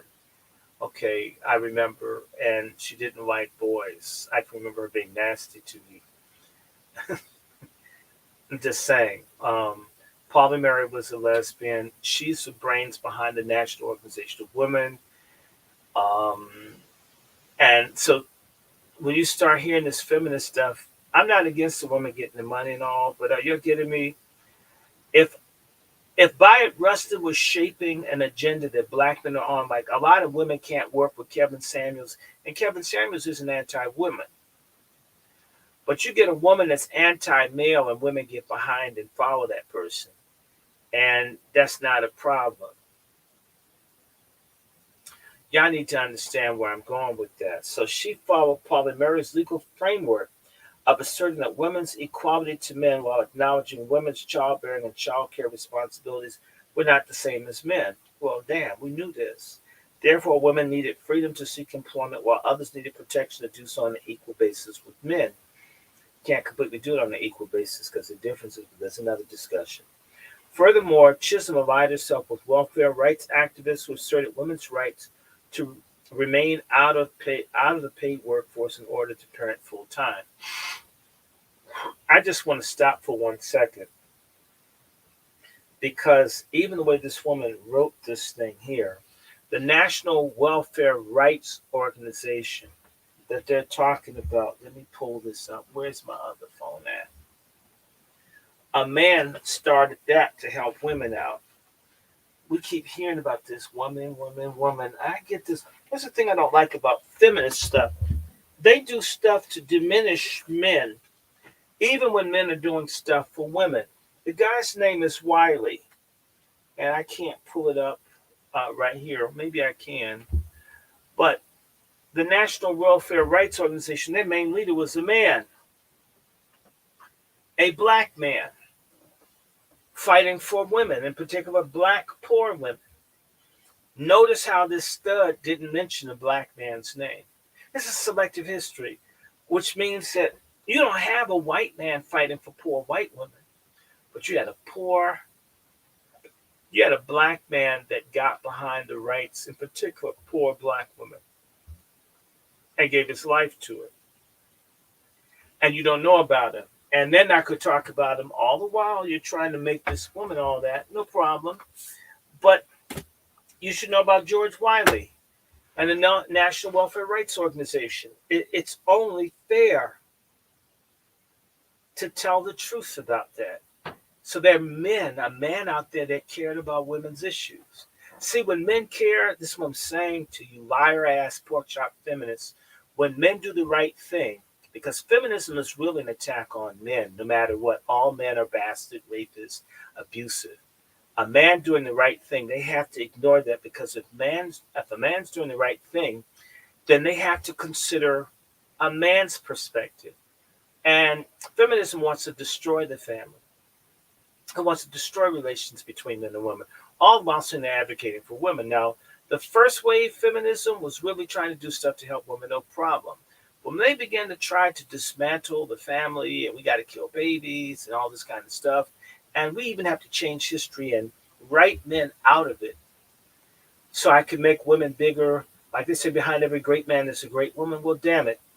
There are great men behind Shirley Chisholm. Percy Sutton, one of them, who was Malcolm X's attorney and represented Betty Shabazz when Malcolm X was killed. These men were behind her. And they're not saying, well, I feel left out. Well, men have been walked on by women since the beginning of time. A lot of this stuff, the women stuff, is to make women angry with men collectively. It's some sick shit that's encouraged that women seek out revenge and retaliation as if all men are doing stuff. Men don't even know anything about this. As if men aren't fighting for survival, like all men are powerful, oppressing women. This is some stupid shit that these women are on. It's stupid. In 1967, Chisholm began her efforts for explicit equal rights for women. She teamed up with 3 other women in the New York State Assembly to sponsor a bill making it illegal for employment agencies to discriminate on the basis of sex. The bill, also sponsored by Constance E. Cook, Gail Hellebrand, and Dorothy H. Rose, was passed and signed by the governor in April and took effect on September 1st, 1967. She also joined a coalition of 29 assembly colleagues to co-sponsor a bill liberalizing the state's abortion law. Abortion. This is one of the reasons people love the big things kill the black babies. To me, I agree with the more money, the better treatment. Why the babies have to be destroyed?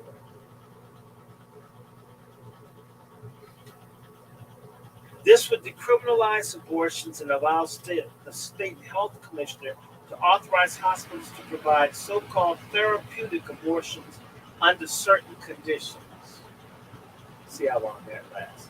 It was not successful, however, neither was a reintroduction of the bill in 1968. Still, Chisholm's efforts had begun to establish her bona fides with feminist activists.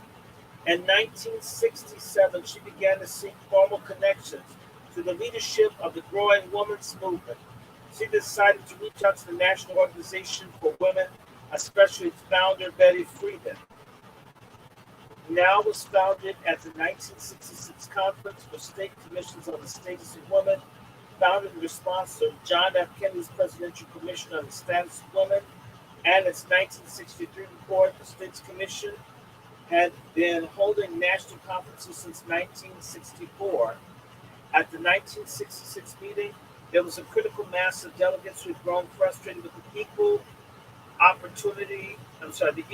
Employment Opportunity Commission's refusal to enforce Title VII of the 1964 Civil Rights Act, which prohibited discrimination based on sex as well as race. 15 of these delegates adjourned to Friedan's hotel room one evening to discuss forming a new group. Though they made no decision the next day, however, in response to the refusal of the conference leaders to allow a vote on a resolution calling for the EEOC's enforcement of Title VII, a group of women decided to form a non-governmental organization to advocate for women's equality. They formally created NOW at the founding meeting that October with Betty Friedan as the national president and Kate Feigenback as the chairwoman of the board. You need to know that this white woman failed to mention who was the brains behind the National Organization of Women, the black lesbian Pauli Murray. So you've got to name all the white. See how feminists discriminate against black women, but black women think that the white women are their friends. When I say that a lot of sisters are dumb as hell, they are. Y'all should be seeing this. Chisholm became involved in the new organization, becoming the vice president of the New York chapter, founded the previous fall. By April 67, that month, fresh from her non-discrimination bill victory, perhaps aiming to raise her national profile. Chisholm wrote to Friedan, introducing herself and pledging she would work to the best of her ability in fulfilling the aims and goals of NOW. She enclosed a short biographical article in the summer of her 1966 legislative achievement from the Assembly. The article explained that as the first Negro woman in the State Assembly, she was establishing a distinguished record of advocacy for education and domestic service employees. Friedan's response does not survive, but their relationship continued after that point. Chisholm would remain aligned with NOW for the next several years, and perhaps to show that the political street went both ways, Friedan would serve as a delegate on her behalf in the 1972 presidential election. Chisholm had also worked on behalf of NOW during the New York State Constitutional Convention of 1967 to add abortion rights to the state constitution. Running from April to September, it involved 186 delegates elected from across the state the previous November and led by Anthony Trombley. 9 of the delegates were women, 11 were black, including Thomas Jones, 4 were Puerto Rican, including Herman Badillo. The convention had been called in large part because of redistricting implications of the Supreme Court's one man, one vote rulings, but many more issues besides congressional lines were up for debate. The developing women's movement used the convention as an opportunity, aided by Chisholm. 2 weeks after the convention began, a NOW demonstration at Albany marked the first public march for women's rights since women won the right to vote in 1920. Calling the development of the women's movement the second great civil rights movement in the 1960s, the marchers drew attention to NOW's 2 proposals regarding the Constitution. Proposal 1 sought to add the word sex to the section that prohibited discrimination on the basis of race and other factors. It mandated that sex, marital status, pregnancy, or parenthood could no longer be the grounds for denying education, employment, or housing. and withdrew state public funds from any entity that thus discriminated. However, the only non discriminatory clause to survive concerned race, religion, and national origin in any school supported by state monies. Chisholm was designated as head of the campaign proposal two, which simply stipulated that the right to terminate a pregnancy shall be deemed a civil right. So it's a black woman leading the charge to kill the babies. A foreigner who never had a baby is the one who will push for the FBA babies to die. In allegiance with white women, some of them gay and so forth. God's gonna judge the hell out of pork chop feminists. Y'all really gonna get it. I'm here to tell you, I don't care what nobody thinks. Feminism is wrong. A civil right to kill babies. Damn. Abortion's murder. I don't care who. Get off my channel. It's killing the baby. It's a life. Don't sleep with no one if you don't want to have a child. She also, in her capacity as NOW's New York vice president, co-signed a Dear Delegate letter that went out to all elected delegates. It outlined the two proposals and closed a copy of NOW's letter to Tavia requesting an appearance to testify at the convention and a press release. Their efforts resulted in some token gestures from the convention. Chisholm accompanied Friedan and several other NOW representatives to observe the convention floor at the June session. Robinson requested that Tavia officially welcome them, which she did. The abortion clause was defeated, however. After the defeat on the abortion clause, Chisholm stayed peripherally involved in the proceedings. When members of a black sorority, Lambda Kappa Mu, visited Albany to observe the convention, Chisholm welcomed them. When the convention was over on September 26, however, Chisholm came out against the new state charter, which convention had voted to present as an entire package instead of than by piece. She joined other New York City Black Assembly colleagues in ACP and the Urban League. She explained the faults outweighed the gains, and being forced to vote on the entire Constitution deprived voters of the democratic process to approve or dismiss specific aspects of the document. And throughout 1967, Chisholm continued to build on her national profile. She won her final assembly race, this time for the 55th District. She attended a conference of elected Democratic officials in Washington, D.C., where she advocated for a national party to be more responsive to Black and Latino voters. She was on the notice she's mentioning Black and Latino. She's always pushing everybody, Black and Latino voters. She was on the steering committee for another conference of Black politics in Chicago. By the end of 1967, she developed a strategic alliance in New York and nationally.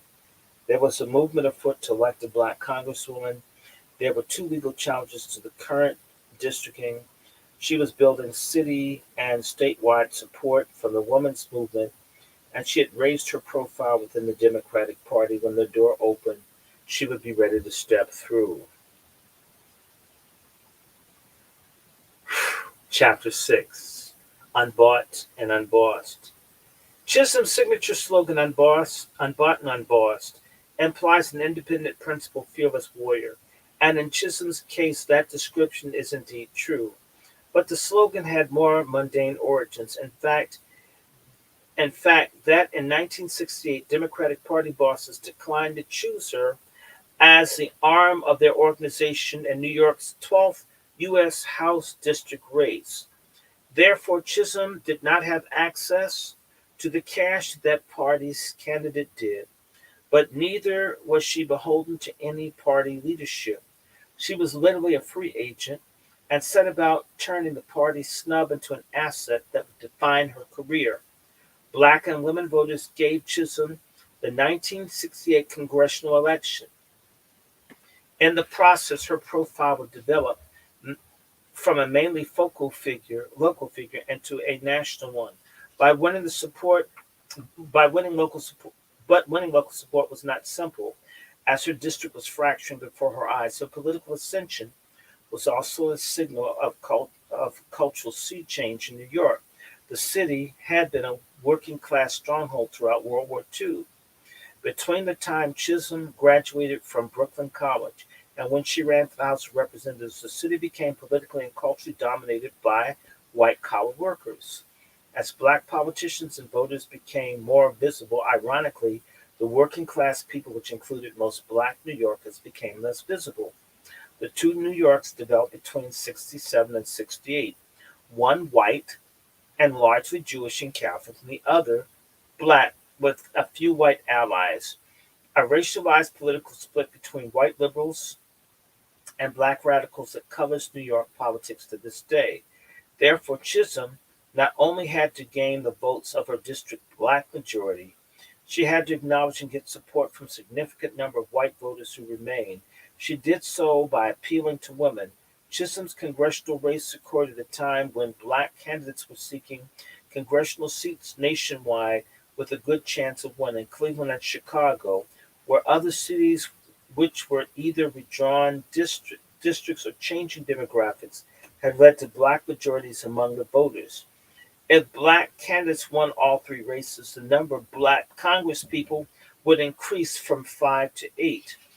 Nationwide in Chicago, the Defender estimated that 200 black candidates were running for various elected offices in the fall of 1968, including seats on state legislatures, school boards, and city councils. But these electoral successes occurred alongside multiple challenges. White Americans were losing patience with the human rights demands of the black freedom struggle and were alarmed by the news that showed urban rebellions flaring in cities from coast to coast. Their suspicions of urban black Americans were further nurtured by the law and order mantra of Richard Nixon and the rising right. Considering the conflict within the black freedom struggle created complications, black power activists ascended after 1967 developed an explicit critique of white supremacy and advocated self-defense even when it turned violent. The black freedom struggle had always contained elements of the argument for black self-determination that would come to be called black power, including armed self-defense, but the popular media made much of the change in tactics. Black power's nationalist strain clashed with the integrationist model of the civil rights establishment, but this discrepancy in tactics had already existed on the grassroots level within the larger movement and became crucial in the implementing and broadening of the black freedom struggle after 1968. Recent black power scholars have demonstrated it was black power itself that led to the political gains by black politicians in the late 60s.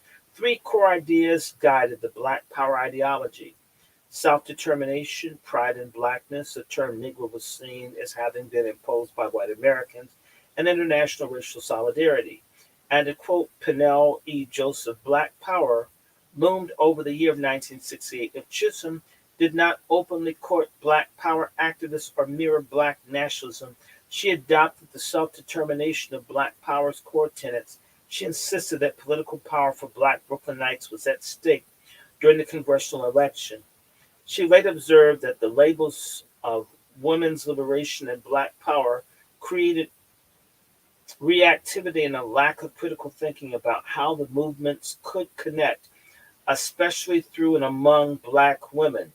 But in 1968, she represented the candidate who was most open to the aims and rhetoric of black power. In other words, she's gonna pimp us, guys. Chisholm combined black power with black feminism, insisting on black determination, pride, and solidarity for black women. The political quest for simultaneous anti-racism and anti-sexism that emanated from this intersectional approach was black feminist power. Ultimately, her black feminist power approach won by navigating the fissures between local and the national, between black and white New Yorkers, and within the city's black activist circles by creating a rapport and building alliances with white voters in the district. She targeted the sometimes overlooked but numerous voters whom she had a special appeal: women. By 1968, Chisholm had acquired a stature as an experienced charismatic legislator. Quote, in the assembly chamber, when she debated, she would sit there and you would just be in awe to watch this woman. And whenever she debated, it was amazing how you could drop a pin and hear the pin drop. Everybody paid attention, close quote, journalist and biographer Susan Brown Miller recalled. Her colleagues recognized she always knew her facts, and those who debated her were usually aware that they needed to have done their homework in order to keep up.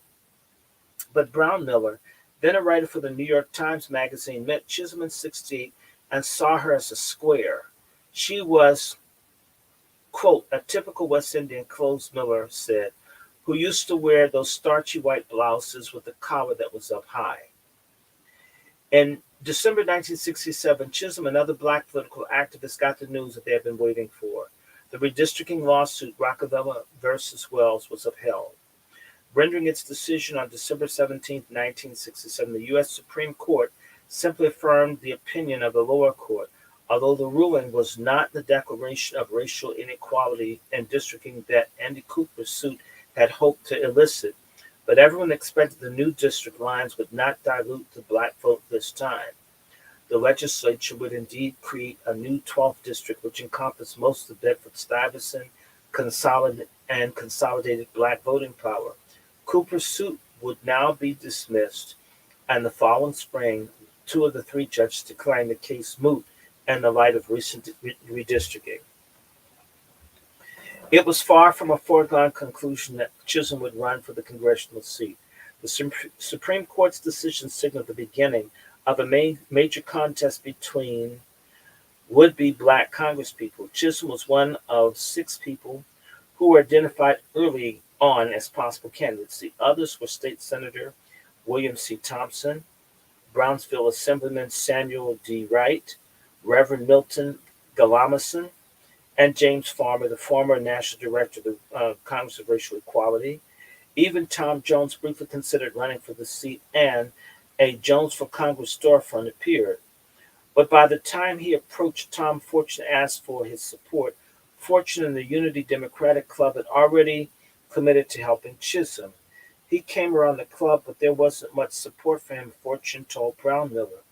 He thought that Jones' recent absence and the feelings of the judge should be above politics dampen enthusiasm for his candidacy.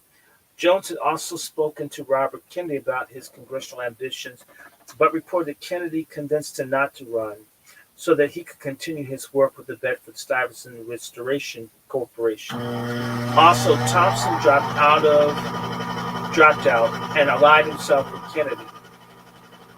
Members of the UDC, Central Brooklyn Coordinating Council, Youth in Action, and other black Brooklynites anticipated a glut of candidates and developed a rigorous interview process to screen possibilities, and in a deliberate effort to prevent Steingott's Democratic organization from deciding on its own puppet candidate.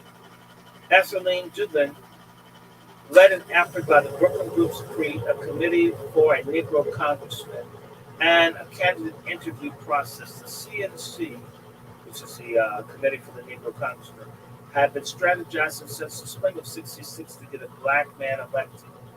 It had collaborated with Brooklyn Core in a protest against gerrymandering in front of Emmanuel Sellers' home. In June, it held a dinner dance fundraiser with Chisholm as one of its featured speakers. Now the Supreme Court ruled the CNC proceeded with its interviewing potential candidates, 12 in all, with Chisholm as the only woman. At 11:45, December 23rd, '67, Chisholm got the phone call. She had been unanimously chosen to be the congressional candidate. She was excited and somewhat overwhelmed and very excited. Chisholm had been sure the committee had selected her because she was the only candidate who had the nerve to disagree with them on some things. Her compliments and her proven record of being what she began to call unbought and unbossed at the polls, quote, I knew, had been the only one of the potential candidates who talked back and disagreed with them about things that they would have to expect from the nominee, close quote. She said, quote, I did not go to them with my hat in my hand, and this is what they like, close quote. I was the kind of voice that that the CNC won in Washington. As she heard it, the only objection that came in the form of underground rumblings was that she was a woman. But she felt her real problem was that she had little money after using much of her inheritance to get to Albany. Officially, the CNC announced it had made its enthusiastic endorsement because Mr. Shirley Chisholm had already established a reputation for political independence. The CNC affirmed its commitment and, by extension of its candidate, jobs, housing, and education for veteran status. Chisholm herself announced, I now suddenly realize that the greatest fight of my life is about to take place, and once again, the people in this community will determine my political destiny on the basis of my record, my independence, and my courage. Others recalled the CNC's decision with less enthusiasm. Ethelene Dubin, then the executive secretary of the CNC, recalled that Chisholm wound up getting the nod because of another logical choice. Ruth Goring had lost her co-leadership of the UDC. Chisholm had a long history with the CDCC, had an existing political constituency, and was not completely tied to the Democratic machine. Dubin was undoubtedly aware that Chisholm did not have political alliances, but Steingut still ran the Brooklyn Democrats, and he had not forgotten Chisholm's refusal to vote for him as Speaker of the State Assembly in 1965. Chisholm was clearly independent from him. Steingut, for his part, would not accept the committee's choice and supported another state senator and current city councilman William Thompson instead. He and the county Democrats did not officially endorse anyone, however. Rather, at a meeting held at the Citizens Committee announced its choice, all 8 white Kings County district leaders and members of the assembly voted against endorsing Chisholm. Okay, these are white men that voted against Shirley Chisholm. No black men, right? But they talk this feminist stuff. White male sexism holds black women down. White male sexism holds all women down. Black men are held down by white male racism. White men stood in her way. White men. And a simp. All of them voted against Chisholm. Chisholm and Tom Fortune, both present at the meeting, were the only 2 votes in their favor. Steingut's county organization decided to let the people decide in words, but support for Thompson indeed. Chisholm was sure that the voters would see through this and said so in Unbought and Unbossed. White people think black people are stupid, but it came through to the community, and the organization could not bring itself to endorse me because I would not submit to being bossed by any of them.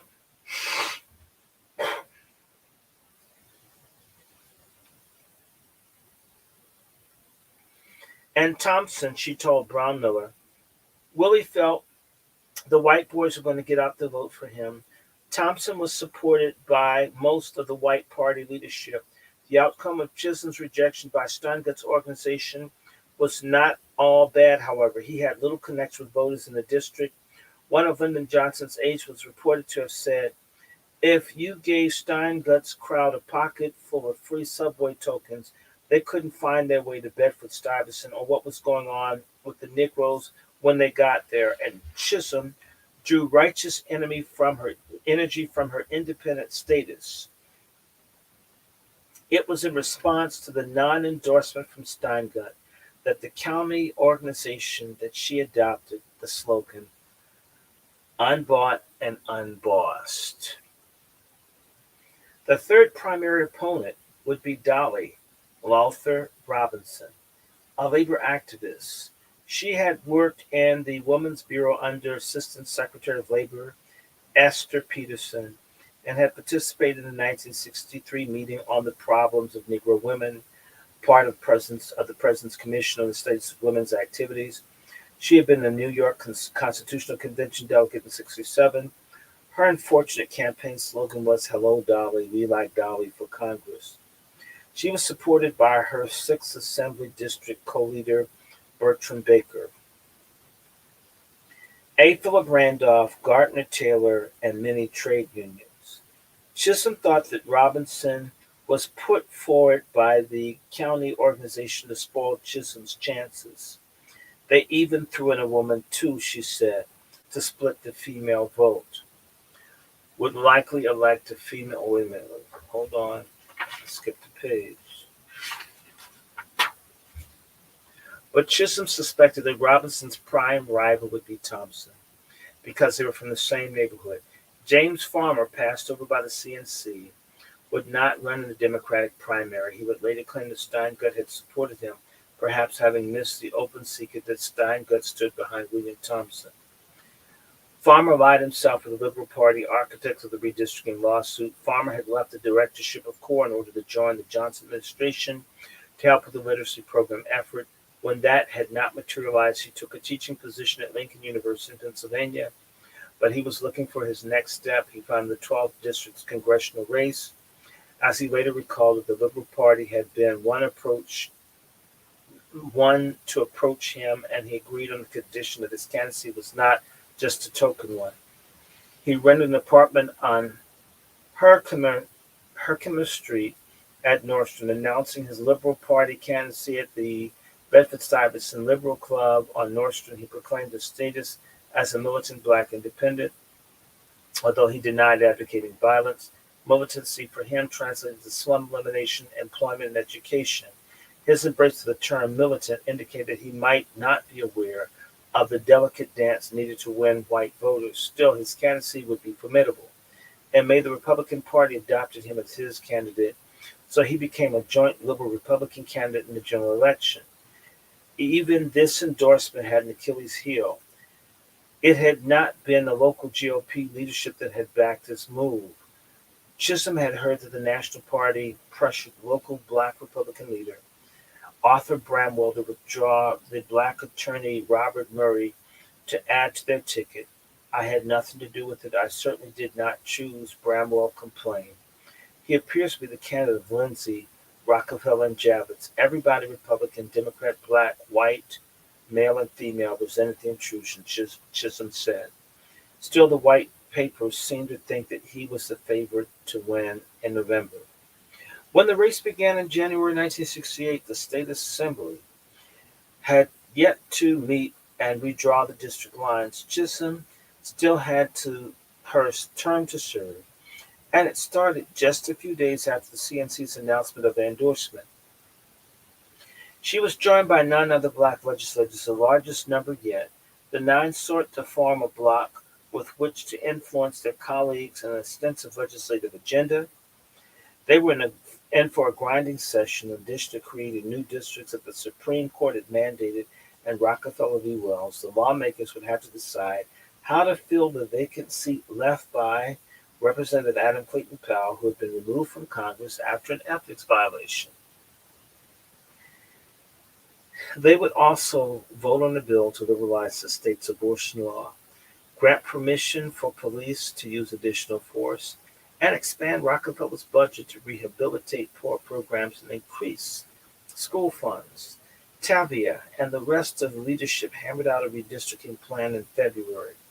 29 of New York's 41 districts, most of them in New York City or nearby, acquired new lines. One sitting member, Edna Kelly of the 12th, would likely be unseated, to her great resentment. As expected, her district was parceled out into other ones in order to equalize the population in each.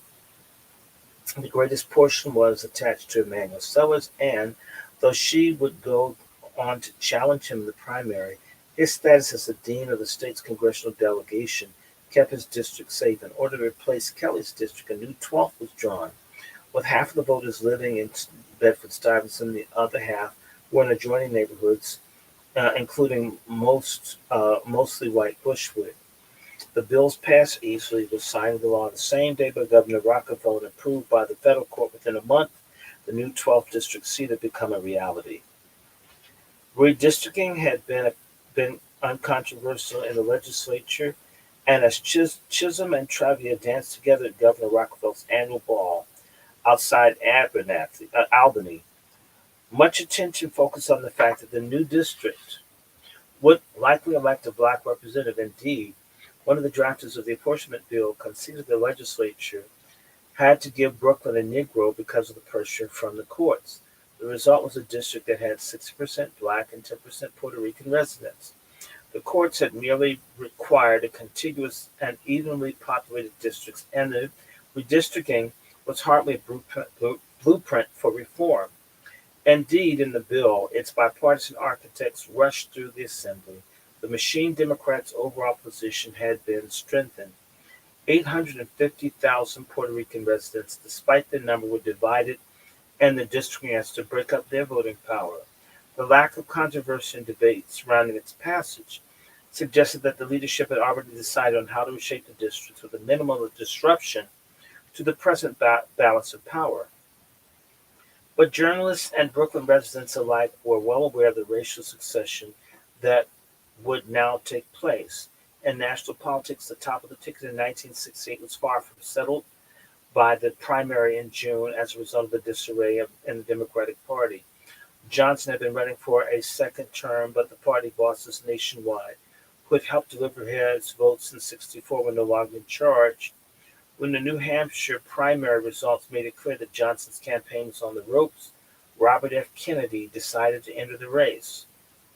There was also Senator Eugene McCarthy of Minnesota, who had been in the race since 1967, drafted by the Citizens for a Democratic Alternative. Both McCarthy and Kennedy were anti-war candidates, supported by Chisholm and Thompson, respectively.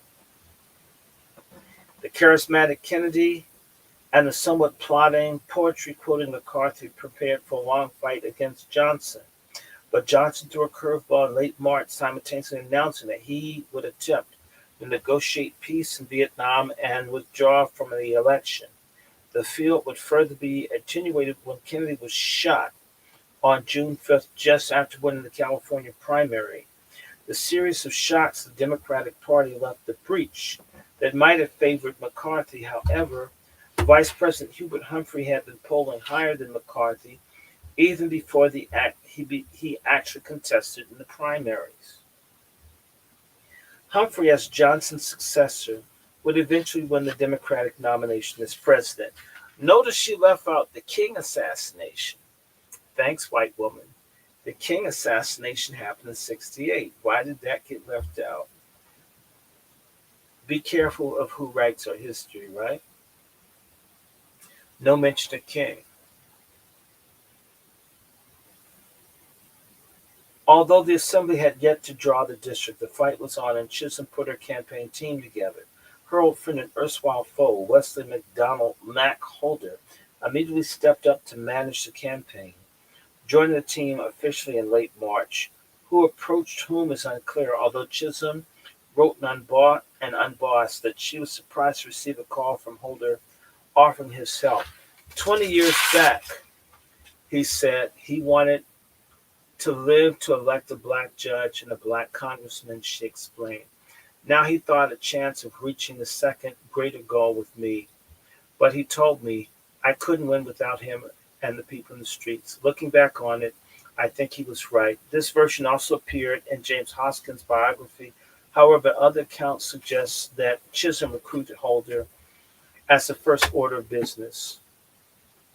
Nancy Hicks wrote, Chisholm went to Holder and told him that she couldn't run without him. Regardless of who made the first overture, Holder was initially ambivalent about taking the post. He told the Amsterdam News that it took him several weeks of soul searching to decide to re-enter politics. Holder oversaw the strategy, finances, and organization so that Chisholm could stop the streaks.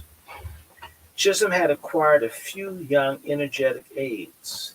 She had attracted an allegiance of young Puerto Rican activists.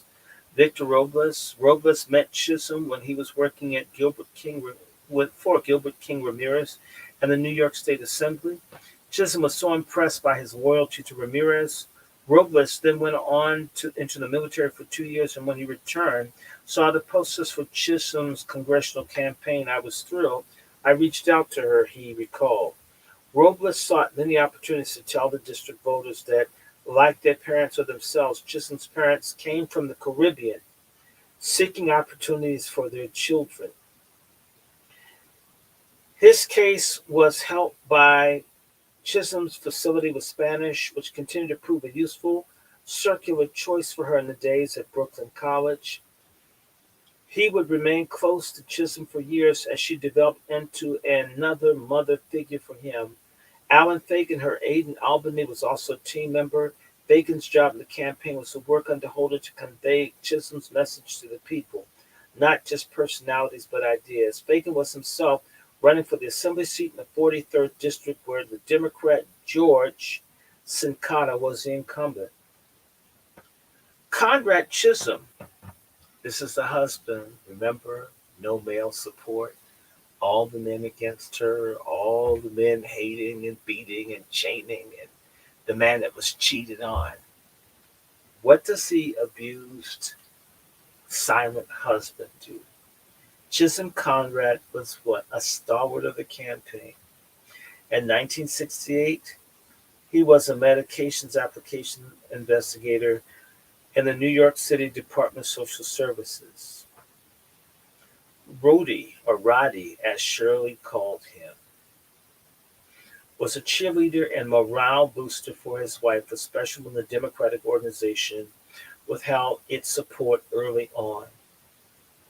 She cried every night, he recalled. She came home to me and she said, I want to run. I have the ability and I can run.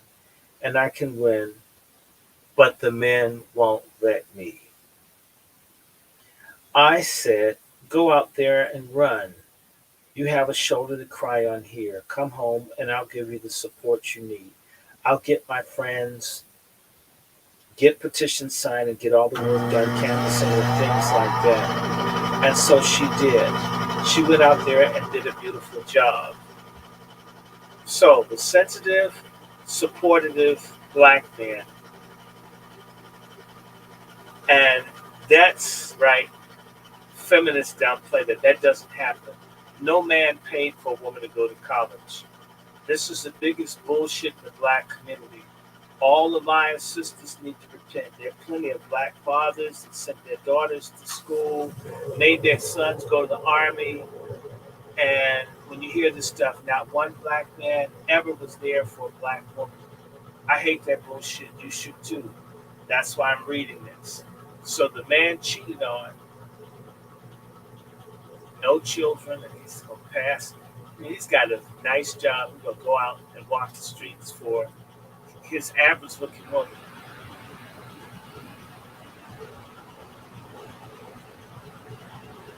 That's why I hate feminism.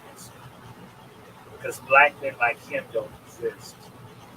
And pitiful, simp ass black men, we don't talk up to good black men. And backstab pork chop feminists pretend that men like this don't exist. Chisholm had three formidable organizational allies behind her: the UDC, a grassroots campaign organization and local labor. Tom Fortune at the UDC was quick to endorse his co-leader. Okay, here's another man. The men won't let. Every time he mentions something, it's a man. Man, man, man. Every time she reaches for something, a man. A lot of this shit that these ladies talk is bullshit. A lot of women get a lot of help from men. And the men back the women's asses up. They tell they they go out and tell men to back women. But when the story gets written, because these women are told to seek revenge and to be mad at black men, I just put the backwards on because this doesn't have a back on it. You don't hear about that. So here's Mr. Chisholm. He comes home from his job. Remember, they were beefing about women having a second job. He comes home from his job to work on her campaign. That's not men double dipping. That doesn't count when the man's doing extra. When the man comes home, what the men do just doesn't count. It's only with the well, I'm working a job and I have to take care of the kids. It's called a family, damn it. It's called a family. He did it, no complaints, and she cheated on him. Let's remember that. Next time we hear about how all the men cheat, women cheat, women's asses cheat too. Women's asses do too, Chief. I just put my brace on. Give me a second.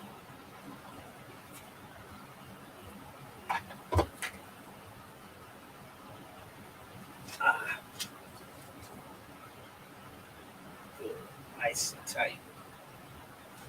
Not like Kamala.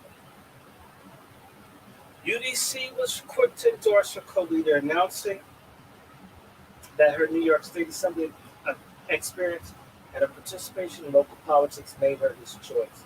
Citing his admiration for her outspoken advocacy for people in the community, he saw no reason to discontinue his alliance with her for the congressional race. The men won't let her.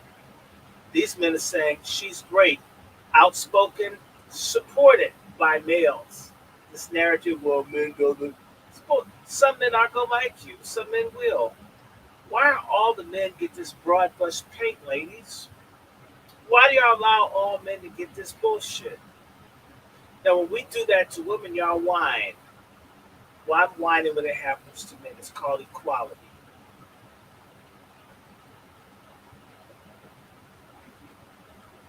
A grassroots organization that had also dedicated itself to her campaign would have been organized as Women for Chisholm quickly, listen to this, quickly expanded to include men. Men got behind Chisholm. All this feminist talk, the men didn't let the men backed her. Quickly expanded to include men and became the Shirley Chisholm for Congress Committee, SCCC. It formally endorsed her on February 24th.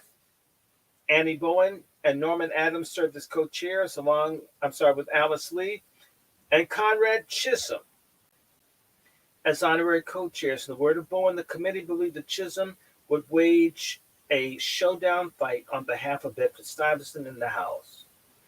Where the key women had supported Chisholm's assembly runs, this new interracial mixed gender organization would be a major booster for her congressional campaign.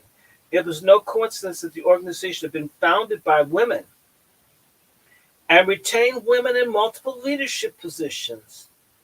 Conrad bragged that Shirley could pick up a phone and call 200 women and they'd be there in an hour. Chisholm was proud of her effect on women.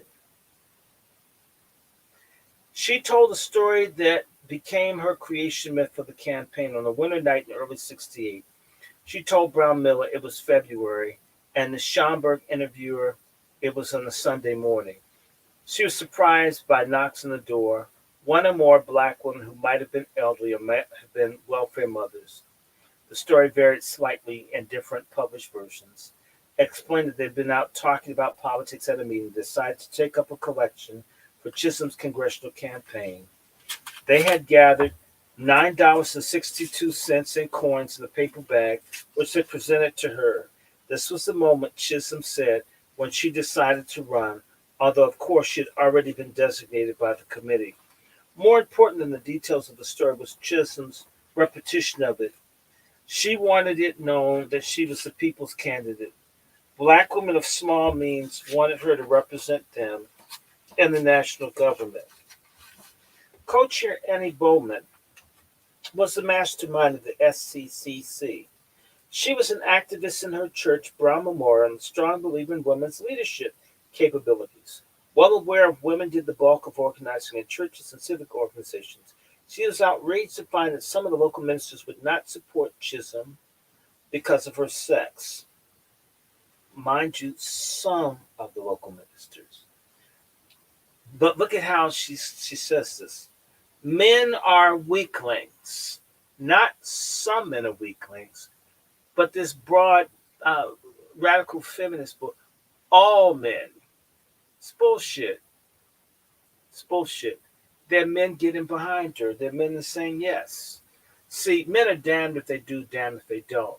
That's a feminist thing. So if you're patriarch, they hate you. If you let women run shit, they'll still say you're sexist patriarch. This is why men must raise up and be patriarchs and rebel against feminism. We must not cooperate with feminism. Every man must become a patriarch. Men are weaklings. She scoffed and fuming that women worked hard on behalf of their communities, but men were the ones who get the support as leaders. Some of that is nature, boy. If women are doing the work at home, they should be able to represent us in a higher office, she reasoned. From her home on St. Mark's Avenue, she ran a forever in motion bodied woman to raise funds for Chisholm, whom she adored. The two had met before Chisholm was elected to the Assembly. Bowen, thinking it was a long shot, found Chisholm's phone number and somehow called the candidate with an invitation to speak at Brown Memorial Church's Women's Day gathering. To Bowen's delighted surprise, Chisholm answered the phone and accepted. Then Bowen blurted out a burning question: how did the ambitious and active Chisholm stay married? Okay, let's answer this. For all the sexism and opposition from men, how did she stay married? What this is implying is that these women know that she's not there for her husband. Her husband's there for her, and she's doing her thing. And this is a fantasy for a lot of women, for men to be the wives and for them to be the husband. Chisholm replied, Conrad had known Shirley's time belongs to the people. Listen to this: before their marriage, and that the marriage would have been impossible had he not understood this. So this man agreed to basically be secondary. This is the shit that women bitch about. Like men's working hard, they just can't tolerate not being first. But when it's reversed, men are supposed to just get that. I'm not saying I have a problem with him supporting her. Just note the hypocrisy of a modern woman. That this is why these folks are going to leave the woman with this mindset behind. They will die alone. Go and make friends with the Humane Society. You're going to need that dog or cat. Bowen fell in love with Chisholm at that moment, the moment she heard that she ran the house. She would later say that she wanted to emulate her idol and that she delighted when sometimes people mistook her for Chisholm. I would never want anyone to mistake me for Chisholm. Whew. My question would have been, how did you get married? But for years, 4 years after their first meeting, Bowen still admired her assemblywoman and wanted her fiery female blood down in Washington. Besides the personality traits that Bowen treasured in her candidate, she's honest, she's not afraid. Bowen thought that Chisholm had the best understanding of Bedford-Stuyvesant's problems and the most democratic approach to solving them. Crime, lack of child care options, low wages, lack of education opportunities, and disrupted, chaotic classrooms, insurance redlinings had turned the vibrant local streets that Bowen had recalled from childhood into a place she feared, especially at night. The presumptive opponent in the general election, James Farmer, would not understand this change because he was unfamiliar with the neighborhood over time.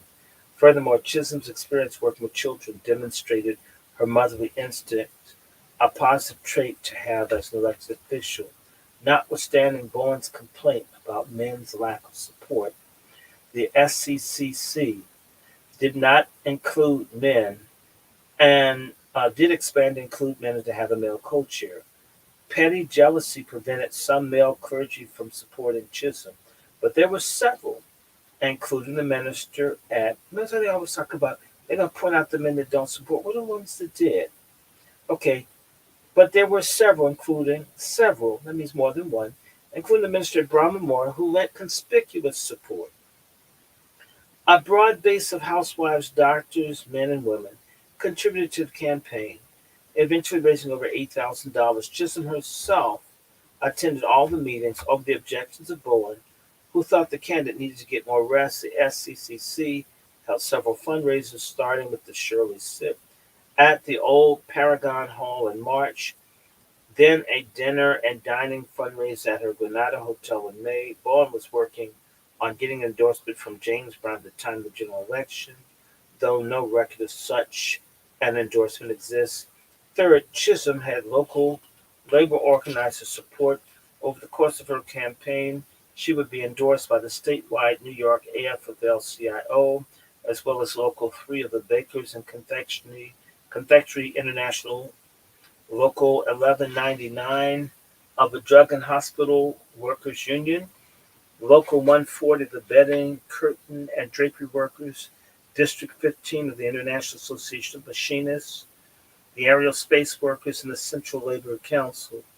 Ethelene Dubin, the head of the CNC, and her husband Marshall were also active in multiple union activities, and Bedford-Stuyvesant. Ethelene was from the Black Caribbean family.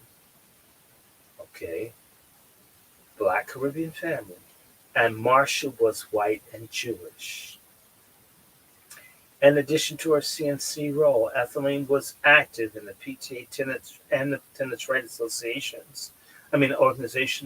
Marshall was an organizer and an area director of the Hospital Workers Union, with a domain in New York, New Jersey and Connecticut.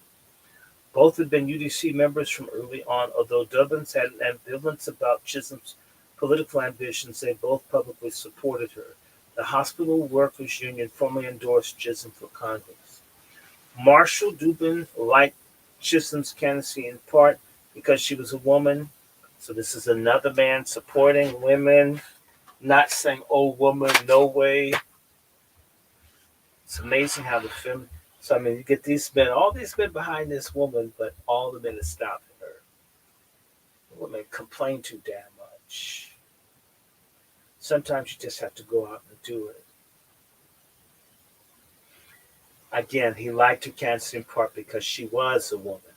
As an organizer of the Hospital Workers Union, with many women members, he thought that women should have a role in determining their own conditions. He was appalled by the objections that he had heard based on Chisholm's sex. That means that men are fair. A lot of men don't like bull crap against women. And what do? They do something about it. When women don't, they see feminists do stuff, they say, "I don't like it," but they don't do anything. Y'all don't do stuff to checkmate feminists when they create problems. No, you women don't. Y'all asses stay quiet. This is the reason I've been so vocal. Y'all stay quiet when the women are out of order. And when the men say something, y'all feel picked on. Can't have it both ways. He thought women should have a role in determining their own conditions. He was appalled by the objections he had heard based on Chisholm's sex and by the fact that no black woman had yet served in Congress. He also admired Chisholm, her educated and intelligent leadership, and the Caribbean roots she shared with his wife. Plus, she was dark, one of our own. She certainly was not one of the boys speaking for the community that he identified with. Marshall declared Chisholm had captured the imagination of our people. Dubin also liked her stances on the issues. He had not forgotten Chisholm's work in the Assembly on unemployment insurance for hospital workers. Outside of issues directly related to organized labor, he supported Chisholm's emphasis on education. Indeed, he shared Chisholm's call for community control of public schools. Even though he felt torn by the simmering conflict in Ocean Hill and Brownside that was between black parents and largely Jewish teachers, union leadership, the school situation was dynamite. He reflected he had been disillusioned by the conservative talk that he'd heard from Jews involved with the teachers' union and chastised them for trying to reform black neighborhoods without the input of black residents. Black parents whose whole life had been managed by white people, he noted. It was time for them to have their say in their children's education. Dubin did concede, however, Chisholm was not as radical as far to the left as some wanted her to be. Some might even consider her to be on more the conservative side on some issues. At the same time, she sought to discern and address the needs of the community. And in this wholehearted belief in the people that she was unique, Marshall Dubin appreciated her pragmatism. For example, she was not opposed to the Vietnam on ideological grounds that the war was in of itself immoral, that the United States it was immoral and the United States must leave now. Rather, she saw the consequences for Bedford Stuyvesant. The war diverted funds from domestic programs that affected the community. The committee's perspective as a whole mirrored Chisholm's. Bedford Stuyvesant voters didn't like the war, but they were simply not motivated by an abstract desire for peace. Judith Barrett, an organizer for Local 1199 of the Hospital Workers Union, ran a union support for Chisholm. Barrett raised a middle-class white family, had been a research lab tech in the hospital before labor politics pulled her in. The Dubins had introduced her both to the union and to the Chisholm campaign.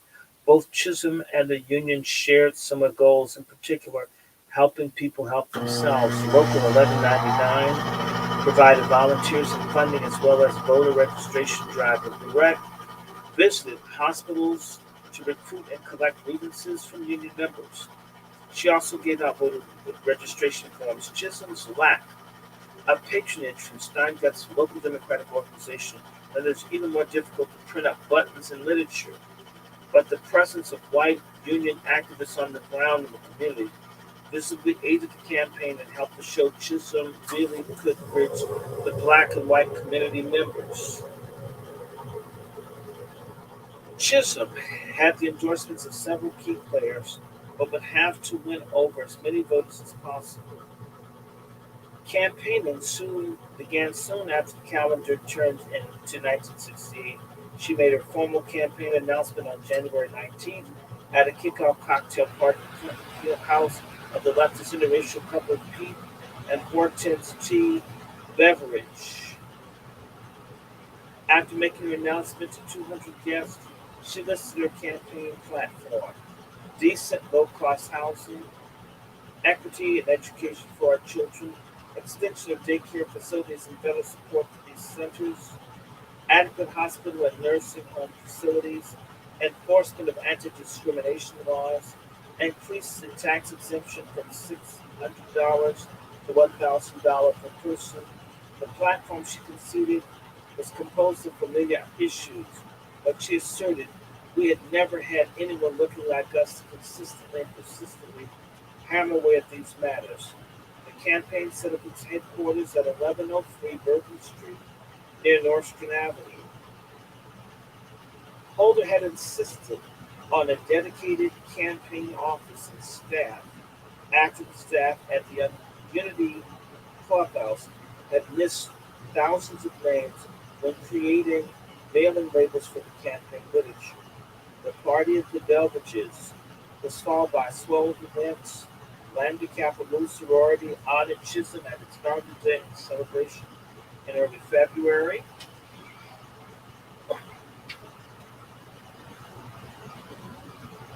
Chisholm held court in the meeting of the Astoria Manor Banquet Hall in Queens later that month. The Queens Committee for Negro Congressmen, led by Grace Robinson, held a cocktail party fundraiser for Chisholm at the Red Carpet Lounge. She flew to Atlanta for Martin Luther King Jr.'s funeral that April to pay respects as to show her visibility. And June, just prior to the primary, the SCCC produced the Festival of the Arts and Honor at Lefferts Junior High School. The campaign strategy used knowledge of demographics to target messages to voters. Ironically, even though the non-white population had increased in Brooklyn by 35% since 1960, white voters were still in the majority, and only about 15% of black voters turned out for the presidential primaries. Therefore, it was white voters whose votes in the primaries would be decisive, even though their population in the 12th district of Bed-Stuy and Crown Heights was only about 40%. Because Brooklyn was a Democratic stronghold, it was essential for Chisholm to win the primary on June 18th. Winning over white voters was imperative. The mythology of the new 12th district was that Andy Cooper's lawsuit had created the black district, which was far from the truth. Wells, not Cooper's, was the relevant case. and had merely dictated districts that were compact, contiguous, and equal of size.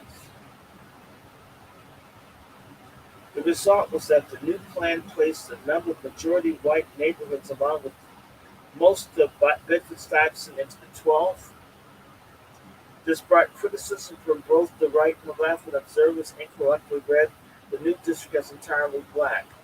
Congressman Emanuel Seller complained that he didn't believe in carving out the new district for the Negro.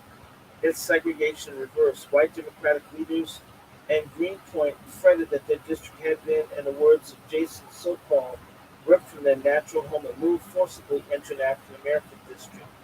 Paul Kerrigan, one of the original Royals plaintiffs, complained that the 12th district voters were only 50% black, and white incumbents had consolidated their power in other districts. Kerrigan's numbers were incorrect. The district was approximately 60% black, 30% white, and 10% Puerto Rican. Chisholm kept her feelings about the matter private, setting about instead to become the first black congresswoman by attempting to win over all constituencies: black Americans, Caribbean or not, Jews, Puerto Ricans, Irish, Polish, and Italian Americans. The campaign strategy consists of reaching individuals one on one. I didn't think there was any politician who works as hard as I do on a personal level, she told one interviewer. Chisholm was proud of her organizing abilities. She told another that she based her campaign on appealing directly to voters' hearts in person. You have to let them feel you, she said, emphasis in the original. Her sound truck plus cars of supporters would drive through housing projects. Ladies and gentlemen of the Breedford houses, Chisholm would announce through the loudspeaker. This is Fighting Shirley Chisholm coming through. People would open their windows and lean out. Chisholm would keep up a stream of talk. My mother tells me I was born fighting, she joked. She said I was kicking so hard in the womb she knew I was aching to get out and fight. The campaign workers would then hand out 2,000 flyers per stop. She did door-to-door canvasses raising money, holding coffee clutches and housing projects, reciting the story of the group of women that had brought her $9.62. She courted small donors. A Soul for Shirley fried chicken dinner with dancing and soul music attracted 60 supporters to a campaign workers' home and raised 400. Alan Fagan recalled that there was even an option on donation slips to choose a 25-cent contribution to the campaign, which would have been substantial money for many voters in '68. Appealing to voters across racial lines became uh, the campaign's decisive edge. Chisholm for Congress targeted young people, Puerto Ricans, people in the neighborhoods outside of Bedford-Stuyvesant. She courted the 16,000 largely white registered voters in Bushwick by staying there several days, broadcasting that she would liberate us from the machine from her sound truck. She focused on Bushwick's women in particular. Thompson won the Steingart-controlled Bushwick, but by only 50 votes. Chisholm considered that a victory. Chisholm also did her best to assure black voters that she was on their side. She took a stand against the Nixonian law and order politics emerging within the Republican Party and the rising New Right.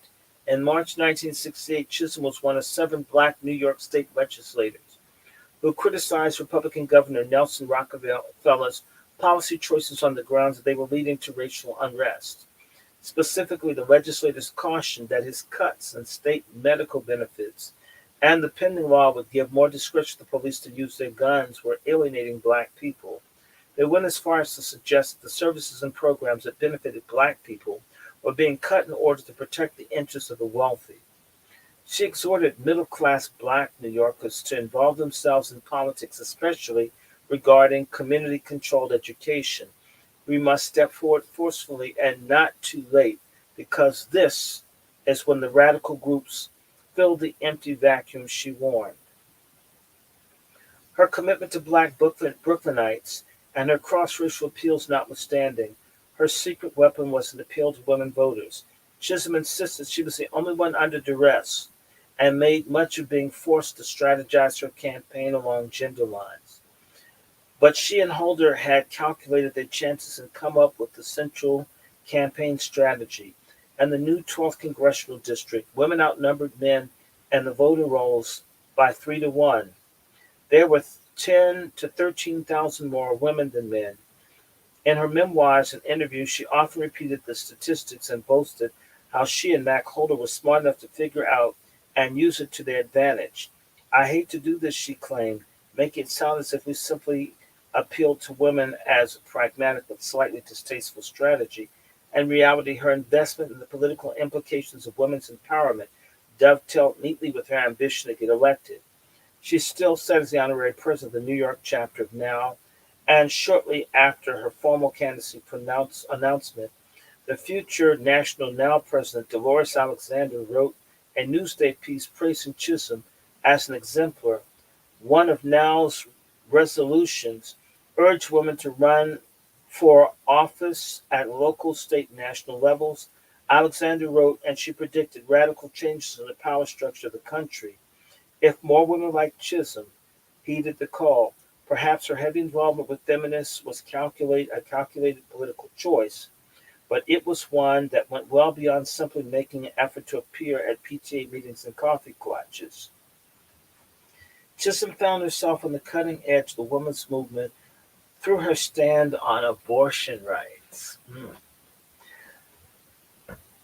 In April 1968, Chisholm co-sponsored a bill that will liberalize New York's abortion laws. The current laws with abortions were admitted if the mother's life was in danger.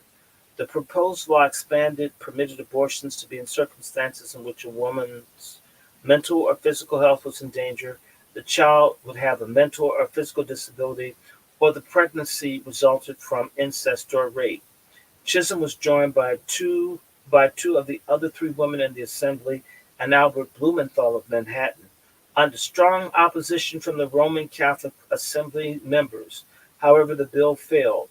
Chisholm was appalled, saying that the current law had driven thousands of women in the state to unskilled practitioners in order to obtain abortions. Blumenthal would introduce the bill again in December for the 1969 session.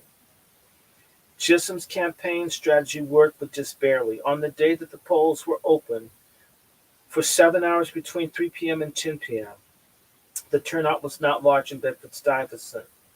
There are also allegations of non-operational voting machines and incorrect party assignments to registered Democrats. At the end of the evening, Mac Holder sat in the campaign headquarters waiting for the poll watchers to bring the results of each of the precinct's voting machines to him. At 1:30 the next morning, having posted all the incoming precincts on a blackboard, Holder declared the victory by about 600 votes. Chisholm's Assembly district had come out for her by a margin of 3 to 1, but the other districts were closer. The official results: Chisholm had received 5,431, Thompson had received 4,634, Robinson had received 1,751. She had won by 788 votes, surprising the pro-Thompson pundits as well as Thompson himself, who had been so confident that he took a vacation on Cape Cod during the last days of the campaign. His consolation prize was the state senator seat over Bertram Baker. It was also a day of victory for the Unity's other candidate, Waldaba Stewart, who beat the ex-Unity member and Chisholm's detractor, Andy Cooper, for the 18th District State Senator's nomination. Chisholm credited her integrity and sincerity for her victory. In the New York Times, she said the issue that had carried the day was peace. She thought the winner of the Democratic Party primary for the Senate, Paul O'Dyer, had won as a peace candidate. She opined that her constituents preferred domestic spending on programs rather than defense spending on Vietnam, and because they were disproportionately represented among the casualties of the war, Harlan Titan, Hoover and Jack, however, thought that black people had voted for O'Dyer because he was strong on civil rights. And even though Edna Kelly, who had been unseated from her 12th district congressional seat, had to run in the 10th against Emanuel Seller on reducing crime and negotiating peace in Vietnam, She still lost by a wide margin, but Chisholm more likely had won the race as the unbought and unbossed candidate of women across the color line. Chisholm suddenly found herself to be a new Democratic Party darling. Having turned back the establishment candidate, she had established herself as the titular head of the Democratic Party in Brooklyn. With the national leadership in flux, she took advantage of an opening to raise her national profile. Like the statewide Council of Elected Negro Democrats, which in February announced its disappointment with the National Democratic Party's unequal distribution of power and patronage, she felt that Johnson was insufficiently responsive to black politicians. Robert Kennedy had been a likely ally, especially his given previous relationship to Bed-Stuy, but Chisholm's disappointment, he seemed to be Thompson's corner during the primary and declined to support her publicly.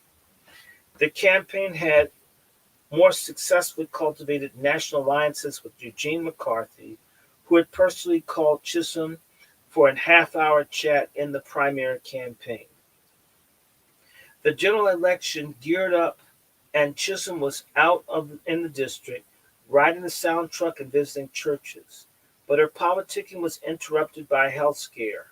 Conrad, concerned by the number of times she had to get up in the night, lobbied hard to get Chisholm to visit her doctor. When she finally did go, after reluctantly counseling 3 campaign meetings, the doctor diagnosed her as either pregnant or carrying a large abdominal tumor. His exam led to an immediate referral to a gynecologist for a biopsy. Over Chisholm's protest that she had had multiple meetings scheduled for that evening. She experienced no pain and had been aware that a tumor had been growing for up to 2 years prior because she said the tumor was concealed in the pelvic basin. She admitted to the hospital, and the biopsy report arrived the next day. The tumor was benign. Both Conrad and Shirley breathed a sigh of relief, but her relief soon turned to impatience because she still needed surgery. On July 18th, she underwent a hysterectomy surgery at Maimonides Hospital, which included a removal of a hefty uterine fibroid. The recovery from surgery necessitated a 10-day hospital stay and a strict bed rest afterwards. She lost 17 pounds, considerable for someone who ordinarily weighed at under 100. I looked in the mirror and wept, she said. I was so emaciated from the waist down I looked like Twiggy. And as she rested at home in Sterling Place in August, she could hear farmers' sound trucks making their circuits through the neighborhood. Rumors that she was dying of cancer began to circulate, and she noticed that my people became demoralized. Against the doctor's orders, she attended the Chicago Democratic National Convention at the end of August 1968. New York Democrats had put her name forward as one of the 2 representatives to the National Committee. Edna Kelly had previously served as the National Committee woman for the state. Now, as she had replaced Kelly as a Democratic nominee for the 12th District, Chisholm was likely going to replace Kelly in the Democratic National Committee, DNC 2. The Democrats had specifically decided to name a black woman to the seat and sought to increase the numbers of black and Puerto Rican delegates to the convention. Looks like men doing stuff for women again. Not in her way. Not always. There was a list of 5 other names, but Chisholm felt confident that she would get the nod, especially after Harlem Democratic Party stalwart Hilda Stokely withdrew her name. Chisholm flew to Chicago but remained in her hotel room, too weak to participate on the floor. Her previous engagement with McCarthy paid off when he pledged New York delegates nominated her on the first day of the convention. The next day, Tom Fortune called to say the New York delegation had voted unanimously to install her, a marked contrast to the divided vote over the state committeemen and the violence between the protesters and the police that would erupt outside the next day.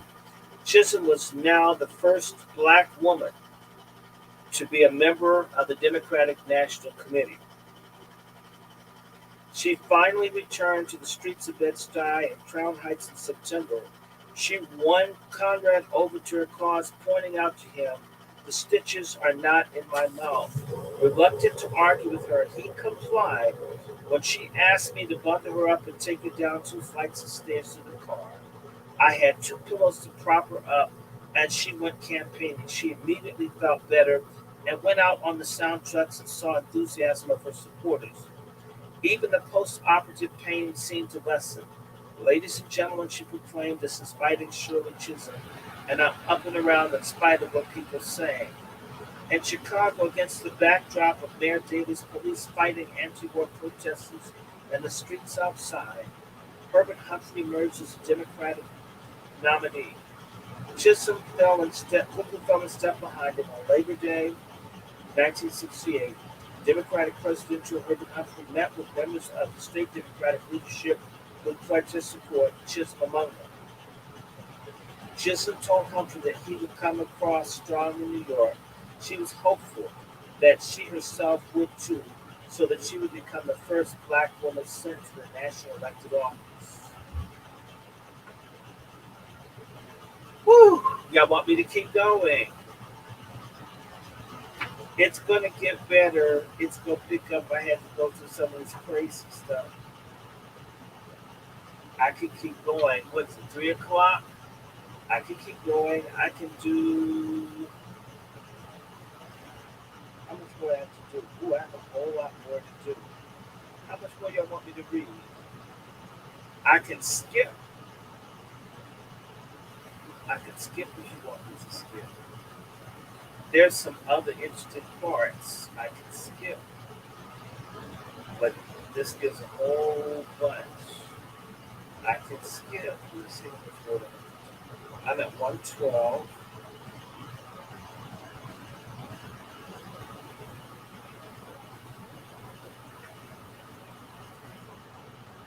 What do y'all say? Talk to me.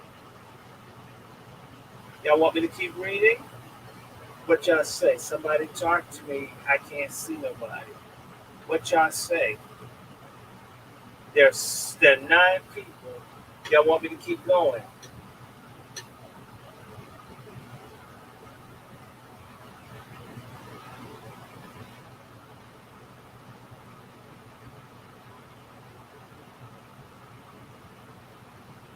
Y'all want me to keep going? I hear yes. All right. Then I'm gonna keep going. Shit. Yeah. Well, I'm in chapter 7. I'm in chapter 7. The general election for the 12th district seat, in many ways, was like starting over for Shirley Chisholm. For one, she had to re-energize her campaign after recovering from surgery. No easy feat for a woman politician in particular. And she had to win over white voters yet again in the district. This was not a foregone conclusion, even though the district was overwhelmingly filled with Democrats. The state and local parties were in disarray, and that mirrored the national situation. With Robert Kennedy gone, there was also statewide power vacuum in the Democratic Party that Brooklyn organization leaders said would be filled by county leaders, but the Brooklyn County leader, Steinglip, was licking his own wounds, having had Thompson defeated by Chisholm in the primary. All of this confusion inspired considerable optimism within the Republican ranks for capturing a seat with James Farmer as a Republican. Richard Nixon had trounced Nelson Rockefeller at the GOP's Miami convention that summer. Thereafter, Governor Rockefeller endorsed James Farmer in the race for the 12th District congressional seat. While Chisholm lay recuperating in Maimonides Hospital, James Farmer, who was a friend of mine, James Farmer's a friend of mine. I like James Farmer. Uh, I like James Farmer. He died in May of 1999. That's one of the last, well, no, not in May, but shortly thereafter. He died in 1999, in the fall of 99. And I'm one of the people that helped organize his memorial. I've done a little bit of stuff, y'all, all kinds of people. I first met James Farmer in 1971, 71 to 72. So I think I met James Farmer 51 years ago. And then I reconnected with him, and we were friends from about 1992 until he died in 99. Um, Fascinating person. Anyway, Farmer opened up his general election campaign with a rally in late July, positioning himself as the underdog and the candidate in favor of the people's power. His 100 interracial volunteers would stand at subway stations handing out leaflets twice a day. They also passed out mock ballots that advanced ticket splitting by voting for Humphrey as president. He had taken pains to distance himself from Nixon and Agnew at the top of the ticket, previously declaring on the radio Nixon had been on the wrong side of so many issues involving civil rights that his comments of the last 3 weeks do not convince me that he is sincere. Instead, he pledged to support Governor Rockefeller, who had shown Farmer in a commission poll to be ahead of Hubert Humphrey among black voters. Despite his new affiliation with the GOP, Farmer maintained he still considered himself to be an independent black American and that the Democratic Party should not take the black vote for granted. Man, that's the same damn thing, y'all. And above all, don't be wedded with any political party in this upcoming campaign. Keep them guessing. That news is good for now. Farmer was hopeful for a victory because his name recognition from the Black Freedom Movement. His campaign manager was Simeon Golar, who had unsuccessfully run against Chisholm for the state assembly 4 years earlier. Telephone polling had shown him ahead by a 5-to-1 edge when callers identified themselves as calling from his office, and 3-to-1 when they said they were from Chisholm's office. However, his central dilemma was that people tended to vote the Democratic Party line, and the district was over 90% Democratic. In the general election, people tended to vote for Democrats all the way down the ballot. Furthermore, troubled by the possibility of his party affiliation giving votes to Nixon, Farmer endorsed Humphrey. This angered Republicans, and the party reduced their financial and political support. This is the problem when you deal with these parties. You end up stuck. The general election demanded Chisholm's finesse in building both momentum and coalition. As the conflict between parents and teachers in Ocean Hill Brownsville School District intensified and polarized voters across the color line, she sought a solid majority. She employed two related strategies that could appeal to voters. One was to continue her slogan of unbought and unbossed, an image of maverick politics that short-circuited the tyranny of political party organizations, and as Jason Sokol had argued, this slogan enabled her to appeal to the entire electorate across the lines of race, class, and political affiliation, focusing on people over party. Her other talking points was local leadership. She argued, the only homegrown candidate who truly understood the problems of the district. She repeatedly asked her rally and debate audiences why Farmer did not run in his home borough of Manhattan. The political opportunities of the question allowed her to inform voters that Farmer had simply been chosen in a top-down cynical political decision by the Republican Party in a bid to gain the congressional seat. Her point that a born-in-Brooklyn candidate should represent the district in Washington that worked as a potent signifier for votes across racial lines. It would appeal to white voters because they saw Farmer's decision to run as a black militant with some skepticism regarding whether or not he might represent them in Congress. It would appeal to black voters, especially those who advocated self-determination. Chisholm's campaign paid a camera crew to film him leaving the Manhattan apartment and commuting to the Brooklyn campaign. Chisholm would later claim she was confident that her ability to beat Farmer because of that local connection. It makes no difference to me if he's running or not because I live in the community. He doesn't. He comes across the Brooklyn Bridge every day to run in the community. He is not known in this community, she said. Chisholm did not have to dig very deep in to project righteous indignation about Farmer. It probably galled the former Unity Democratic Club devotee John Oliver Killens, was co-chair of the Citizens Committee for James Farmer for Congress. Most of her camp was appalled that he had the temerity to carpetbag in the district. Her pet name for him was the National Candidate, a label that managed to capture the sense of intrusion he inspired. Alan Fagan called him Traveling Jim and pointed out that he represented the party of Nixon and segregationist Strom Thurmond. It is not fair for an outsider to come to a neighborhood and claim to represent them, he complained.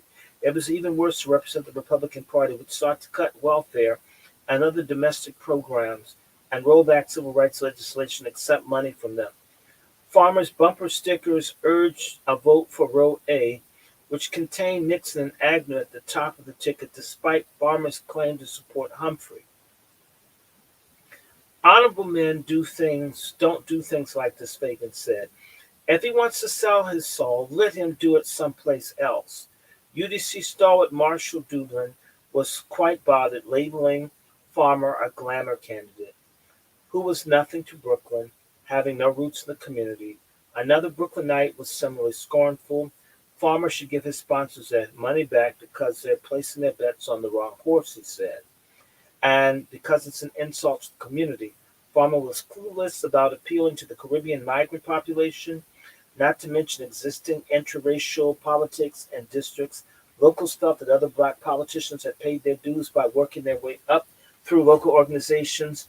They had their relationships with local residents and had realized that the problems facing the community could take longer than 2 years to fix, as Farmer advertised. To some, it was naive and insulting for Farmer to say Bedford-Stuyvesant did not have sufficient homegrown leadership for the House of Representatives. To imply that the community was leaderless was to ignore the facts on the ground and to play into mythologies of black communities' dysfunction.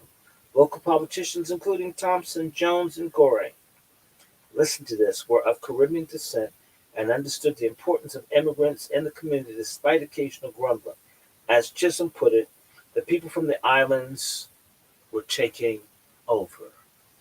Let me repeat that. The people from the islands were taking over. I'll say it one more time. The people from the islands are taking over. Now the migrants are taking over right now. And the Democratic Party is facilitating it. We're getting screwed by the same people. In truth, Farmer and Chisholm's politics shared more similarities than differences. They simply worked hard to distinguish themselves from the other. They appeared with Ralph Carano on WNBC's Direct Line program in early September. Farmer unveiled a plan to sell government bonds to raise money to develop poor neighborhoods, called Martin Luther King Jr. local development bonds. They would help pay the same interest rates and mature the same period as defense bonds. He was to meet with some U.S. senators, the Congress of Racial Equality leadership, to ask them to add bonds to a bill that they had introduced, which would create local development corporations. He said that he would improve police-community relations by instituting town hall meetings. Carano stressed that the need for law and order. Chisholm agreed with him up to a point, but argued that black and white citizens were entitled to law and order, and the root causes of lawlessness had to be addressed as well. Chisholm also advocated for more subsidized housing, over 1 million units. Farmer agreed and said that small unit housing should be built and subsidized loans should be offered to buyers to purchase them. They both had a history of wanting to end redlining by home insurance companies. Farmer by asking New York State Superintendent of Insurance to set up an emergency pool after many black residents saw their policies canceled, and Chisholm by advocating for legislation in the 1965 session of the Assembly. Both candidates had complicated relationships with Black Power. Black Power, the nascent nationalist political ideology that advocated for black self-defense and self-determination, had begun to make national headlines. Dr. Carmichael, the director of SNCC, who had visited the UDC and published Black Power with Charles V. Hamilton in 1967. It was in 1968 that Black Power became ascendant in Brooklyn. centered on the explosive Ocean Hill-Brownsville school conflict, which helped crystallize an emergent black cultural nationalism in Brooklyn. Both Farmer and Chisholm had to figure out how to respond in ways that would cement black support but not alienate white voters. Local activists had established a black-controlled school board headed by Rhodey McCoy in the summer of 1967. The United Federation of Teachers, which functioned in tandem with the Board of Education bureaucracy, opposed the black school board. The UTF was largely composed of left-leaning white teachers and was led by Albert Shanker. The conflict over the so-called community control split racially and ethnically. Supporters tended to be black or elite Protestants and Manhattanites, and those opposed tended to be middle-class, white, Jewish, and Catholic, and from the outer boroughs. The split solidified as the conflict over Ocean Hill-Brownsville schools worsened.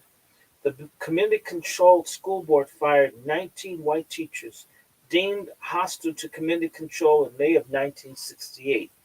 In response, the UTF organized a citywide strike when schools started next September. Heretofore, estranged Jewish and Catholic teachers and voters united behind the strike, as did most middle-class white people across the city. Black and New York voters and their elite allies, including Mayor John Lindsay, stood behind the community-controlled black school board. The split deepened when some of the black teachers and activists made anti-Semitic statements. In the end, the forced compromise and the teachers were reinstated, but the damage was done. Lindsay and the other liberals who had aligned behind the community control were now seen as tainted by white middle-class voters, and Chisholm would have to navigate multiple political alignments in order to win. Chisholm was in favor of community control of schools, but she made it clear she thought it was the business of parents, not black power activists, who should be negotiating with the state. Just prior to the primary in June, she had given 2 back-to-back speeches to groups of black women on the necessity of black middle-class parents' involvement in the school controversy. In Albany that spring, she complained that she had watched as extremist groups had made their journey to lobby legislators rather than the parent groups she thought should have done so. If we, presumably middle-class black women, did not act visibly and decisively, it may well be too late, she warned, appealing to moderation and to women as an ongoing component of Chisholm's political strategy. Still in late September, Chisholm, she and Farmer both came out publicly in support of community control leader Rhodey McCoy and the local government board. She accused Shanker of using people to advance the power of the UFT at the expense of students. Farmer said much of the same thing, proclaiming that the governing board struggle is a struggle of all men who deem for themselves the right that others enjoy in a democratic society. He went somewhat further than Chisholm in expressing his skepticism and the fairness of the due process in the situation. The African American is an expert on injustice and of due process has often been his enemy. The faithful observance of law and order frequently has been to keep black Americans in this place and to stifle his aspiration, Farmer said. In October, Chisholm joined the interracial committee founded by the Ocean Hill-Brownsville residents in Brooklyn to stop the closing of an experimental community-controlled school. Chisholm's role here illustrated her uneasy relationship with Black Power in Brooklyn. Though she shared advocacy of the grassroots activism and institutional transformation with those activists, she criticized the militant political tactics the activists use. The most prominent Black Power activist in Brooklyn, Sonny Carlson, who had been pushed towards Brooklyn core by Malcolm X after Malcolm had observed the chapter's increasingly militant actions earlier in the decade. By 1968, the Brooklyn chapter had seceded from the national core. Carson was heavily involved in the school conflict, but had declined to support Chisholm. Marshall Dubin thought Carson had snubbed Chisholm because of sexism. Some militants feel it is the black man who has to come to the fore. I do. Their view of the black woman is that because of the conditions in the country, the black woman has had the power and the authority in the black community. He noted that even though Chisholm had no interest in keeping black men down, the idea that men should be dominant and protected hurt Chisholm among militants. Ollie Leeds, a former head of Brooklyn Corps, also disliked Chisholm, Dubin said. But Reed was an equal opportunity critic, having leveled both Chisholm and Farmer as within party machines. Farmer tried to appeal to black militant men by encouraging young black people to become involved in politics. He seemed to believe that his ace in the hole was his maleness and his repudiation of the Moynihan Report. He deployed the black male mystique in order to win the race with black militants projecting image of Ritalin, Africa, and manhood. And Brown Miller's word, he hired young black men in dashikis to drive around to subway stations to campaign on his behalf. And they would say, we need a man in the Congress in the United States and beat bongo drums. His literature stressed the need for a strong male image in Congress. Sometimes Chisholm would be catcalled by them. He becomes the black matriarch. She believed that he thought he could beat her because she was a woman, and they would say in speeches she was frail like an old school teacher. She made his talk about machismo center of her campaign, emphasizing that black men's concerns were equal, but no more important than those of black women. The black man must step forth, but that does not mean that we have to step back, she said in at least one speech. Several years after the race, Chisholm recalled that Holder decided to target women voters in the district because of Farmer's masculinism. While this belies her account somewhere elsewhere, where she said she herself had lost a large ratio of women in her prospective constituency prior to the primary, it certainly speaks to her sense of the justification of focusing on women in her campaign. She never intended to use her sex as an asset, but black men were sensitive about female domination, she noticed, and were running me down as a bossy female or would-be matriarch. If Farmer had understood the district better, however, he would have realized that there are a great many female-headed households in Bedford-Stuyvesant, led by women who were long-time residents and registered voters, so she decided to turn what Farmer thought was his competitive edge into a point of vulnerability.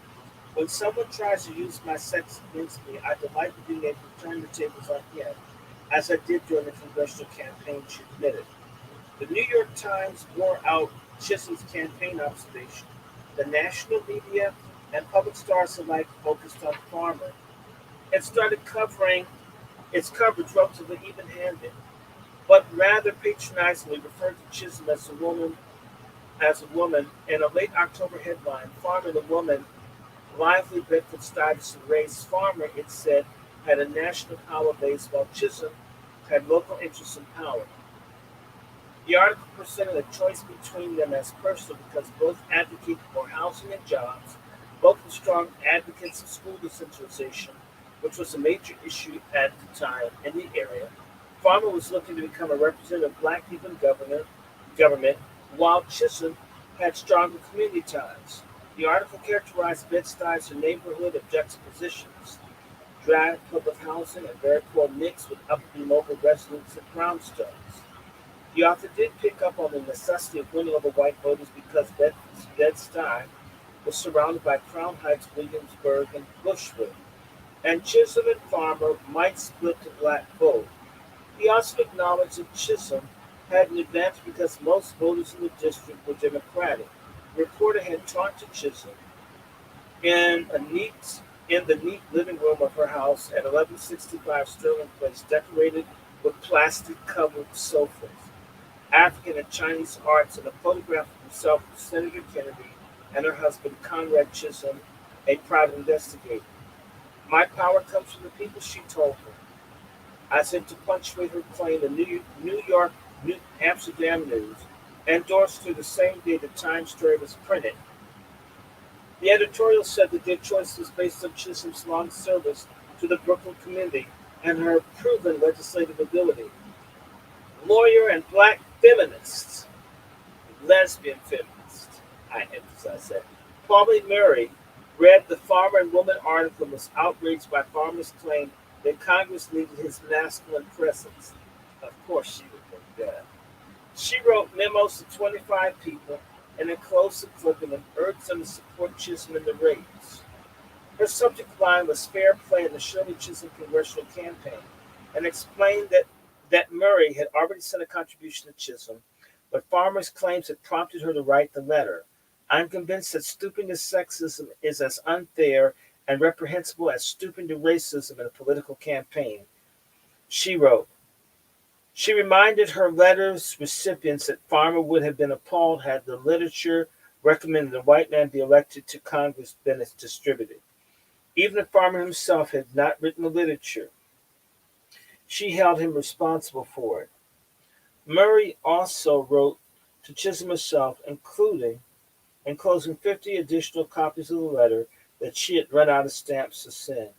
Chisholm was likely to be pleased to have an alliance of Murray and a network of feminists she had alerted to Farmer and the New York Times masculinism. She took full advantage of an invitation from the Emma Lazarus Federation of Jewish Women's Club's Brooklyn chapter. The Emma Lazarus Federation was an organization of leftist and progressive women founded during World War II that had historically allied with civil rights causes. Farmer sent his campaign manager for a short speech raising the specter of George Wallace and the Democratic Party and Farmer's leadership among the freedom-loving people, but Chisholm, albeit late, attended herself and employed her full oratorical powers honed at Brooklyn College and in the state assembly.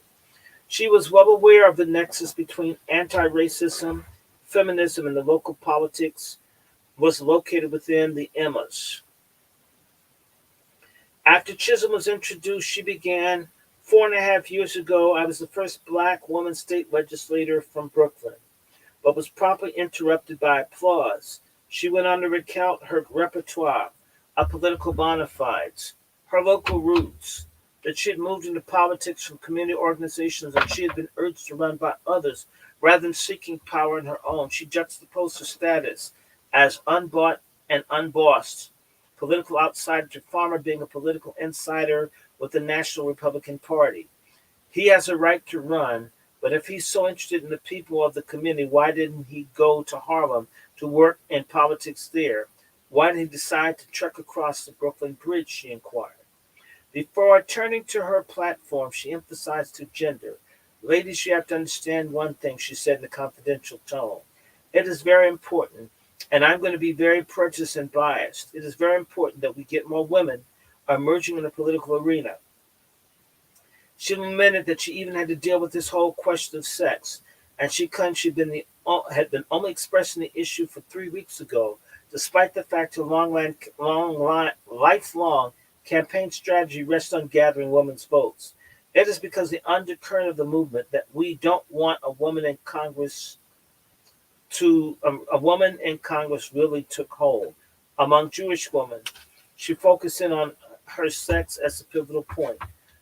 Turning to the issues she addressed, the war in Vietnam, immoral and unjust, education, busing won't solve problems, university quality education will, on education she conceded, we're not interested in separatism.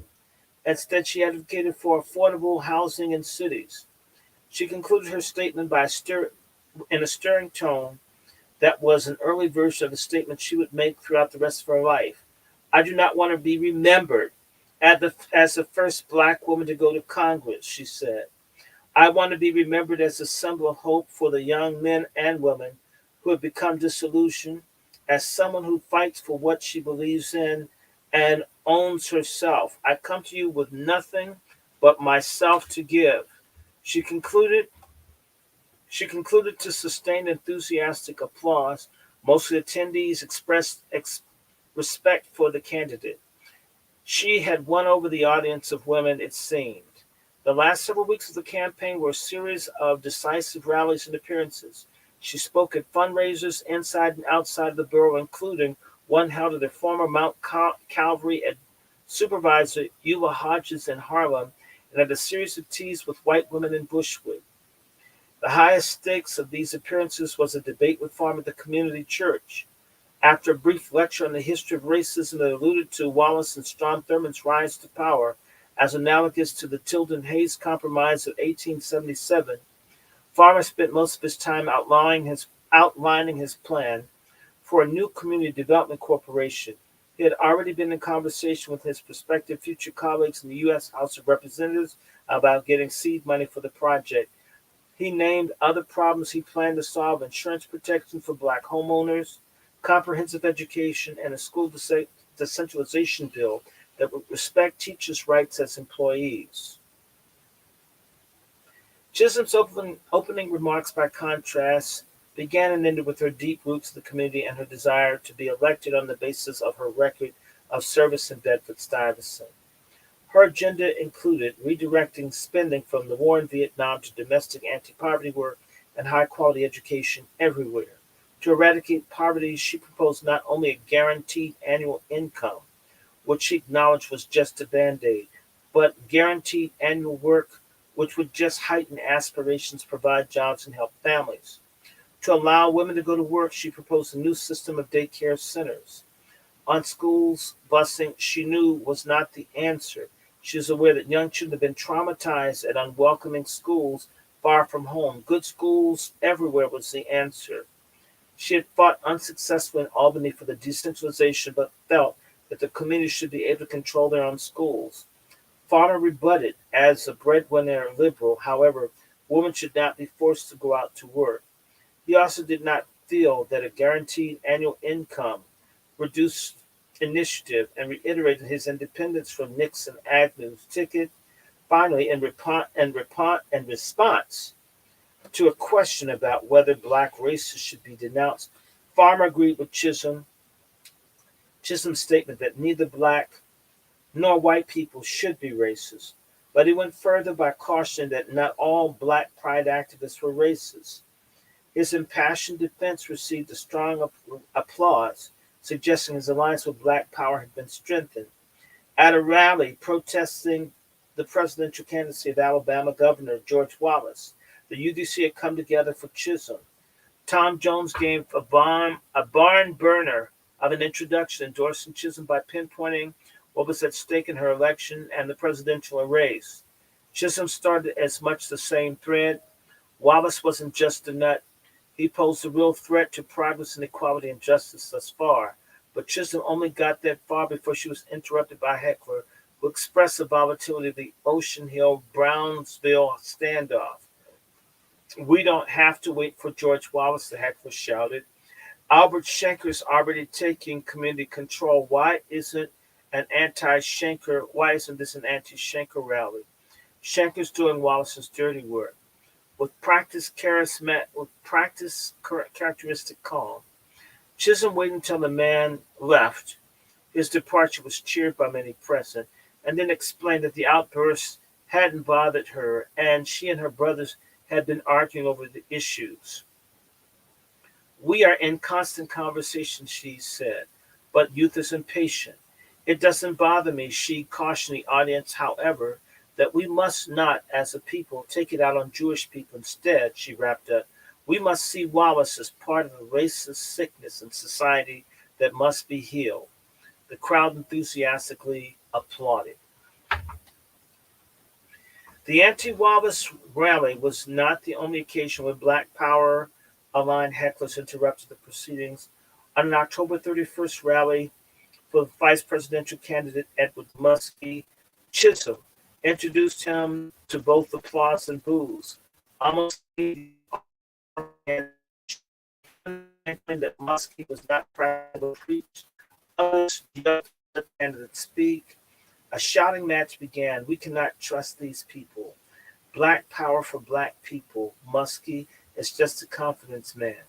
Power to the people. Eldridge Cleaver for the next president of the United States." Muskie tried to stay on message. "All I can do is to begin a conversation with you," he managed. But someone shouted, "Oink, oink." "I would do what I can to build a country in which each of you, as well as anyone else, can have decent jobs, decent homes, decent education, and a chance to build a better future for your children," Muskie said. but his last line was punctuated by a protester stating, Eldridge Cleaver for president. As the Muskie rally made clear, Chisholm's tenuous coalitions were fragile, as coalitions often are. She spoke to black voters at the Newman Memorial Church just days before the election, acknowledging that she had not been in the Bedford-Stuyvesant as much recently. She explained that she had been speaking to white voters in the district because they were crucial to her victory plan. I need to be sure that I have the backing of white constituents in Bushwick, Greenpoint, Williamsburg. This is why you haven't seen me as much, because I assume that you know about me. You know what kind of individual I am. I have not had it easy in politics. I will not equivocate now. She declared, I have been across the district 150 times, estimated 6 or 7 meetings each night. I visited homes where I've never seen black people before. She also reported she had been told by white voters that they planned to vote for her for Congress, but Nixon for president. When the audience laughed, she told them not to. Voters saw both her and Nixon as outspoken and planned to vote for them on that basis. However, if black people did not vote on election day, Chisholm might win, but also so might Nixon. In addition to the debates, fundraisers, meetings, and rallies, Chisholm and Farmer both took to the streets the last days of the campaign, seeking to win over voters one at a time. On one corner, passers-by were urged to come and say hello to the Honorable James Farmer, a man of dignity, the man of know-how, the man of knowledge, the man of ability. The announcer emphasized the word man. Then Farmer would come to the loudspeaker, vote for me in column A or D. Please do not look for me on column B because the Democrats won't let me in their primary. For too long, the Democratic parties had this district in the bag. Then the bongo drummers and singers would play a tune, Funga Alafia, a West African welcoming song. Farmer for Congress, Ashe, Ashe, we want Farmer, Ashe, Ashe. At another corner, at Fulton and Nordstrom, Shirley Chisholm's MC stood exhorting residents to vote column B, which was Chisholm for Congress and Paul O'Dyer for Senate. He reminded them that tickets stood for jobs, education, housing, federal daycare, unemployment insurance for domestic workers. When Chisholm pulled up on a sound truck speaking with conviction, vote for a congressman who belongs to this community. Vote for someone who fought valiantly for you in the state legislature, she boomed. You know my record in the state legislature. You know what I've stood for. You know I am unbought and unbossed.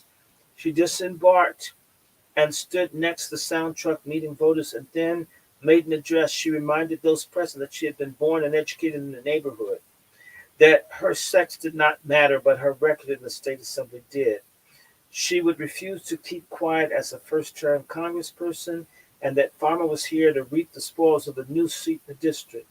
She then spoke in Spanish, repeating an instruction to get to the polls on November 5th.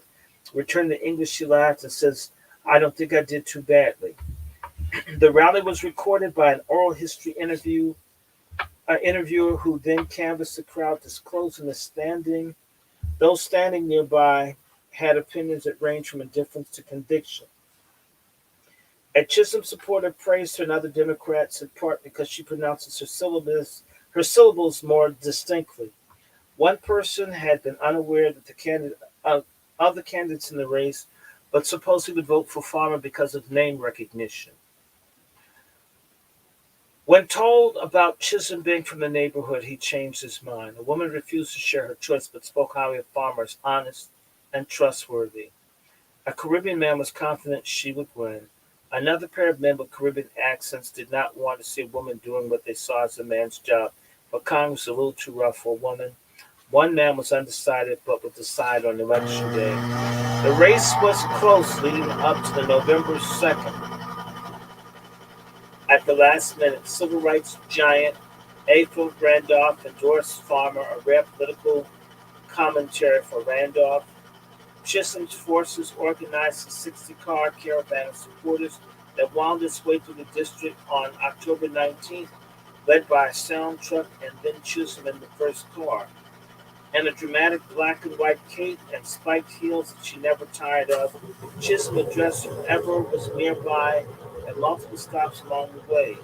When Farmer found out, it dispatched a flatbed truck with a loud band to play music wherever the caravan was. Chisholm's supporters remained behind, pointing out that Chisholm didn't need flashy music to show that she cared about the issues. Farmer's efforts were not enough, and he lost. He had miscalculated. While he was courting famous black people, Chisholm had recognized that women, black, white, and Puerto Rican, were decisive in the election. She had capitalized on both the Democratic Party loyalty in the district and on Farmer's carpetbagger status. She won by over 2.5 to 1 margin, a spread that was even evident about an hour of the polls closing. The official tally would be Chisholm at 34,885, Farmer at 13,777, and Serrano 3,771.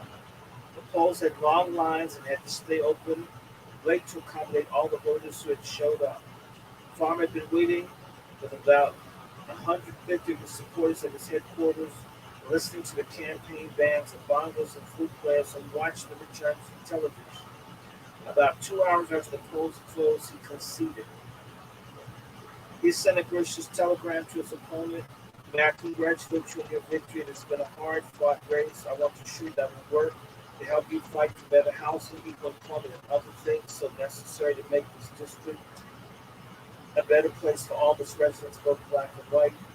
Even in his concession, he ignored Puerto Rican residents.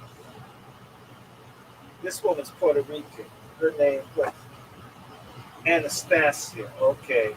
That's why all this emphasis. Okay, now we got another. What's this? Fat Joe. Okay. Chisholm gave her victory speech with Conrad standing on one side and one on the other. She explained that she was deeply grateful and deliriously happy. I am most happy this night for myself and for many poor soldiers who have encouraged and supported me in every political effort. She said she went on to thank Holder and Fortune explicitly. Furthermore, she couldn't have succeeded without Conrad, this wonderful man. She credited people who know what I stand for her victory and pledged to represent Washington, black and white. She would not forget from whence she had come. While she refused to make any promises, she named her early priorities as better anti-poverty programs and accessible college educations. Finally, she said, although I'm making history this evening, I love to believe that my victory tonight is a symbol of hope. She was thinking that the moment was the beginning of a more democratic society. The election won, Chisholm had much to do. First, she had to restore health. She weighed 96 pounds at the time of her victory. She had lost 17 pounds during the campaign. She and Conrad took a long trip to Jamaica to refresh themselves, though Chisholm had recognized and followed by reporters and fans there. They had also bought a new row house on St. John's Place in Crown Heights, a few blocks from their Sterling Place apartment. Came with a baby grand piano. She also had to make the rounds of gatherings that were planned in her honor. Chisholm was immediately in demand as an honored guest at Antioch Baptist Church, Youth in Action's post-election reception, and 1,000 guests victory gala dinner in December at St. George's Hotel. At the latter, the event's program juxtaposed Chisholm's achievement, Phyllis Wheatley, Harriet Tubman, Sojourner Truth, and Chisholm's own personal hero, Mary McLeod Bethune. The list of Day's guests read like a who's who of local Democratic leaders, and ascended state Democratic star Howard Samuels gave the keynote on race relations. Chisholm's victory did not renew close relations with her mother and sisters, however. Her sister, Muriel Ford, was, as she recalls, rather startled when Chisholm won the congressional race. She was living in Manhattan by then and was not in touch with the Brooklyn politics. But we were very happy that when she did it, Ford hastened to add, Ford might have found out about Chisholm's victory from the New York Times, which, with other national media, suddenly discovered Chisholm. Indeed, Chisholm was overwhelmed with nonstop calls from ABC, CBS, NBC, the New York Times, Associated Press, and reporters across the country. She also received well wishes from Assistant Secretary of Labor Esther Peterson. Your election has given a tremendous boost to those of us who believe so deeply in what you stand for. Please call on me if I can be helpful in any way. Chisholm also had a plan for her first term. She immediately announced after winning she would not be a quiet freshman congressman, although she was aware that the custom was for the first termers to be seen and not heard. She did not plan to follow that custom. My greatest political asset, which professional politicians fear, is my mouth, out of which comes all kinds of things one shouldn't always discuss for reasons of political expedience. Chisholm told the Washington Post she suspected that her male colleagues, seeing her slight frame, might assume that she would be a pushover. I just want to do a good job in Congress. I'm not only going to represent my people, and I'm also going to fight for white people, she declared. I'm proud of being beholden to no one and taking no machine money, thus making her no one's pushover congressperson. She also made a visit to Washington where she outlined black feminist power agenda to reporters. She told them that her first policy priorities would be to end the war in Vietnam and to put money instead into anti-poverty programs and job training. She thought that women's legislators had an advantage over men. That's sexist. How do you have an advantage over men? She thought that women legislators had an advantage over men, who she said get bogged down in such things as transportation, banking, shipping, and the social aspect of legislation does not get enough attention. Let me stop right there. What are our black women in Congress doing? In fact, what are women? Abortion, abortion, abortion, LGBTQ illegals. Women are pretty sorry. I'm not. I want women in there. Do the social stuff. They're not doing it. A lot of times, women run from that stuff these days. Maybe back then, women are off their square. They need to get back about that. There should be all kinds of legislation on human trafficking and so forth, stuff that's happening to women. The women should be raising all kinds of hell for better pay for women, all of that. Maternity deaths, this stuff is outrageous. There are enough women in Congress. So it's bullshit. It's bullshit. Male or female, if they don't give a damn about people, they don't care a damn about men or women. It doesn't matter what's swinging between your thighs. It's what's in your heart, what's in your mind, and what your convictions are. So that's sexist for her to say what men can do. Women don't get hung up making deals the way men do. You think Nancy Pelosi didn't?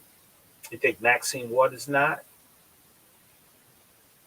She also observed that black people, and especially youth, had lost patience with studies and data.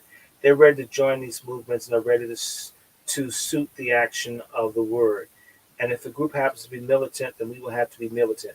Having pledged the leadership that responded to the least powerful among the electorate, she is ready to take the oath of office for her first term. Hmm.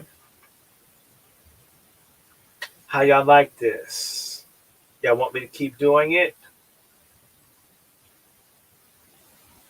Keep going? I can keep going. I'm at 126. I at least want to go a little further. Can I keep reading? Can I? Y'all want me to do some more? Somebody say yes, no, maybe.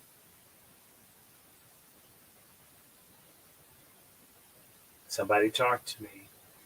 Angry black man, anybody. I can't, these things don't always show up. Someone needs to like make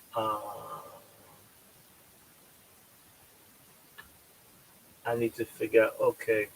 Dupree, you said keep going. Anybody else want me to keep going, or I can stop? I can come back and do this some more. What y'all say? What y'all think? Keep reading? I'm on chapter 8. Okay, Mr. Johnson. I want 5 more people to tell me keep going. I got 2 over here. So the 2 people on this one are watching. What about you guys over here? Who's over here? Is there anybody over here? Hey, is anybody watching? What do you guys say? Have you fallen asleep? And you guys, there's 7 of you. Stop or keep going. I want some votes. Mr. Johnson, Mr. Dupree say keep going. What about you guys? You looking right here. I'm talking to you guys on the StreamYard. You say yes. Okay, I want 3 more votes. Actually, I would like, I got 3. How many votes? What about over here? Mark Smith. Who's over here? Santos. I got any votes over here? Who wants me to keep going? Okay, Angry Black Man says yes.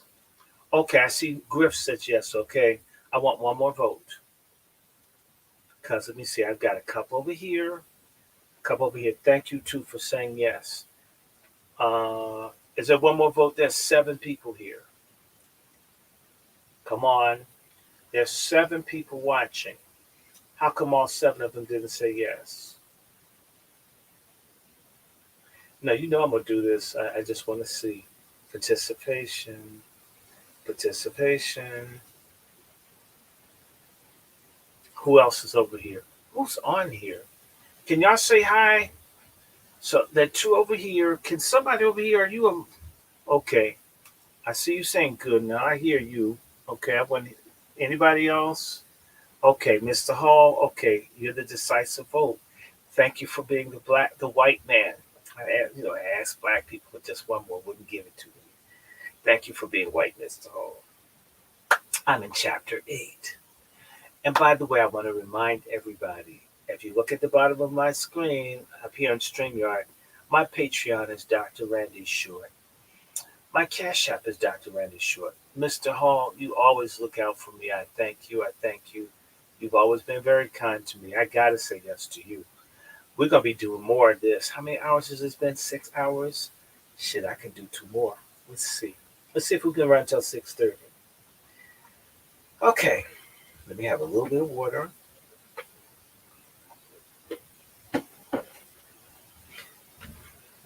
And y'all need to share this with people. I'm in chapter 8, building the Chisholm mistake. And y'all got to understand, this thing gets better. This person wrote this book in a kind of boring way. That's okay. 8 and 9 is a trip, and I'm going to skip. Let's say 8 and 9. And I might have to skip and just get into how, how she sold out.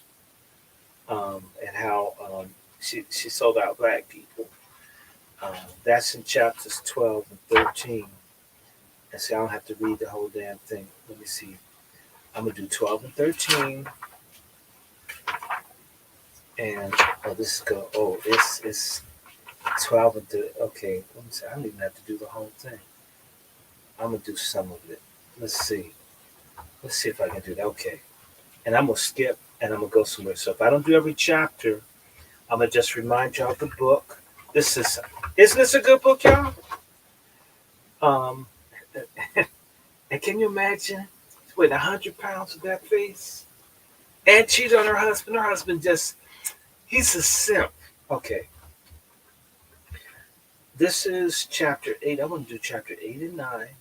And I might skip 1. I'll have to do, because y'all have to read some of this yourselves. But then again, I may keep reading. Let me just go for it.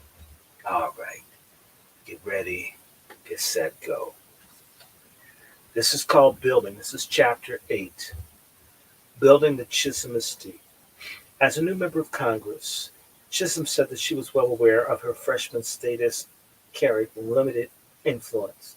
That, along with the fact that she was black and left liberal, the smallest faction in the House, meant that she did not expect to get much legislation passed. Quote, I do not see myself as a lawmaker, an innovator in the field of legislation, close quote, she remarked. Still, she deployed black feminist power politics in pragmatic ways. She felt keenly her responsibility to represent the 15% of the U.S. population that was black, and the overwhelming problems of her own district was securing adequate housing, employment, and education. I work to be a major force for change outside the house, even if I cannot be one within it, she said to a pair of interviewers.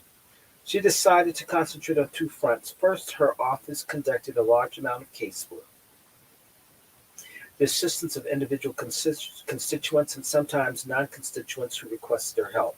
Second, she sought to push federal government to enforce anti-discrimination laws, preserve or create programs, and make grants to her district. But Chisholm's power and influence would rise in response to her less tangible qualities, a fearless and uncompromising image that coexisted with warmth, charm, and genuine idealism. Much of her approach to office and to people is reflected in Unbought and Unbossed, which she wrote in her first term. I use it here to develop what I call the Chisholm mystique of the Congresswoman's professional and legislative style. Chisholm deployed two kinds of leadership while she was on Capitol Hill: publicized and symbolic leadership and pragmatic pedagogical leadership. Her simultaneous use of both made her more effective than she otherwise might have been. On the morning of January 3rd, 1969, Conrad pinned an orchid on Chisholm's jacket just as she left her office in the Longworth building for the opening session of Congress. Her suit was red wool with black velvet trimmings. She arrived on the House floor late after the roll was called, and her haste to remove her coat and her hat, informed by several colleagues that she was violating a House rule, she hastily retreated to a cloakroom, then took a seat directly across from the Speaker's podium. Many admirers from both sides of the aisle greeted her, including Marvin Laird, the incoming Secretary of Defense, congressional colleague Adam Clayton Powell, and George McMahon of Texas. She immediately was struck by the relative lack of formality in the House as compared to the New York State Assembly. Members walked around shaking hands and slapping each other in the back, talking without paying attention to the proceedings, she recalled. Their conversations drowned out the parade of speakers to the podium, who each read a minute of their speeches and then handed to the clerk for publication the congressional record, as if it had really been given and the other members had listened to it. The swirl of being welcomed to the Capitol made Chisholm chronically overcommitted. She was flooded with interview requests and party invitations. She satisfied as many interview requests as possible, but as she did in Albany, she avoided parties. The cocktail and dinner party circuit is mostly made up of hangers-on, dealers, and self-promoters, she declared. She was late to many of the functions she did agree to attend, such as a reception at the Capitol Hill Hotel with political supporters and poor residents of Bed-Stuy, as well as family and friends. When two busloads of people had ridden down to see her because of the day's schedule, she was only able to spend 10 minutes at the party and arrived 2 hours late. The mayor of D.C. and D.C. City Councilman Walter Fauntroy had been there to congratulate her, but she missed them as they could not stay long enough. Plans for a reenactment of her swearing-in ceremony had to be scrapped. She missed the entirety of an appearance at the National Women's Party National Organization for Women's ceremony. She was also honored at a reception by the Metropolitan Democratic Women's Club in the Gold Room of the Raven Office Building, for which she was nearly 2 hours late. Nearly 300 invited guests waited patiently for her, including Mayor Walter Washington, House Majority Leader Cole Albert, and Charlie Diggs. When she arrived, however, her charisma made everyone forgive her. In her speech, she proclaimed that she represented not only her 12th district but Black Americans. Caribbean's taking over, but she represents Black Americans, doubtlessly leading to more requests for interviews and help. But the reception from many of her colleagues was not so warm indeed. Initially, Chisholm was very, very unhappy with Capitol moment because her colleagues were standoffish, even hostile. Some of them made her feel like she was somebody coming out of the room. She recalled years later. She arrived in Washington with a reputation of being a hellcat, and despite her tremendous size, She was suspected that she was frightening to most of her congressional colleagues. As the time went on, she realized that everyone had been expecting someone else, a noisy, hostile, anti-white type. Sometimes she went whence others would go in order to avoid her were almost comical. One early day in her term, she inadvertently took a seat at the table that was unofficially designated for legislators from Georgia. While sitting there alone, reading the New York Times, a Georgian approached. After informing her that she was at his table, he seemed to expect her to move immediately, but she refused.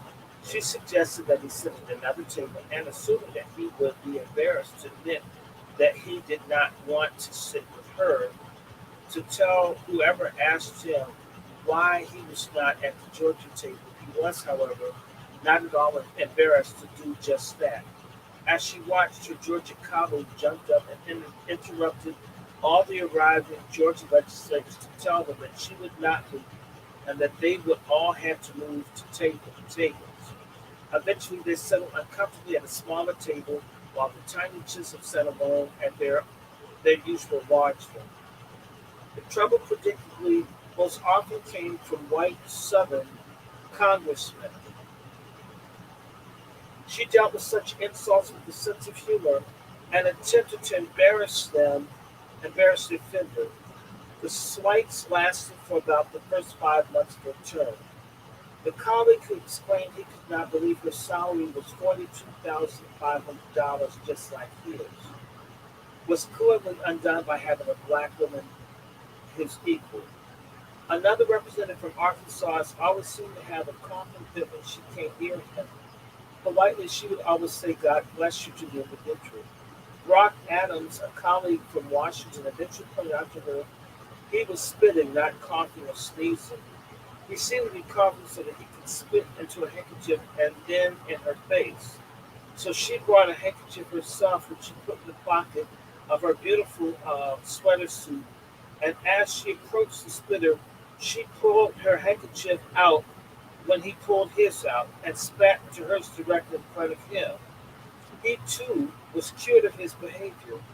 Another colleague from Georgia gleefully and maliciously remarked, "We will have fun with you. The fun works both ways," Chisholm replied. She also, much to her chagrin, had to assert her right to respect her citizens who came to see her. After arriving in Washington, she was shocked when black men, militants, extremists, or whatever you want to call them, came into my office and put their behinds right behind my desk. They would proceed to list what they wanted her to do, but eventually she explained, "I looked at them and I'd say, I'm ready to talk to you, but I can't talk to you behind in my face. I can't talk to you, you're behind in my face.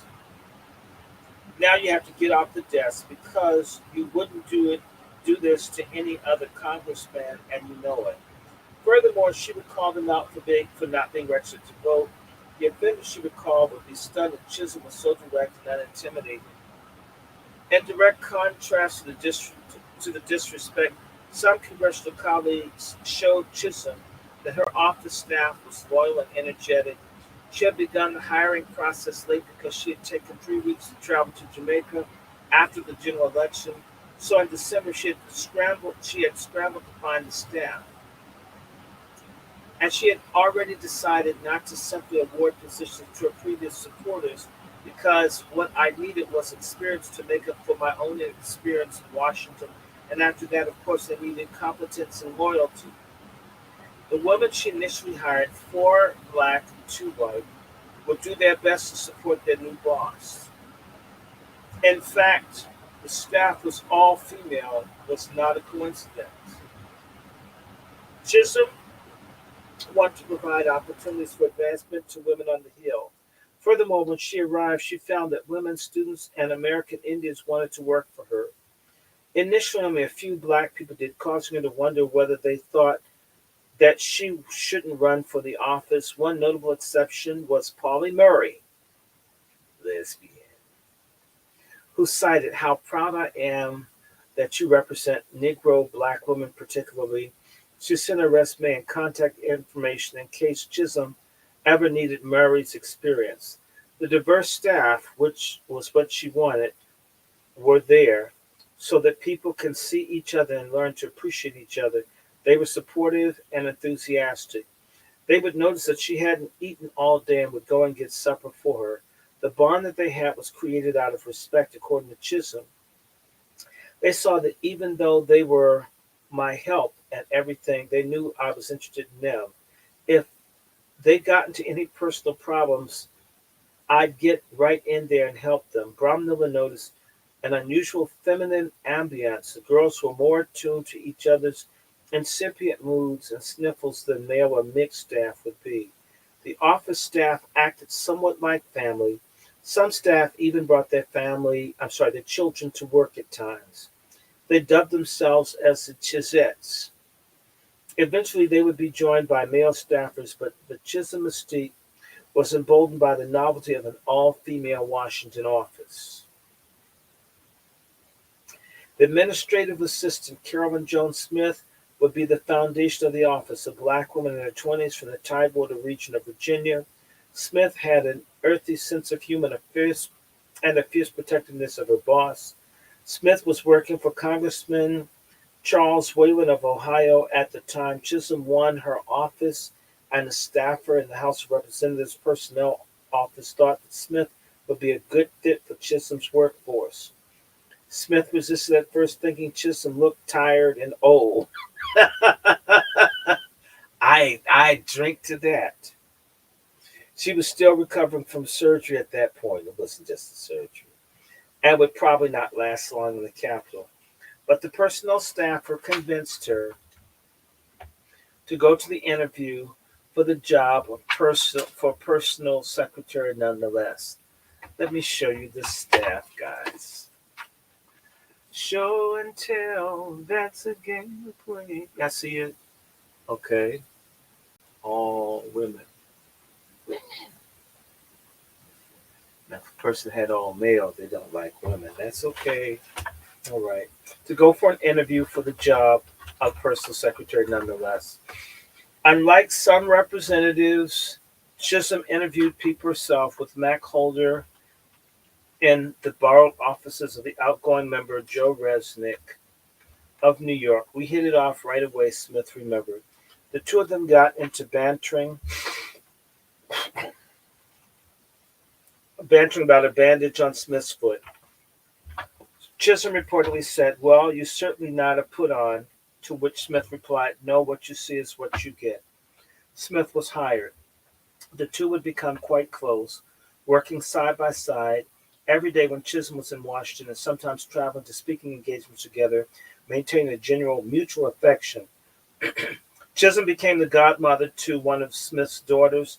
Chisholm would read Smith's face and know at a glance whether something was wrong. Chisholm anticipated Smith's ability to keep her cool, calm, and collected. In Smith's words, Smith knew what to touch and what not to touch on her boss's always neat desk. Although Smith was fairly quick, promoted from personal to executive assistant, the personal part of her job never disappeared. She had all the faith in me, and I loved her dearly, Smith recalled. As Smith privately referred to Chisholm as the old lady from Brooklyn, excuse me.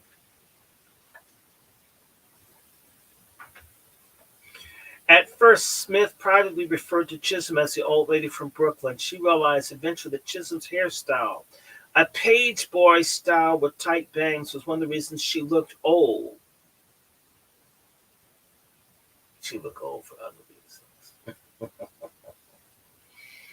Smith got her to go to Smith's own hairdresser, but Chisholm would revert back to her old style as soon as she herself did her hair. Finally, in the spring of 1969, Smith had an inspiration when she suggested, thank you, Jesus. She suggested a wig to Chisholm, and the Congresswoman enthusiastically embraced the idea. I had another friend who owned a wig shop. Fix up a few of them, and I brought them in and put them on her, combed them. And she says, "Oh, This is going to be great. Damn, it took that. And I said, see how much time it can save? You can throw those little curlers that you roll and that little do bangs on the page, boy, and just throw it away. She said fine, and that's how Shirley Chisholm got to start wearing her little wigs. Okay. Smith expanded her role as Chisholm's stylist. Smith helped Chisholm update her wardrobe. Thank you again, Jesus. After Chisholm complimented Smith's style and asked her for help, Smith wanted to change her old school teacher look, even though Chisholm reminded her that she actually had been an old school teacher. Smith visited the shop called the French Poodle on Connecticut Avenue and arranged to send clothes that Smith had chosen up to the office for Chisholm to try. Although she tried in vain to get her boss to shorten her skirts and to order wear suits. Smith successfully outfitted her in colorful, stylish suits and three-piece knits. The Congresswoman insisted on picking out her own shoes and handbags, however. As for the shoes, Smith recalled, she continued to wear the Shirley Chisholm high heels. She has that New York walk, that pip, pup, dup, pip, pip. You could hear her coming up and down the halls. So I would tell the staff, here comes Mrs. Chisholm. I would peep out the door, and she's coming, just strutting, just strutting. Chisholm's concerns with her appearance and Smith's insistence on helping create it emerged from the experiences as black women. As political scientists Nadia Brown and Daniel Lemmy have written, black women political officials have an even more fraught set of decisions regarding personal aesthetics than other politicians. Black women are all too aware of stereotypes regarding both blackness and womanhood, and thus face unique pulls and pushes in presenting an acceptable image in the eyes of voters. Chisholm also faces the gazes of her new colleagues in the House and Senate, many of whom were hostile. Smith understood this pressure and ensured her boss's clothes and hair were on point each day. Thank you, Lord. Smith and Chisholm enjoyed an informal, respectful rapport. Chisholm recalled conversations that she had with other women, members of Congress, who complained about their staff. Everyone must have a Carolyn in their office, she would tell them. Carolyn herself recalled the astonishment of colleagues when Chisholm told them how candid Carolyn was. They said, Carolyn? So she said, oh yes, my Carolyn makes me laugh. She keeps me grounded. She tells when I'm wrong and when I have what have you. And she says, and they said, you haven't fired her? And she says, no, oh, no, no way. That's my Carolyn. I keep her. The woman had the nerve to call me from the house phone one time and say, Carolyn, tell me something funny. And I said, you don't pay me enough. When Chisholm was in the district, Smith made sure all of her boss's needs were taken care of. This included making sure that Chisholm had appropriate housing, that she was properly fed, that even her clothes and wigs were cleaned and maintained. Or another staffer ventured to the cafeteria each day to pick up Chisholm's lunch because she preferred not to eat in the members' dining room. The black staff at the cafeteria even learned to recognize Chisholm staffers and often moved them to the front of the line. The staffer would bring the lunch back up to Chisholm, who would eat at her desk wearing paper cuffs that she had purchased from a catalog. She loved catalog shopping to protect her sleeves. Smith's husband, Richard, she had married him during her first year on the job, escorted Chisholm to functions at the White House when necessary. Chisholm stayed in Washington Mondays through Thursdays, and Smith usually drove her to the airport at the end of each week. Chisholm had encountered housing discrimination prior to moving to D.C. After arranging to view an apartment close to the Capitol, she arrived at the appointment and discovered that it was suddenly not available. She let an agent know that she was a congresswoman and suddenly there was an apartment available again. But she bypassed that window and took a place in Southwest Washington and the Capitol Park complex not far from the Capitol. Unfortunately, the word spread that she lived there, and within 3 weeks her apartment was burgled and about $540 worth of clothing was taken. Chisholm herself had been away in New York for the weekend, but it frightened the devil out of all of us, Smith said. She wondered whether Chisholm had not locked all the locks or whether the intruder had indeed broken in. Smith and Chisholm both wondered whether Chisholm had been a specific target, while the robbery may have been part of a larger pattern of crime in D.C. The city's political leaders were struggling with. The mayor was embroiled in controversy with the police use of guns in the district. She thought that she might have been singled out. The Chicago Defender's pseudonymous political columnist Diggs Dathruth warned readers, "Don't believe the stories that New York's Congresswoman Shirley Chisholm is frightened because the burglars ransacked her apartment." The spunky little representative declares that she's from New York, nothing shocks her. But Chisholm also said she thought the theft was an inside job. She moved out the next day. Mac Holder found her private home in Northeast Washington, owned by a Freedmen's Hospital nurse named Annie B. Farr. The house was on a quiet street that had an alley that provided discreet access to the back door. Farr agreed to prepare meals and host the Congresswoman. Annie Farr waited on her hand and foot, and aide recalled. She even supplied food to the Secret Service when Chisholm ran for president. Chisholm did not have to think about cooking or cleaning. Chisholm was given a break-in, a very private, was given a break-in, given the break-in very private about the location of her home, refused to give her address to the Washington Post for its feature on congressional home addresses. Her home numbers in the district and her home in Brooklyn would be unlisted and very difficult to obtain. She got a new home number in Brooklyn and transferred all the calls from an old number to her home district office. All she would say is that her commute to her new home inside the district was about 20 minutes. Shirley Downs, Chisholm's legislative assistant, later legislative director, would be another longtime staffer in Chisholm's office. She was often assisted by 3 college student volunteers who ran down materials in the library for the brilliant but somewhat eccentrically dressed Smith called her Flower Child. A young white woman called her boss Chizzy and was not afraid to argue with her over how to vote in committee.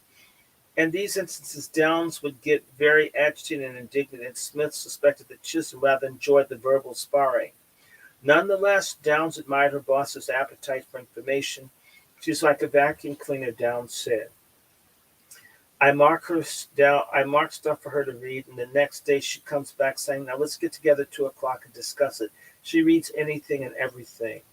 In 1969, Downs was a self-described child of the 60s. She had grown up in a small town in Ulster County, New York, and a family that valued education above all else. Her interest in politics had been sparked by a great honor professor of history who quizzed Downs on current events each time she visited. She started her education at American University School of International Service, but found her peers to be less interested in scholarship than she was. She was much happier after she transferred to Skidmore College and concentrated her coursework on developing nations. Although a career in the State Department might have aligned with her interests, she learned that women were more likely to advance through careers on Capitol Hill. In 1964, she took a job with fellow Ulster County native Joe Resnick, who was running for Congress. When he won, she followed him to Washington. She was known across the Hill for a rather outlandish style of dress.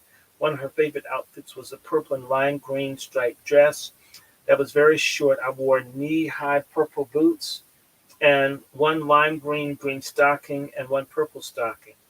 But she hastened to point out that while Chisholm was lenient on the wardrobe matters, she would simply ask men to have a tie at the ready just in case. It was another member staff person who scandalously showed up in hot pants to work one day. Chisholm hired Downs after Resnick lost his seat in the Senate bid in '68. His staff included Downs, Travis Kane, Karen McCrory, were packing up his office. Kane was a black woman from Texas who, along with Downs, had been working on grants, constituent issues, and economic development. She had written to Chisholm asking for a job. When Chisholm traveled to Washington to interview Kane, the 3 offered Chisholm to use Resnick's office for that interview and others. We knew who she was. the pepper pot from Brooklyn, Downs recalled. They were also charmed when they met her because she just telegraphs and projects this warmth. It was fun to be with her. It's almost as if you had always known her. For her part, Chisholm was charmed too. Having observed Resnick's staff working together, she ended up offering jobs to all three women in her office. By hiring Downs, Chisholm was one of the first members of Congress to employ a female legislative assistant. Downs was responsible for coordinating all the legislative work in the office. Chisholm introduced only one bill during her first term to create a memorial to her hero, Mary McLeod McKilvey, Washington. She attempts to sign on as a co-sponsor instead, though the committee work and the collaboration with other members kept Downs busy. Once Chisholm took a seat in the Committee on Education and later at 71, Downs would write legislation having to do with daycare, early childhood education, vocational education, women's rights, and pensions. Downs also recruited candidates to work within the office, although Chisholm always interviewed finalists. But most of Downs' work was within the committee meetings and hearings, where much of the real work happened in Congress. She did not work for Chisholm only, but the larger function of the committee. She organized meetings, invited constituents, interest groups, members to testify, wrote amendments, and wrote backup statements. In some ways, she recalled her job was more like lobbying in the sense that she exposed committee members to the ideas of advocacy like the Children's Defense Fund and the League of Women Voters. When Herman Badillo, elected to the House of the Bronx in 1970, arrived at education labor meetings, he would ask Down, which way are we voted, knowing that he would agree with Chisholm's interpretation of a given issue. At an education and labor subcommittee meeting, she crouched behind the seats of Chisholm and Louise Day Hicks. This is a racist woman that started the anti-busing movement in Boston. Okay, Louise Day Hicks, the Boston anti-busing racist lady, anti-busing advocates, and handing materials to those women. Hicks had expressed an interest in advocating a minimum wage for daycare workers, so the two women, who were seen as natural enemies, were collaborating on pushing forward a child care agenda. Such collaboration was exhilarating to Downs because Chisholm supported the cause without needing all the credit. Downs and others enjoyed working for Chisholm because of Congresswoman's collaborative ethos. Downs interpreted Chisholm's black feminist power politics, the true, the right, and the beautiful. The objective was to redistribute political power to become more inclusive to those who had been excluded. This extended beyond the 12th District to American Indians, citizens of U.S. territories, Latino people, LGBTQ people, and poor people. Oh, okay. It, it also spread beyond Chisholm herself. Her project was not to get reelected as much as to solve problems. She wanted her energies to be spread out with helping people downtrodden, as she called them, is how Carolyn Smith put it. She liked how Chisholm refused to place people in the war on poverty program of awards because of patronage, instead accepting the community nominations. In hindsight, Downs likened her boss to Nelson Mandela in the sense that he was non-tribal even though he came from an important tribe and had an expansive view and a different mindset. Chisholm seemed to be able to see the connection between widely differing groups. Downs noted that a pedagogical approach characterized Chisholm's relationship with disempowered voters, those who've been dealt out of politics, as Downs put it. She remodeled the belief that all could be represented and all could participate. Come on in, the water's fine, you can do this too, was how Downs quoted her boss in participation in politics. Furthermore, she loved people who were new to the process so that she had the opportunity to teach them.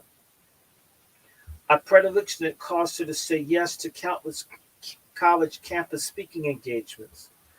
Chisholm's warmth and personal effect enabled her to work with the diverse constituency in her district and beyond. When she went out of the country, she would talk out into the country. She would talk to any group. Downs recalled, including conservatives, she understood that the government was a compromise because if people thought things were just shoved down their throat, then they wouldn't buy in. Along the same lines, she didn't hesitate to work with conservative colleagues. By helping them feel comfortable, she was able to get them to buy in, which in turn would create the support for new legislation. She was also cordial, generous, and genuinely interested in what other people thought, even when she did not agree. The result was that she projected an unusual degree of inclusiveness. Charm seemed to become part of Chisholm's repertoire. Aided by Carolyn Smith's fashion consultations, she developed a put-together look with matching shoes and bags. She conversed easily with all of her colleagues. She was even, according to one of her later aides, Laura Murphy, a kind of flirt, as mentioned here, a feminine cupcake with the heart of a lion. She surprised many of her colleagues with cards on their birthday. When the speaker, John McCormick, was struggling with his wife's terminal illness, Chisholm escorted him to the chapel for a prayer. She sees into people and connects with them on their level of emotionality. Downs explained, on the Hill, it doesn't, it doesn't, wow. It wasn't that she didn't think that there were lots of prejudiced sons of bitches. She knew that there were, but she never gave up on the hope that they would change. Colleagues also realized that Chisholm and her other staffers would explain confusing pending legislation. Ever the teacher, Chisholm would break down the concepts into manageable units and help her colleagues put them together. She freely admitted that it was her staff that enabled her to do so because Downs and the others discussed the nuts and bolts of the policy with her. Other staffers would give members this piece of legislation and they would read it, not knowing what the hell they were doing when they got over here to vote, Smith recalled. She got tons of invitation to lunch from those who needed a tutorial on House bills, not just from Democrats. Correspondingly, the office worked with an egalitarian fashion. This meant an unusual level of autonomy for staff, and for the Chisholm office's interns were held in the same regard as permanent staff. Everybody got FaceTime with the Congresswoman, especially if they were working on an issue. And she was unusual in that she allowed all the staff and interns to work on issues that interested them. Even if she was dissatisfied with the way you had done something, she had a way of giving you advice without stripping you of anything, recalled Andrea Holmes. That office felt like a family sit-downs. Chisholm had not left her educator strategies in Brooklyn. She taught her staff were all undergoing a learning process, and their best education would come from learning by doing. She wanted them to always aim high, as Downs saw it. Chisholm's Washington office was a training ground for young developing political operatives. Carolyn Smith said that the staffers would not want for anything to give back and to educate oneself, one's children, one's community. She also trusted her staff to do her homework and prepare documents thoroughly. Sometimes there was no time for her to review all of what a staff member had prepared herself, but she would enter meetings with the script that her staff had prepared, trusting that the staff member in question had taken Chisholm's position and the relevant facts into account. If a cause aligned with Chisholm's desire to help disempowered people, she would support a staffer's pursuit of it. For example, Downs recalled an intern from California adopted the issue of abolishing the Navy range test for the Caribbean island of Culebra. When a young man investigated the issue thoroughly and prepared for an insert for the congressional record under Chisholm's name, he later became a lawyer in a legal services program back in California. Having staff who moved through the office, then it struck out on their own as part of Chisholm's plan. She was attempting to build a political network. Because of heavy constituent needs, Chisholm hired Andrea Tracy Holmes as a caseworker in '71. She was attracted by the reputation Chisholm had developed as a fair and encouraging employer. A Washington native and a black woman with 3 children, Holmes was not only excited to be working for the first African American congresswoman, actually Caribbean American, woman of Congress. But she was also helping me put food on the table. Holmes' casework helped contribute to the Chisholm mystique by fulfilling the Congresswoman's plan to assist her individual constituents directly. Holmes acted as an ombudsman, inquiring at the governmental agencies on behalf of those who had been denied services or ignored. I basically wrote letters all day long, and I was on the telephone all day long. In Bedford-Stuyvesant, the needs of constituents were vast and covered a range of issues: social services, military, immigration. Pleas for help range from problems with employment to those with army authorities, immigration, the criminal justice system. She might contact the Social Security Administration because someone had been denied benefits, or write a private immigration bill to send to a judiciary committee. She saw her mission as helping people organize to advocate for their concerns. She might even accompany constituents to a hearing on the Hill if they were granted. The work was depressing at times because the need so outweighed the resources that Holmes could muster, but any victories were exhilarating. Thank you letters disclosed how casework intervention had improved constituent lives. Words cannot express my sincere gratitude. I want to thank God for women like you. Only through your cooperation and influence was this possible. I will ever be grateful to you. I can truly say that you're the most outstanding woman I've ever met. Bless you. Chisholm's aides drove her everywhere since the Congresswoman still did not have a driver's license and had nearly weekly speaking engagement. Years later, Smith still vividly recalled an occasion in which she accompanied Chisholm to a speech that was not well received, in 70 or 71. The two traveled by car to Harper's Ferry, West Virginia. Oh, shit. West Virginia. To a panel discussion. Chisholm was dressed in a faux leopard coat that Smith had picked out for her. After the pre-speech luncheon, Smith began to get concerned that the audience would not welcome Chisholm's outspokenness. She cautioned Chisholm, when you get up there, just be calm, just talk. But the Congresswoman defied the suggestion. She gave a fire and brimstone speech and refused to stop when Smith stood up in a prearranged spot and made desperate gestures signaling that the speech should end. When Chisholm finally did end, Smith hustled the two out of the door to the parking lot where they were intercepted by a man who said, "You should be ashamed of yourself." And in the course, she stops in her tracks. Quote, "What do you mean?" she says. "There you are with the little leopard skin coat on.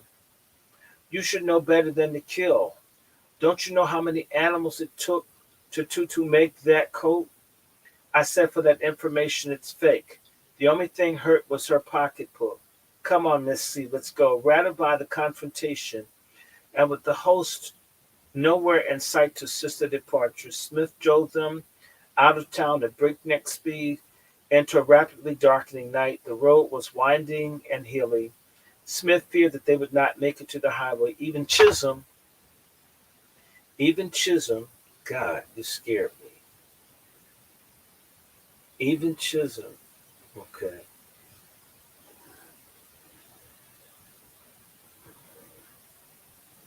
You need to go outside. Okay, you're not going to disrupt me, right? You're going to sit down and be a good animal. You're not going to try to hog attention. Now, your ass has been outside for months. The minute I try to go online, that's when you show up. You've got a problem. This cat works for white supremacy. I'm serious. This cat has been out. Why don't you go outside? You want to go outside? Don't put your ass outside.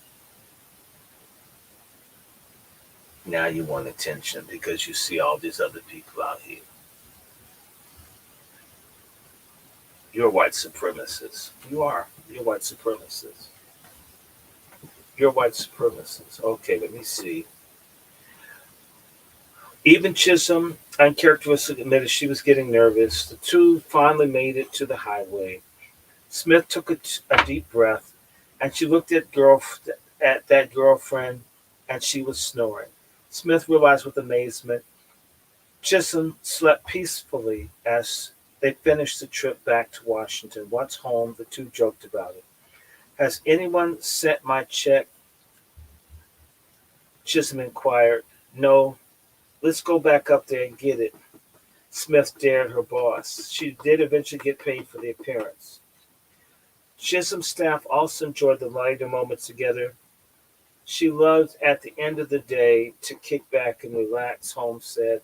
The congressional offices on each corridor pooled their cash and held hall parties just before breaks of Easter, Memorial Day, and other holidays. Everyone would bring a dish to share. Carolyn and Richard Smith held New Year's Eve parties, and Chisholm usually joined her staff and danced at the party. She loved to dance. She loved to have a good time. Andrea Tracy remembered. She shopped out of catalogs and bought presents for her office staff and their children at Christmas. Chisholm spent 4 days at the Capitol and 3 longer days back at home each week. She left her office at 7:30 p.m. each night, occasionally going to speak in the area, but usually heading home. Once there, she ate dinner and she would get in bed with the memorandums, reports, and letters she needed to catch up on. Each Thursday, Smith and another staffer would drop Chisholm off at the airport and return to Brooklyn. And it took Chisholm's wigs to get service at the shop. Conrad Chisholm collected his wife from the airport, and from there the couple went home. Usually he and Smith insisted that Chisholm not do any speaking on the nights that she flew back from Washington. On Friday, she spent the day in her district office at 587 Eastern Parkway. On Saturdays, she usually worked in the streets in her district. On Sundays, she made her rounds of churches, usually having speaking engagements. It's a good thing I'm not a party type, she declared. I just don't have time for it. Conrad continued. His role as the helpmate husband in Brooklyn, Conrad was the one to take her clothing to the cleaners and the other things to make sure she had her basic needs met. He was her source of comfort. When I'm disturbed, distressed, or distracted, I simply go home and cry on his shoulder. He is a wonderful lover because first, he is my friend. While she was in Washington, he worked out her district office running errands for Mac Holder and the other staff, caseworker Victor Robles, Secretary Arlene Doran, William Howard, the accountant.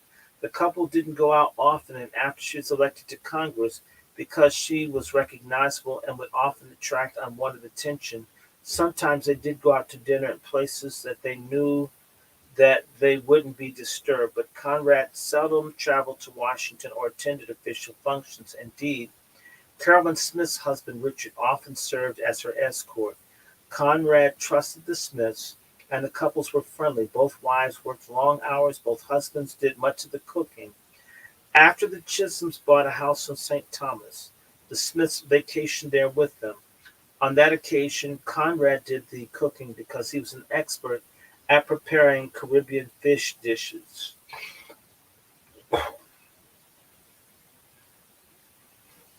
Hmm. Besides Mac Holder, the other fixtures in the district office were Victor Robles, a young Puerto Rican activist who had worked in the campaign, fiercely loyal and protective of Chisholm.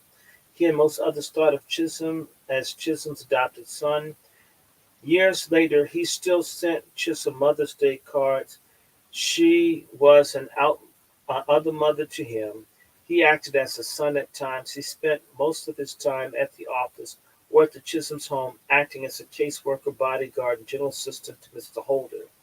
In Brooklyn, while Mr. Chisholm was in D.C. all week, Robles would make appearances on his behalf, demonstrations or PTA meetings. He worked all week, then met her at the airport with Conrad, and accompanied her all weekends as well. He did not mind because he really saw her not as my boss, he really saw her as my mother. He was a bachelor and young, was happy to play that role. He often communicated with Spanish-speaking constituents and acted as a general caseworker in the district office. When he traveled with Chisholm, he escorted her to the hotel and made certain that no one dare go near that room. He prepared her tea. She was not a coffee drinker, and he took care of her when she was sick. On the rare occasions that the Brooklyn staff would come to D.C. or vice versa, There was a bit of tension between Carolyn Smith and Mac Holder. Smith's theory was that Holder felt that he, not Smith, should be the one telling Chisholm what to do and looking out for her. Smith suspected that he felt a sense of rivalry with her and perhaps was frustrated that he could not control her. Downs had a different theory to her. He is really incredibly fun, he was funny, and he was politically wise. Back in the Capitol office on Mondays, Chisholm caught up on paperwork because there was no session, and Smith would often take calls for people whom Chisholm had promised something or while she had been in New York. The week might also include a trip to make a speech or lecture. Chisholm was deluged with mail from people wanting him to be here, there, everywhere, according to Carolyn Smith. In her 100 days in office, she received over 3,000 speaking requests. She had to turn most of them down, but she still traveled the country making appearances. She spoke to women's groups, black groups, educational institutions, churches, political groups. She was asked to lend her support to newly founded organization, Southern Election Fund, the National Association for the Repeal of Abortion Laws. Oh, damn. And the New Democratic Coalition. Her roll call attendance was 55% in her first term, well below average Democratic attendance rate of 85%. One explanation is that she only voted on matters that she thought of real concern, but it was also true she was frequently on the road. Chisholm used speaking engagements to articulate her larger political beliefs and to comment on the state of the nation. In February, Chisholm told local leaders of the Emma Lazarus Foundation of Jewish clubs that the country needed a revolution of women to solve problems. Quote, women of this country now must rise again as we did some 100 years ago and take over the world leadership of the nation. There is a communication gap between younger and older generations. All about us, we see confusion. It is this woman, I believe, who's going to ultimately bring our country back. The one great fear in the capital is someday the women of this country will band together and fight for justice and freedom on every level. We've got to make this happen. Yawn. Students at Georgetown University in April predicted that a coalition of college students and black people will save American society. While she did not approve of student riots, she understood the motives behind them. She also observed the irony that black people have long been told to improve themselves, but now that they were doing so, and white people were anxious. In June, she electrified an audience in Chicago with a no-holds-barred speech on racism and politics.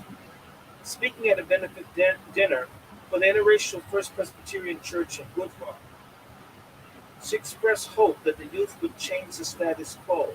A commentator gushed that she literally wrapped her audience in a box and she could have easily carried them back to Brooklyn with her. The dynamic and petite Congresswoman from Bedford-Stuy had all the power to guts and femininity. Such accolades were stark contrast to the hard slogging that Chisholm was doing in Washington. From her first day in office, Chisholm found herself swimming upstream, especially on the key issues of Vietnam, civil rights, women's rights, or people's rights. She did not stand alone on any one of the issues, but her political standpoint had coalesced into black feminism. She believed that none of these issues excluded any of the others. She pushed them all simultaneously from the first day of her first term. She picked and chose coalitions with various allies who shared her view on specific issues. For example, on the issue of bilingual education, she not only worked with Spanish-speaking groups, but also American Indians who at the time did not have representation in Congress, Samoans, Italian Americans, and Russian Jews. The most famous coalition that Chisholm joined was the Democratic Select Committee, which would later become the Congressional Black Caucus. In her first term, it's an informal grouping of 9 black members of Congress, led by Charlie Diggs of Detroit, plus Senator Edward Brooke of Massachusetts. Diggs, already a 7-term veteran of the House, assembled the 9 representatives on the morning after the Democratic National Committee met in January 1969 for breakfast with outgoing Vice President Hubert Humphrey. All Democrats, 9 were Diggs, Chisholm, Adam Powell of Harlem, Robert Nix of Philadelphia, Augustus Hawkins of Los Angeles, John Conyers of Detroit, Bill Clay of St. Louis, Louis Stokes of Cleveland, William Dawson of Chicago. Clay had just won in a hotly contested in '68 after a hotly contested Democratic primary in which he ran against an opponent who openly appealed to white supremacy. Stokes had been elected after federal court mandated that Cleveland's districts be redrawn. Powell's seat for the 91st Congress was hard won. He had legal troubles dating back to 1960, although he had won the election in '68. He was at first not permitted to take his oath of office. The House did allow him to take the oath of office once he was stripped of seniority and fined $25,000. Adam Clayton Powell, a great congressman. Powell believed that his unseating was racially motivated, an interpretation that Chisholm would publicly agree with. Chisholm and seven other seated black members voted to reinstate him, first without any censure, and then for the compromise amendment that included the fine and the loss of seniority. This was their first time voting together, though it would not be their last by any means. But they certainly would not always agree. The 9 were 9 different human beings of different ages and backgrounds and different interests and dispositions and from different kinds of communities, Chisholm remarked. The highly heterogeneous group experienced jealousies and rivalries, something that Chisholm said could have been expected. She found it naive that white politicians and pundits had assumed that the black would automatically band together as a unit with a designated leader. They saw themselves as representing black Americans, not just their own constituencies. Brooke did not participate at all. Neither did Dawson, elected a quarter of a century previously. A loyal Daily Machine Democrat, Dawson seemed afraid of appearing as though he was voting for black interests only. He would break with the informal Black Caucus most of the time during the coming year. Adam Clayton Powell and Robert Nix were on the periphery. The most active and vocal were Chisholm and the 6 men, Stokes, Conyers, Mitchell, Diggs, Clay, and Hawkins. Diggs was the leader. By the way, they left out Perrin Mitchell. That's who Mitchell is. Perrin Mitchell's from Baltimore, folks. For her first 2 terms in Congress, Chisholm was the only woman in the group. Because of the action of being the only black woman member, she received a disproportionate share of media attention. She disavowed any desire to become the de facto leader of a small group. Some of her colleagues Downs thought were unaccustomed to women being as forthcoming and assertive as Chisholm was. She found that she could smooth the way and lessen resentment by sharing credit with others. Chisholm believed that if others could share the credit, I think that things were their ideas the work could get done.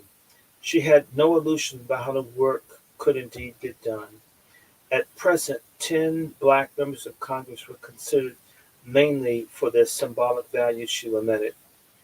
Because of their small numbers, even if they voted together and cooperated with each other more often, their effect was negligible. She was heartened, however, by the numbers of black elected officials in localities across the nation and by the increasing successes of candidates willing to make principled stands on issues. Chisholm refused to blindly join and follow any group, even Democratic Party leadership itself.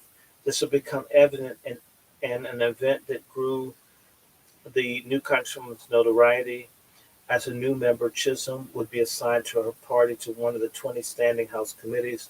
She knew that the House seniority system, which referred to as the senility system, made it unlikely that she would get her first choice. She hoped an assignment to the Education and Labor Committee and sent a cover letter and a resume to each Democratic leader of the Ways and Means Committee requesting education and labor, banking and currency, then the post office and civil service, and finally the government oversight operation. All these committees, she argued, would either use her skills or allow her to address issues relevant to constituents. When she found that she was placed in the Agriculture and Forestry Committee, she thought it was a ridiculous assignment, even though in hindsight she acknowledged agriculture's jurisdiction over food stamps and migrant labor interested her. Apparently, all they knew here in Washington was about Brooklyn is that a tree grew there. She quipped. Alan Lowenstein, another anti-war new congressperson from New York, was assigned to agriculture too. Jacob Gilbert of the Ways and Means Committee defended the assignments by saying there were too many members from New York that were all their requests could not be honored. Also, the committee would be discussing food programs and consumer legislation. Washington Post staff writer William Grader was not convinced and mused that it was an example of how power structure kept outspoken people in their proper place. The Bronx Congressman Jacob Gilbert had been responsible for the assignment and protested that he faced the dilemma of how to allocate New York's 26 members among 20 committees. Chisholm recognized the pressures of geography and seniority, but she made a moral argument based on the representation of black people. It is time for the House of Representatives to pay attention to other considerations uh, than its petrified, sanctified system of seniority, which apparently is the only basis for making most seats. She went on to argue that if 10% of the Americans were black, then 43 U.S. representatives should be black. Surely 9 members of Congress could be allocated to appropriate committees with real import to black people, she thought. She thought that would encourage them to work effectively to help this nation meet critical problems of racism, deprivation, and urban decay. Chisholm, in a nearly unheard of move, approached House Speaker John McCormick in protest. Unfailingly polite, McCormick listened and then gently told her, Miss Chisholm, this is the way it is. You have to be a good soldier. And Chisholm's reply startled him. If you don't assist me, I'll have to do my own thing, she warned. Perhaps afraid that Chisholm was causing an open conflict, McCormick reluctantly approached Wilbur Mills, the chair of the Ways and Means, who then approached the chair of the Agriculture, William R. Pogue of Texas. Both Mills and Pogue were unhappy with the freshman congresswoman. Pogue, I heard later, really blew his stack and made some unpleasant remarks, Chisholm recalled. The answer was no. Chisholm had one more strategy to try. The Democratic caucus, where all the members approved assignments, she had been warned that Brock Adams of Washington, that she might not even be recognized at the meeting, and it was indeed a struggle. Every time she rose, the more senior colleagues did. Because the seniority dictated who was recognized, she kept getting passed over. Such action was deliberate. Colleagues were smiling and nudging each other as they watched her efforts. She finally rose and made her way made to, down to the well front of the speaker, where she stood and waited to be recognized. Mills, McCormick, and Majority Leader Carl Albert conferred for a moment. Then Mills asked Chisholm her business, and Chisholm gave a short prepared speech for why she protested her committee assignment. Not the least was that there were only 9 black members in the House, and they ought to be placed strategically to have the most opportunity to right inequity. She proposed that she be removed from agriculture and that the committee on committees make a new assignment for her to be voted on in the next month's caucus. She returned to her seat, and Wilbur Mills recognized the offer formally. The amendment was passed. Chisholm was pleased that she had prevailed. I don't now know where I'll end up, but my constituents will know that they have a representative that won't sit back and take the system. Chisholm won both admirers and detractors. As the Democratic members filed out of the chamber that day, male members informed her dolefully that she had committed political suicide, even though they agreed with her in principle. The story was widely covered in the press, with all 3 major television networks carrying the interview with her. Some of the Washington Press Corps clucked over my actions and waited for the thunderbolts to vaporize me, she wrote in her memoir. Others lectured her in print about how Congress really worked. The Washington Post was admonitory in its reporting of the story. Apparently, Chisholm offended many colleagues with her brashness and privately accused her of grandstanding a bit. A northern liberal commented that this was good politics for a district, with bad politics for the House. The Post did not dare quote any Southern Democrats whose numbers were dwindling as its ranks began to strike off for the Republican Party.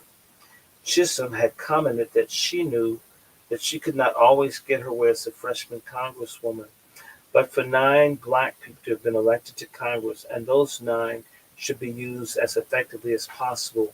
The Chicago Defender published an editorial favorably remarking on her stance.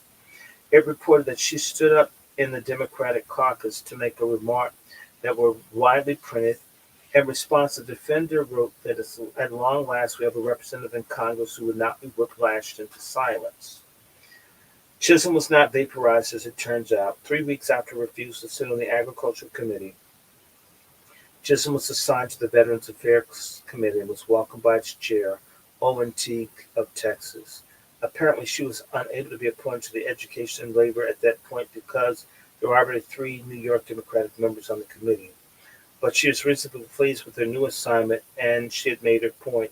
She would not avoid making waves in her efforts to advocate for constituents, and whether she had angered senior Democratic officials or not, she now had more speaking engagements and press attention than she could have ever imagined.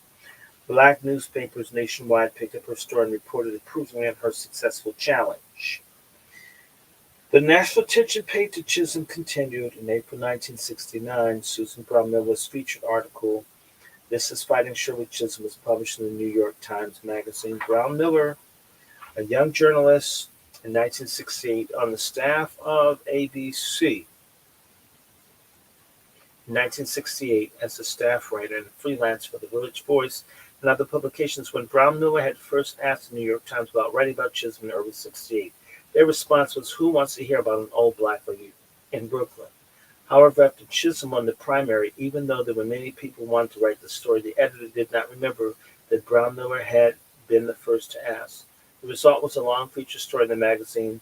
Brown Miller vividly described Chisholm as having the forbearing of a queen and being a gifted public speaker. In the new journalism style, Brown Miller wanted to trail Chisholm everywhere, including meals, but Chisholm insisted on taking her meals privately. Brown Miller thought her subject was kind of square, dressed in knitted suits, straightened hair and page boy, weird winged glasses.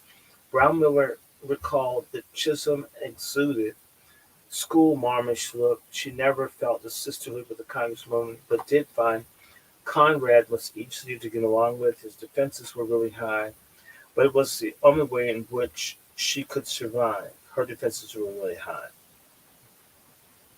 But that's a political game. That part of it she didn't play very well, concluded Brown Miller. What was clear from the article was that Chisholm would not follow the script for anyone who expects her to fall into step. She criticized Democratic reformers, Black Power activists, woolly heads, and spear carriers, white liberals. You don't know that white liberals are our favorite power conversation alike. She took aim at the media for playing up black anti-Semitism, arguing instead that black Brooklynites were protesting the establishment, which happened to be Jewish. She seemed to ignore the anti-Semitic rhetoric that had accompanied such protests, however. That's her editorialization. Okay, Jewish folks, pick that one. And she was suspicious of the new buzz phrase, black capitalists, suspecting that it merely amounted to a tax incentive plan for white businessmen. Chisholm targeted young adults, published the following years whether Chisholm and Brown Miller's opinion was good at playing politics. She certainly was good at was a good story, and Brown Miller sought to tell it. Chisholm ended her first year in office as something of a celebrity. The Hallmark Gallery, run by the Greeting Card Company, chose her as one of the celebrity designers for Chisholm for its Christmas tree display. Together with Joe Namath, the Lindsay's, Cab Calloway, and Johnny Cash, Chisholm submitted instructions for tree decorations. It has to be a brotherhood tree covered with dolls from the world's nations. She was sought out for interviews and book projects. Her former state assembly colleague George Metcalf was writing a book of profiles of black leaders. Susan Bellman's biography was forthcoming, and other biographers have expressed interest. The Chisholm mystique would turn the new Congresswoman into an enduring symbol from curiosity to a coalition builder. Chisholm had assembled a formidable team of staffers and had begun to take on the macro scale problems that stood in the way of power shared among all Americans. And she had gathered no small amount of notoriety on Capitol Hill. She started to develop publicly what had been her driving personality, her black feminist politics.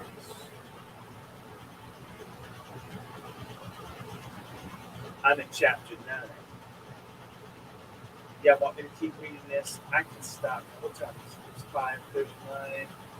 Shall we for another hour?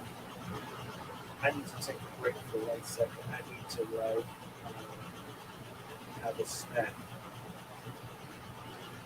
Can y'all wait for a second? I'm gonna grab a banana.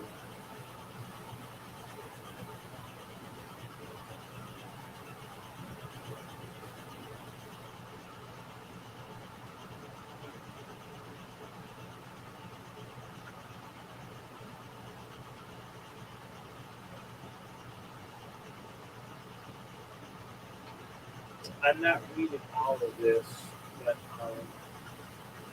I got a little bit more of this. I can get. I might skip a piece or two, but I'm gonna try to get back some more of this.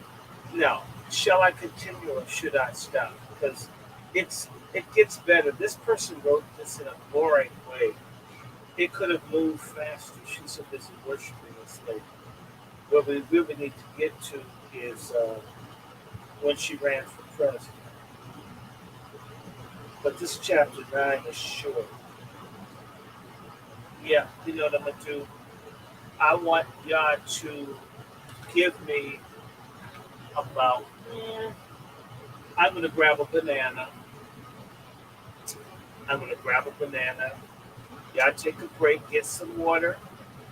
I should play some music, but I'm not gonna do that because they may put a strike on my damn channel.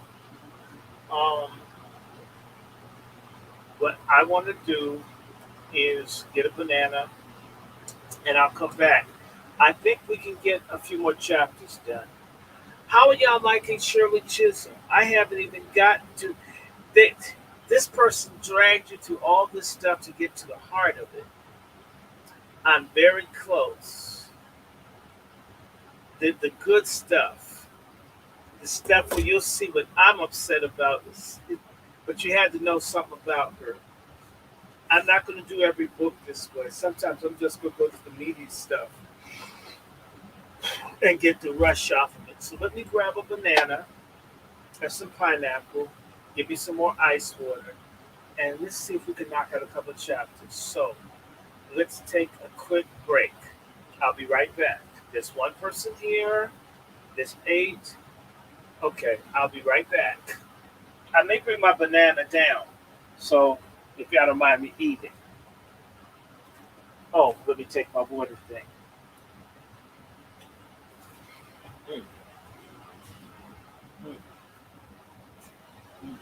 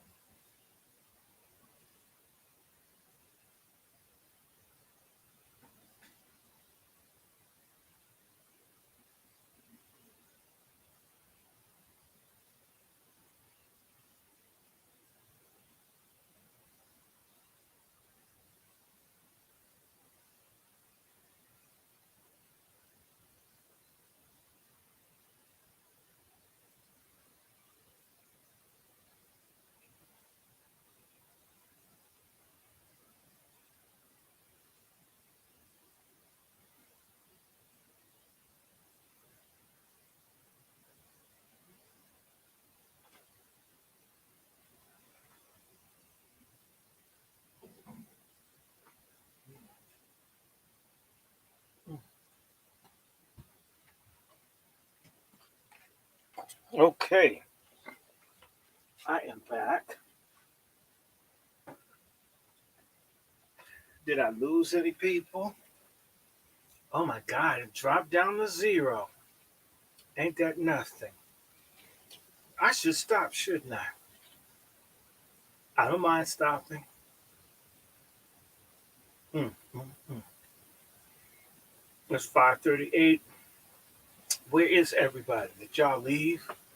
Because I'll turn it off and I'll just pick back up in chapter 9. I can pick back up. Let me see, everybody left. Hmm. I think everybody's behind is gone. They went to sleep. They probably had to go to the job. Oh my lord. Oh, okay. This one person back. I told you I'd be back. I wasn't going that far. I just have to like get some, nutrition up in here. My stomach was beginning to trip. So I was just gonna snack.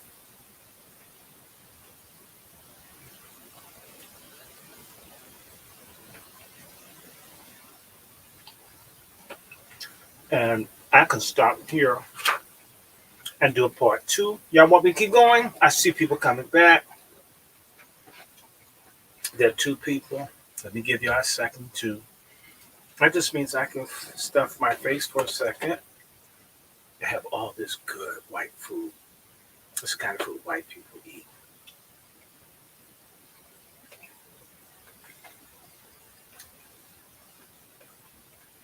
I'm almost done.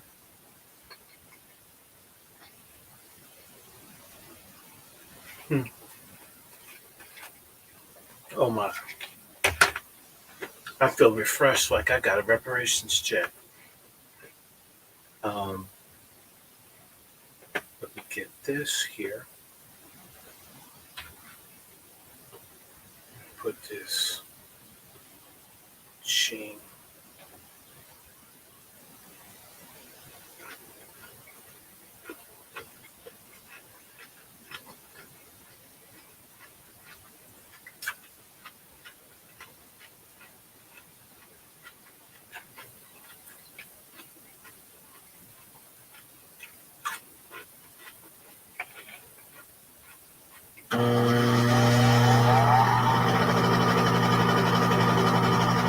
Mm,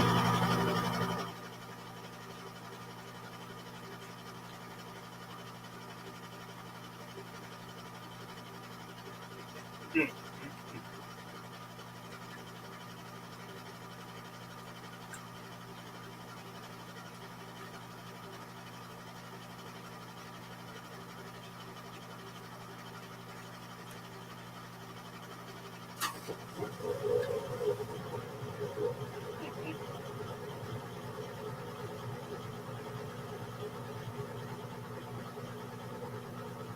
Give me one more minute.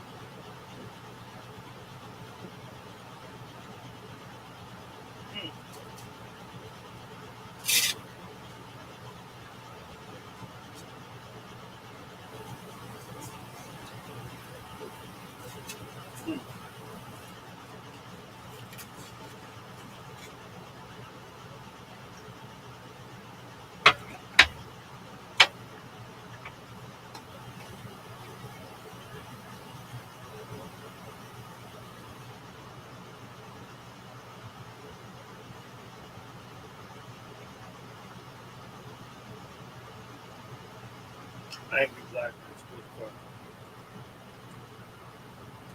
Thank you for the extended snack break.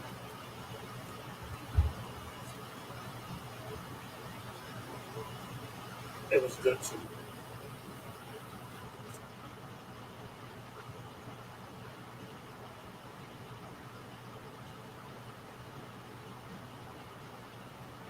Okay.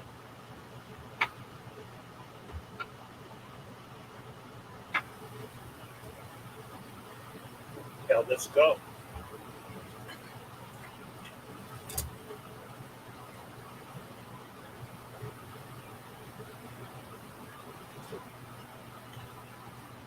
Chapter 9. Black Feminist Power Politics on Capitol Hill. As a new lawmaker in her first term, Chisholm sought to translate her beliefs into political change. Such an undertaking was challenging. The year that Chisholm took the oath of office in Congress in 1969 represented a cultural and political maelstrom. Richard M. Nixon was inaugurated as President of the United States. The American troop numbers peaked at over 500,000 in Vietnam. Neil Armstrong took one small step for man and one giant step for mankind on the moon. The Boeing 747 and Concorde took their first test flights. Elvis Presley opened up in Vegas. John Lennon and Yoko Ono staged the bed-in, and thousands flocked to Woodstock, New York, for its famous rock festival. Young people protested politically and socially. Harvard students took over the administration building. Radical feminists organized an abortion speak out in New York City. And LGBTQ rioters in New York stood to the police in the Stonewall riots. Two massive anti-Vietnam War demonstrations came to the nation's capital. I was at one of those. Wow. I went to one of the big Vietnam. It's amazing how time flies, right? And amid the chaos and conflict, Shirley Chisholm served her first term in Congress, oftentimes championing the challenges brought by the United States social movements on the left. At the time she took office, Chisholm was not only the first black woman in the House of Representatives, she was also the first black feminist. What this meant was that she supported the social justice broadly from her standpoint of being both black and female. She furthered the agendas of multiple movements, those of the anti-war movement, civil rights, women's, and poor people's activists, and an integrated strategy that helped move those movements from protest to politics. A civil rights organizer, Byatt Rustin, wrote in 1965, suggesting that the activists being transformations in the social justice from the streets to the halls of the national government.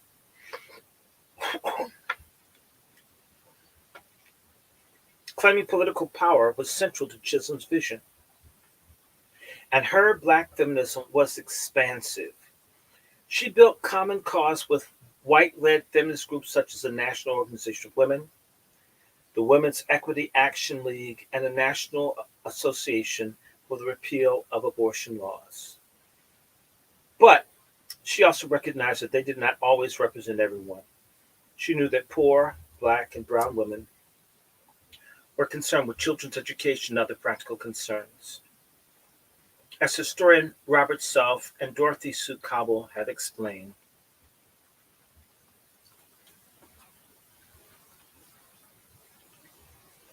equal rights feminists protested forced domesticity and the denial of access to markets, while working class women activists protested forced market labor and denial of full-time domesticity.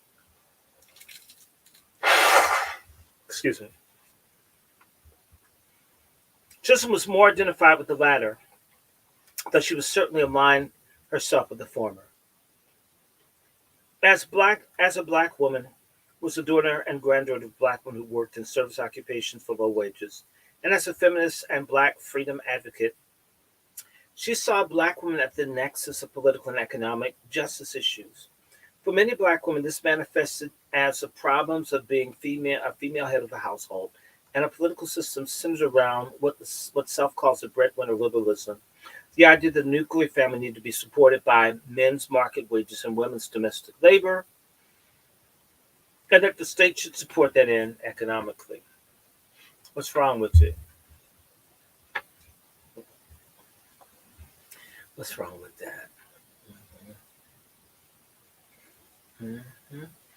But for the women Chisholm had in mind, the women often provided for the financial and domestic well being of their families. We were acutely aware of the problems of female heads of households downset because it occurred within the black population first. But and first of all, this isn't completely true, people. Black women were married in greater numbers into the late 60s than white women. But the policies and things implemented began to really hit black folks in the late 60s, early 70s. It didn't hit us first. There were more white folks on welfare, more broken homes. I don't know why this broad needs to say this. It's not true. In 1960 and throughout the 60s, the black families really began to fall apart in the 70s. These people, when they start talking about our families and they start putting in what they want. Remember that this is not a black woman. This is a Latina woman with her own agenda, and it's constant emphasis on feminism. Well, this is her opinion. It did not occur, and that's down. She's quoting a white woman saying where it happened first. White women are quick to put black women out there as something negative, it starts with this no. It's always, well, black people. Well, the reason it's happening to blacks and you notice it is because you're doing it to us. Let me keep moving. But it was just spreading and spreading and spreading. This one had no facts for that. The issues that the office tackled addressed challenges that single women heads of households faced. At the moment Chisholm was elected to Congress, she joined the national effort by black feminists to unify the intersecting concerns within the black freedom struggle and second wave feminism. Chisholm joined other black feminist thinkers from her time and throughout the history of black feminist thought. Chisholm advanced her agenda in Congress and published Unbought and Unbossed, with its series of essays on feminist issues alongside the work of Flo Kennedy, a lesbian, Frances Beale, I don't know about her, but I think she's one too, Mary Ann Weathers, Linda LaRue, Polly Murray lesbian, Michelle Wallace, who may not have even written the book Black Super Macho, anti-black woman thing, anti-black male thing, Tony Cage Mabara, the National Black Feminist Organization, which is heavily gay, Combahee River Collective, Bell Hooks, who was LGBTQ, Maya Angelou, like her, but at one point she's a prostitute, and another Caribbean lesbian, Audre Lorde. Just a lot of these folks are Caribbean. In fact, if y'all want, I can look some of these people up. A lot of the people, in fact, let me look up these people because we mentioned them. I want to make certain that we know who they are, because this feminist knows who they are, but y'all may not.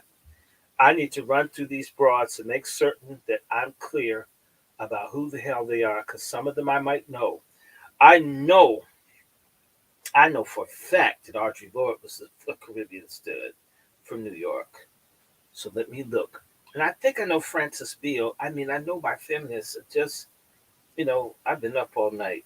And y'all have with me. Let me get Frances Beale. I know why do I think she's a stud? Mm-hmm. She's still alive. She's 83. Okay. So she's from, where is she from? What is she? Is she Caribbean? Okay, so this is a white woman. I think she's gay. Okay, so she's mixed. So Frances Beale is Jewish and black. Mm-hmm. Political publications now. What is she up to?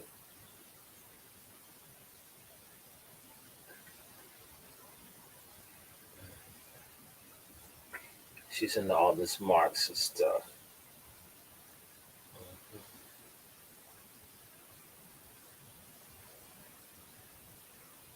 Let me look her up. She, was she ever married?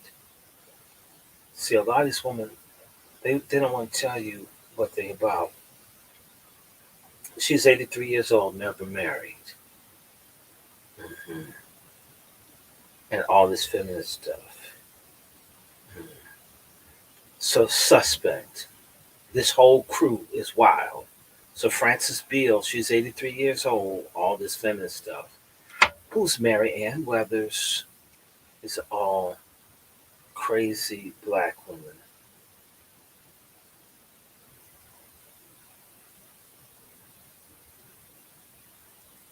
Yeah, black feminist. What's she about? Mary Ann Weathers.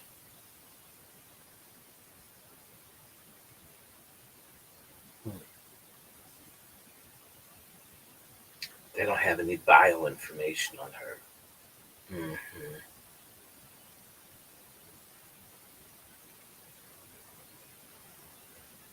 So I'm gonna have to look for her. So whenever you check, these women are never, they're never married. You can't find anything out about them. These white women have hooked up with these black women, and they're crazy.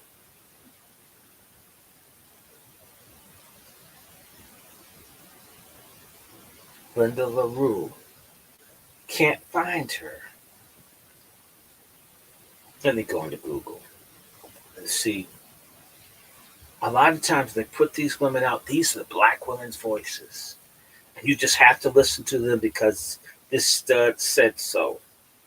And just shut up and you got to listen to them. The women are speaking.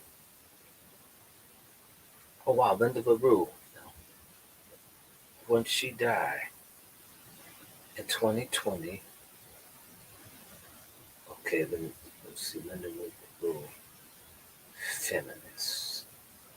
Forgive me, y'all. I'm gonna read, but I don't like when these are the black women's voices, and they never get one, not even one straight black woman's considered. And these damn black women have these studs speaking for them. They all hate black men, and all they do is attack black people, especially black men. And all you can do is get dogged by them. And they get to speak on black women. And I'm trying to get a biography. So who is this? See, a lot of these women are tricks for white ladies on this college feminist thing, and you would never know them, but this is who. And these folks who hide in the shadows, or they hang in these little strange circles, do all the talking for black women. And it's like, this is quite interesting. So, who are you? Where are you from? What kind of person are you? How come when I look for you, I can't find? You get to say all this stuff. Where's your perspective? So when you go looking for these people, and these are the black women we have to hear.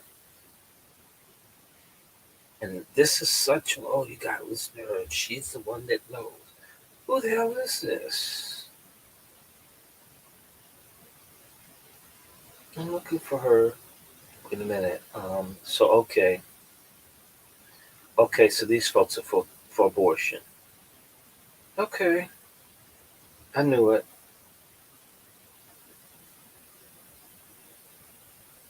And they attack black men. Okay. And this is out of Emory University. Oh, I got it download. This is annoying.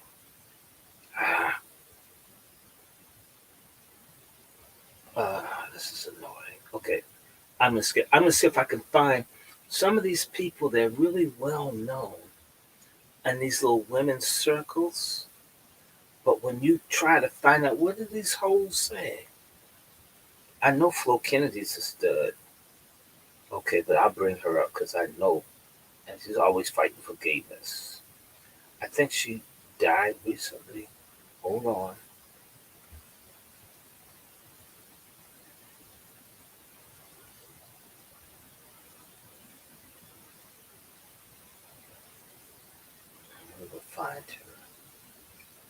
I got her picture. I'm gonna get rid and take this out and just put Flo Kennedy up so I can give you an example. She died in 2000, and let me get a good read on her.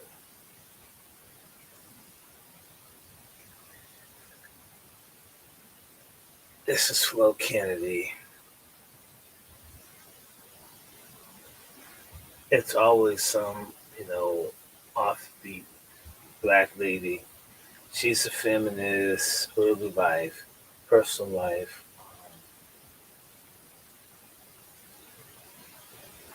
Where is she? Okay.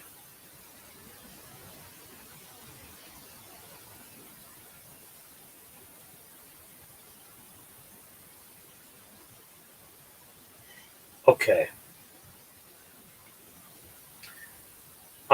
She's against marriage, Flo Kennedy. I remember reading this.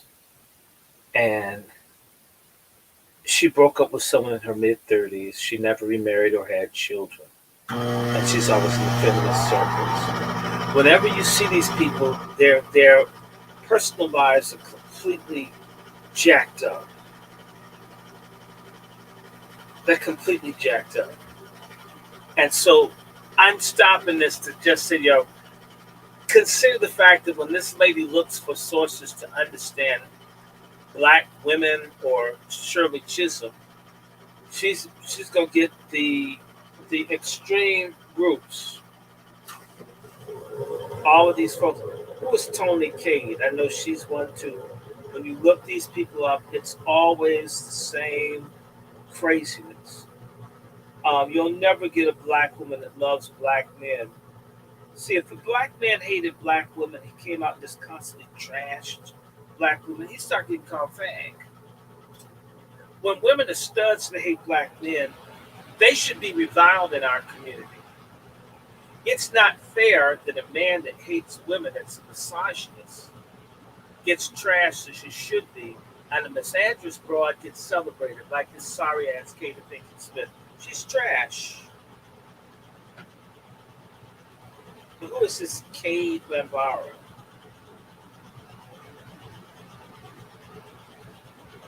Died at 56. Who is she? Born in Harlem.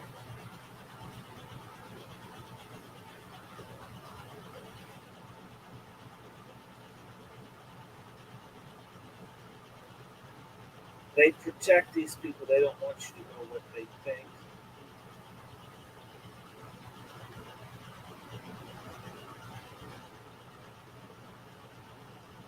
And they hide it.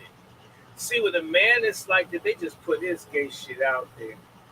A lot of stuff I hate, I'm going to go ahead and read. When it's women shit and it's fucked up, they cover for it. Even in marriage, whatever, stuff is all sealed. When it's a man shit, they put it out there. Women, although they bitch about being equal and wanting equality and everything else, they're still shielded as if they're delinquent and that they're not accountable for the stuff that they do that's wrong. It's not treated the same way as when a man does something wrong. Now, if you don't get the same amount of accountability, you shouldn't have the same amount of responsibility or respect. Either you want real equality, relative equality, it's a hell of a burden for anybody, men as well as women. It's amazing to me. It's amazing to me. If I was a man that got up and said, marriage is no good, don't do marriage, marriage is a failure, people would look at me, even if men might think it, but then say, well, because dude, we question your manhood. Well, should we question women's womanhood when they're against the order? There is an order. I don't care if you like it or not. There's an order, man and woman. I don't give a damn what any feminist says. You can't change it all. They go to people like that to figure out how to move forward. Let me keep reading. Silly ass Bell Brooks. Stay on with her. Like them, all these crazy women, she's implying Shirley Chisholm grasped and sought to explain the inextricable linkages between black women's issues and other social justice issues.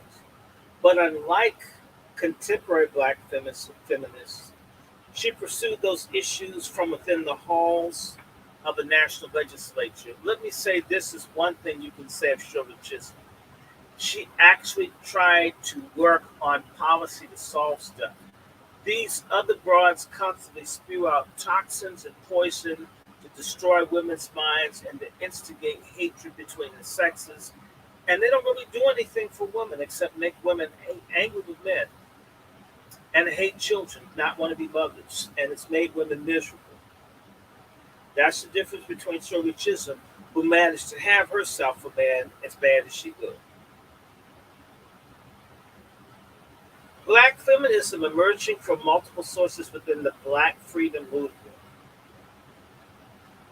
coalesced as white women activists from the New Left and the Chicano feminists from the Chicano activism built their movements in the late 60s and 70s. This is bullshit. These people hijacked our shit because we were the only ones doing anything, really.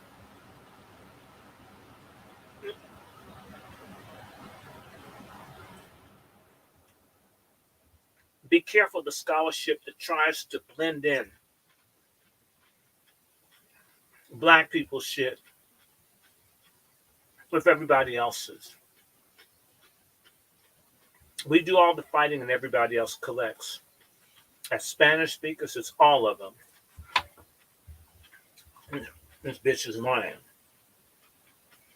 Nearly simultaneously, welfare recipients organized in the national movement in 1967. These activists were energized by the infamous Moynihan Report. By the way, the Moynihan Report wasn't about anybody but black people.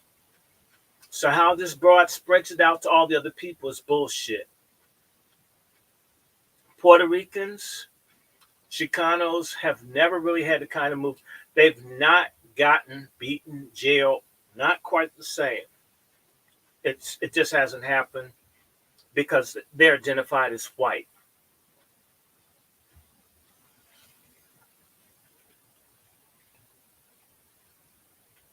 It all had distinct roots. If it's distinct roots, then they don't coalesce, liar.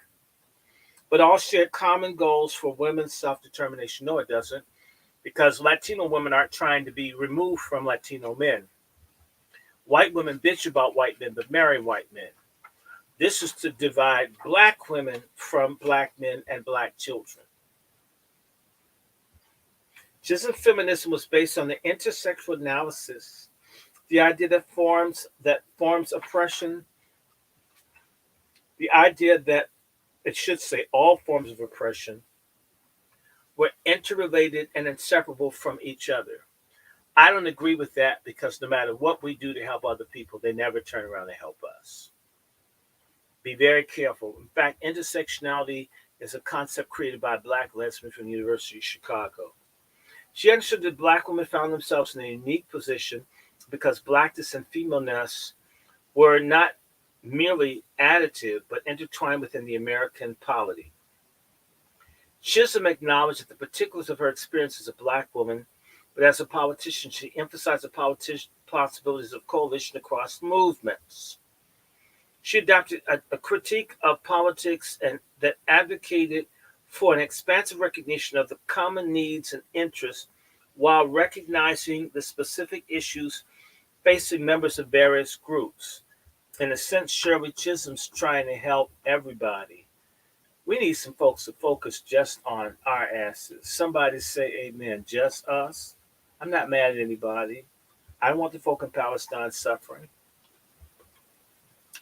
Our shit. I want my reparations.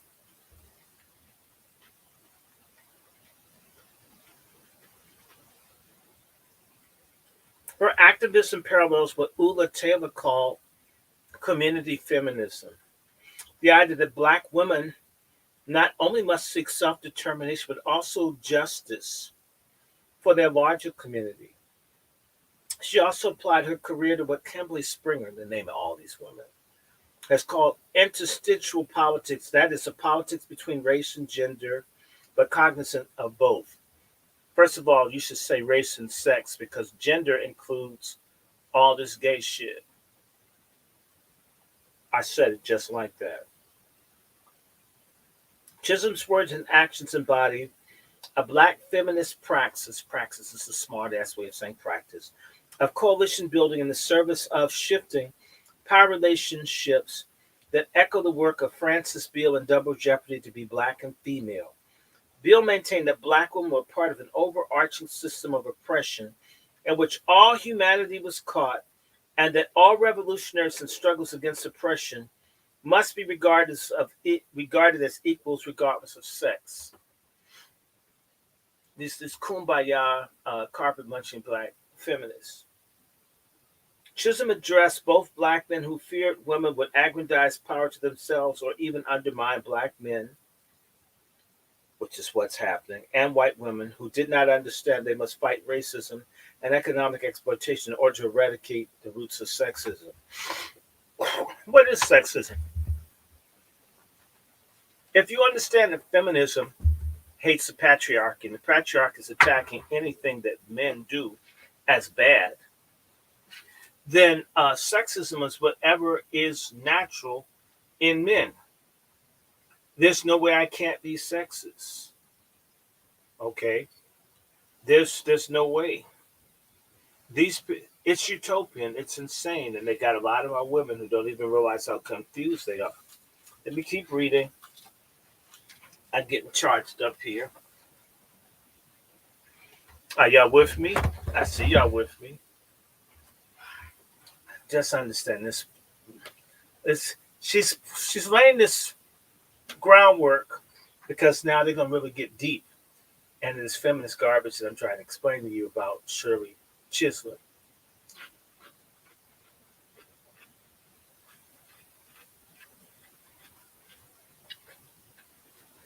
But she's saying,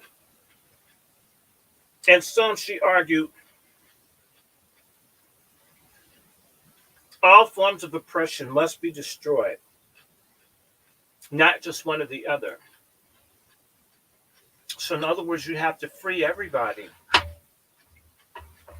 Help the illegals, help Hamas, Asian Pacifics, gays, lesbians, trans, just bring them all. Just we have to. Basically, this is some utopian shit. It's like Pan Africanism. You got to help everybody in the damn African continent before you can address something here in the United States. And to not do so is a betrayal of everyone. But other people taking care of their own shit, well, that's okay. Because all the movements are equal.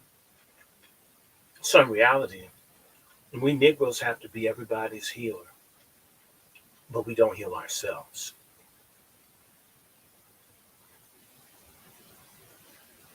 So all forms of oppression, that's never going to happen. We could still get some of the stuff we want. And we don't have to help everybody else. To hell with that. Who agrees with me? We need our MFM. Chisholm's analysis, especially early in her congressional career, vacillated between seeing the black freedom struggle and feminism as parallel and seeing them as intersecting. At times, she insisted on naming sexism as the oppression that most affected her personally. Maybe that's true. I don't believe it. Not from reading the story, these men doing stuff for her, men driving around, men pushing her. You mean white racism? White men hating you for being black. They weren't treating white women the way they treated you. Shirley Chisholm couldn't see that. No wonder she wore glasses. She made this argument in high-profile venues, on the floor of the House and in the committee hearing. In May of 1969, Chisholm introduced the Equal Rights Amendment, a bill that had been introduced by multiple legislators as far back as 1923. In accompanying remarks, she made the first of many public statements that she had experienced more discrimination based on gender than race within politics. But what about life, fool? You weren't always a politician.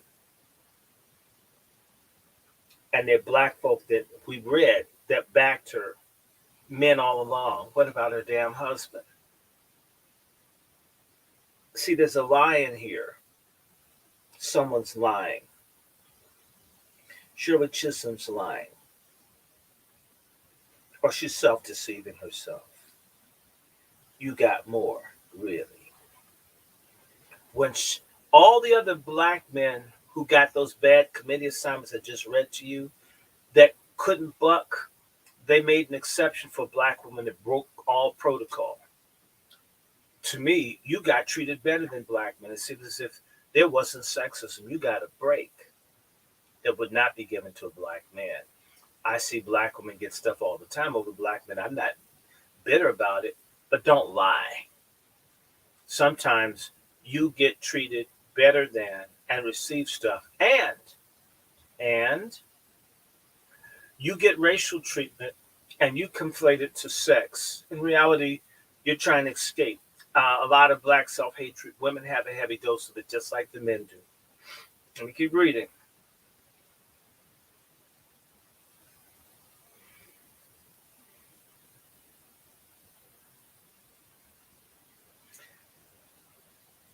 In accompanying remarks, she made her first of many public statements that she had experienced more discrimination based on gender and race within politics, and she informed her colleagues that sexism was just as unacceptable as racism, whatever sexism is. A rhetorical strategy that's likely pleased her feminist allies as much as it may have angered or perplexed her black male colleagues. See, she's trying to cross over. She's a Caribbean. Remember, she said the Caribbean's taking over. So it's not like you're necessarily connected with foundational black Americans. You can work with them, but you got your own thing you're trying to do. When testifying about sexism before congressional colleagues in 70, she asserted unequivocally that she'd experienced more obstacles related to sexism than racism in her career. Chisholm's remark marshaled a relatively yearly income to prove that women were disadvantaged relative to both black and white men in the labor market. There's a reason men get paid more. And there's certain jobs that women do. Some of the stuff, Phyllis Schlafly, I need you, baby. She used her own experiences in politics to show how discrimination there were her chief obstacle. She said was to break through the role men assign women. What do you mean men? You mean white men? It's interesting how black women, even here, they find a way to make black men their oppressors as black men are catching the brunt of the bullshit. It's a sickening thing.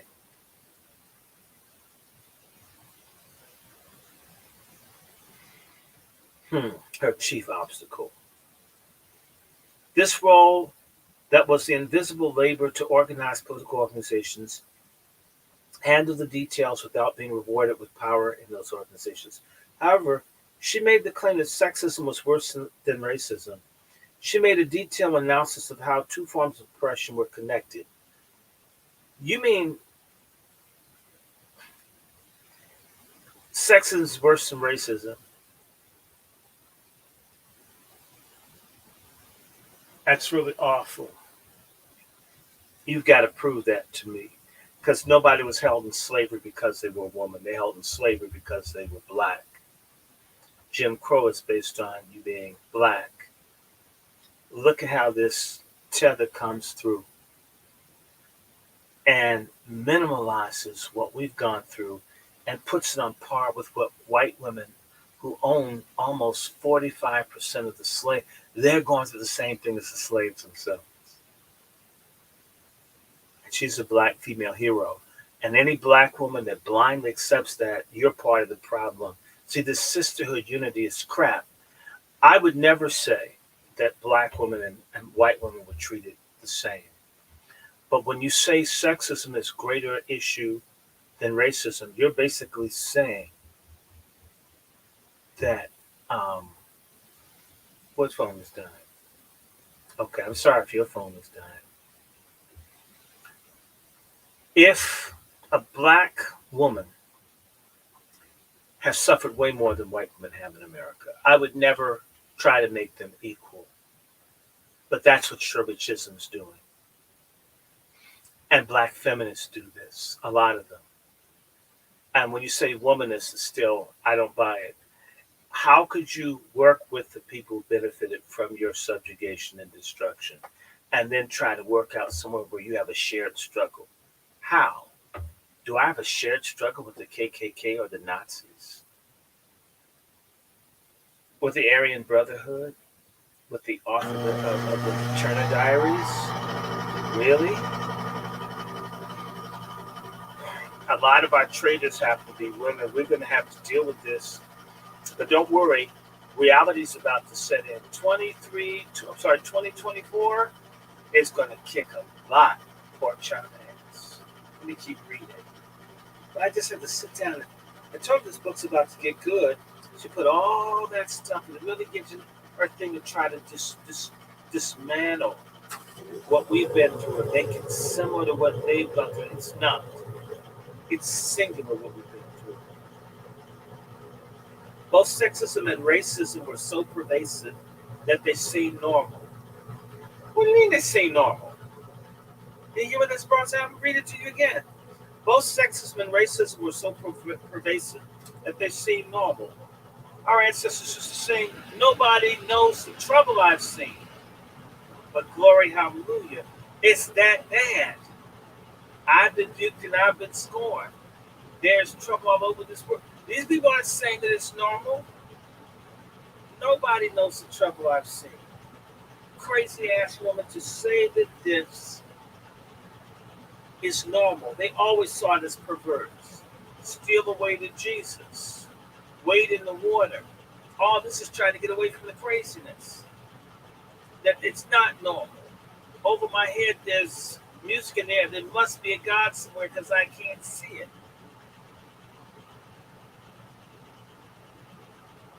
This is why they pick people like Barbara Rustin and they pick people like Shirley Chisholm. Look how she's built her up and that she's advancing this lady to do something. Let me keep reading now. Some people, both black and female, like herself, when she added the analysis of class, noted that many black women who were heads of household were poor.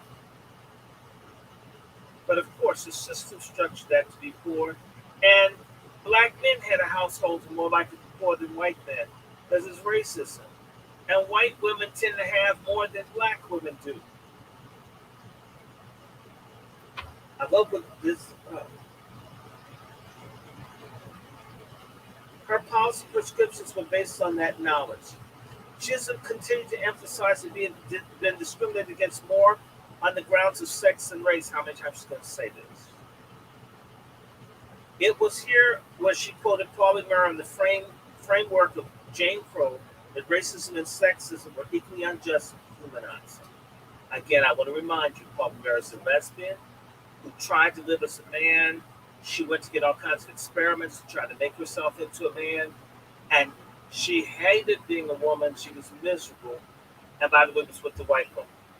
So we go to these really, they may be brilliant, but jacked up psychological people.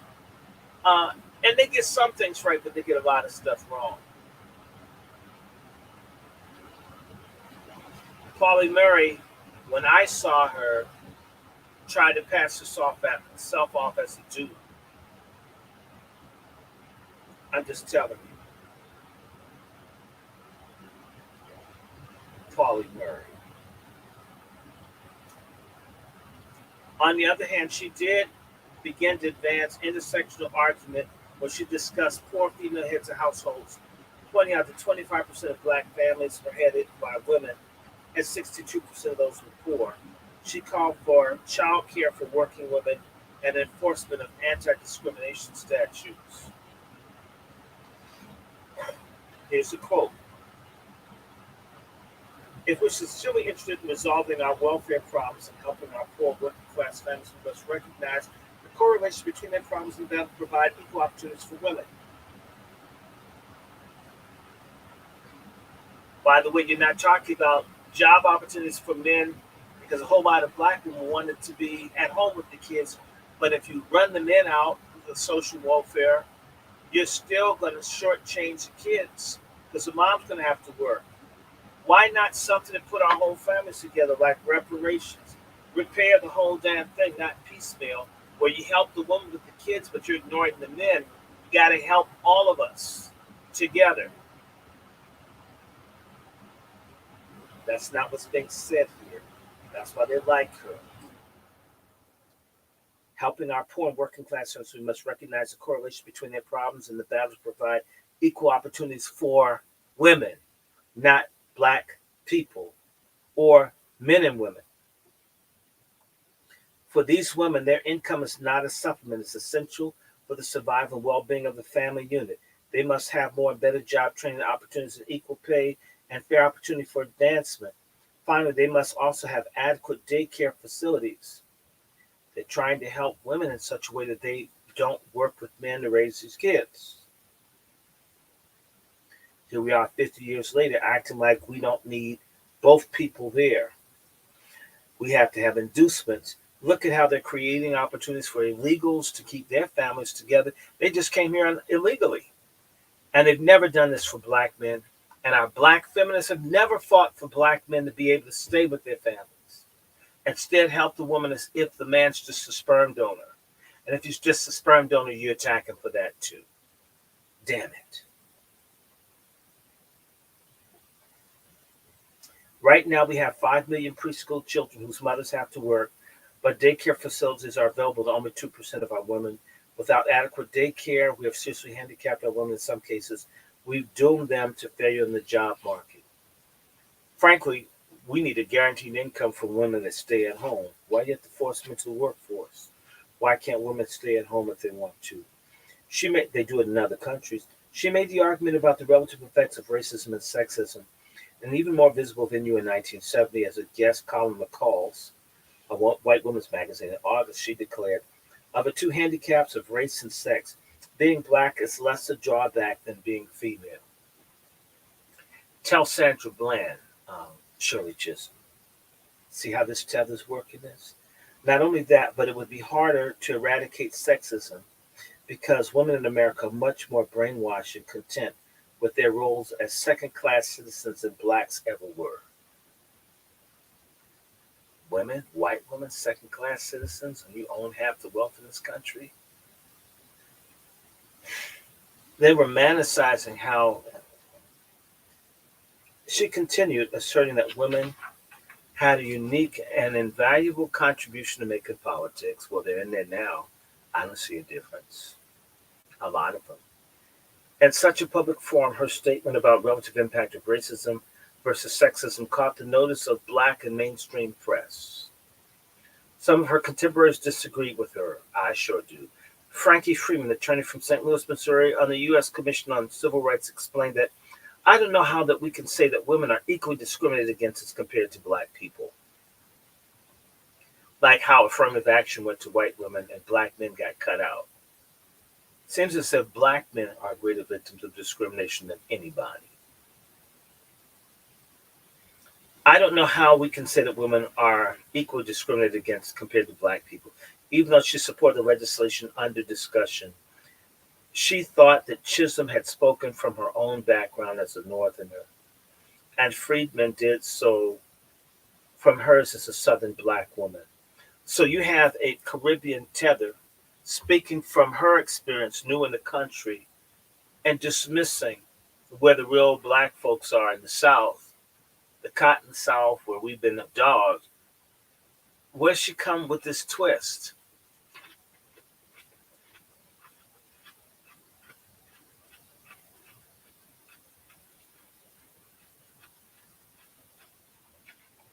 The 19th Amendment had done little to help black women in the South because, Jim Crow disfranchised most black people. And Freeman personally had been excluded from public accommodation because of racism. Feminist lawyer Flo Kennedy made a more blunt statement on television as another lesbian. She said that when feminists got shot by the police as the Chicago Black Panthers friend happened Mark Clark were, she might see sexism as worse than racism. Which is, I agree with her there. Is it possible that Chisholm used rhetoric, ranking oppressions to convince men of the impact of sexism? As Kimberly Springer reminds us, black feminism did not transform from either or a framework of understanding racism and sexism to both the framework alone and an isolated movement. Neither did Chisholm. Her conception of overlapping oppressions in 1970 was based more on parallel concerns and intersecting interconnected ones. But despite her rhetoric and increasingly over time, she took a set of issues that targeted multiple forms of oppression simultaneously: laws targeting Black power groups, women's equal opportunity in education, equal pay for women, universal child care, legal representation for poor citizens. She introduced her first bill, Memorial for her hero, Mary McLeod Bethune, and its successful outcome resulted in the statue within Washington's Lincoln Park here in Washington, D.C. And later in 1970, she modified her statement: in this country, as far as I'm concerned, it has been as much anti-Black and anti-female. Ain't good enough. She got nailed, so she tried to fix it. Chisholm's development of intersectional framework was embodied by her continual rapport with Black women. A national figure now, she took her ideas on the road. She addressed meetings of Black women in the National Council of Negro Women and the Black Independent Women's Political League in January 1970. Chisholm made her first public trip west to Southern California, the guests of honor at a local education foundation's banquet.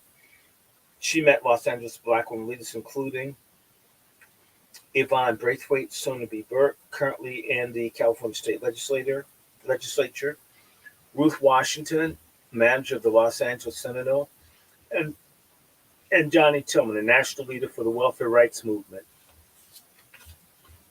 And the local press was enamored. The Sentinel printed a summary of Chisholm's outspoken stance on various issues, which astonished many of the press, used generalized partisan cliches from politicians. In an interview with the paper's reporter, Chisholm declared herself a militant, hinted that there was a national conspiracy against the Black Panthers, and called for attacking racism at its roots. Black women advocated on Chisholm's behalf too, when the New York Democratic Party leadership criticized Chisholm for endorsing Republican Mayor John Lindsay. Black women from all 5 boroughs of the city rallied to her defense. They founded the United Black Women's Political League in August of 1969. Ethelene Dublin was Brooklyn's borough chair. Careful to distinguish their support for Chisholm from any implied support of Lindsay, the organization's spokeswoman nevertheless identified racism within conservatism as its driving issue and identified Lindsay as a mayoral candidate who best served racial justice. The group's first meeting at September 13th at Town Hall drew 700 to 1,000 people and an illustrious roster of speakers. Chisholm herself received a standing ovation with an electrifying speech. "We will be a force to reckon with, and nobody will take us for granted any longer," she exclaimed to the rapt crowd. The Black Freedom Movement veteran Fannie Lou Hamer told the audience that the fates of Black women in the North and South were inextricably intertwined. Also, the program was a young ACLU lawyer, soon to be Lindsay, appointed to the city's Commission on Human Rights. Eleanor Holmes Norton, pro-LGBTQ, feminist, presently the congressional delegate for D.C. This group's mission was to organize an independent force within the existing political organizations. In concert with Black men, saw considerable voting power of elected officials who served the interests of Black homes and families. Chisholm hoped that her crossing party lines portended the demise of the two parties' monopoly on the political system. Reviving ERA was the key goal of Chisholm's feminist supporters. ERA represented a feminist challenge that Chisholm was eager to take on. Members of Congress had unsuccessfully repeatedly introduced it over the past 5 decades. Months after being sworn in for her first term, Chisholm picked up the baton and introduced the bill reviving the ERA. In accompanying remarks, she again cited the fact that she had experienced more discrimination based on gender than on race within politics, and she informed her colleagues that sexism was just as unacceptable as racism. Unfortunately, she had noticed the understandings of the runs of the sexist discrimination, especially in employment, were missing. She had made similar points about employment discrimination when she addressed black women. The ERA, Chisholm said, directly affected all women regardless of race. The ERA was not solely to benefit middle class white women, as many assumed. It would also affect black women who worked for wages in great numbers. Those women had deep experiences in jobs that almost never held better paid supervisory positions. ERA, she argued, would provide a legal basis for challenging those inequities and others that women face in the workplace and any industry.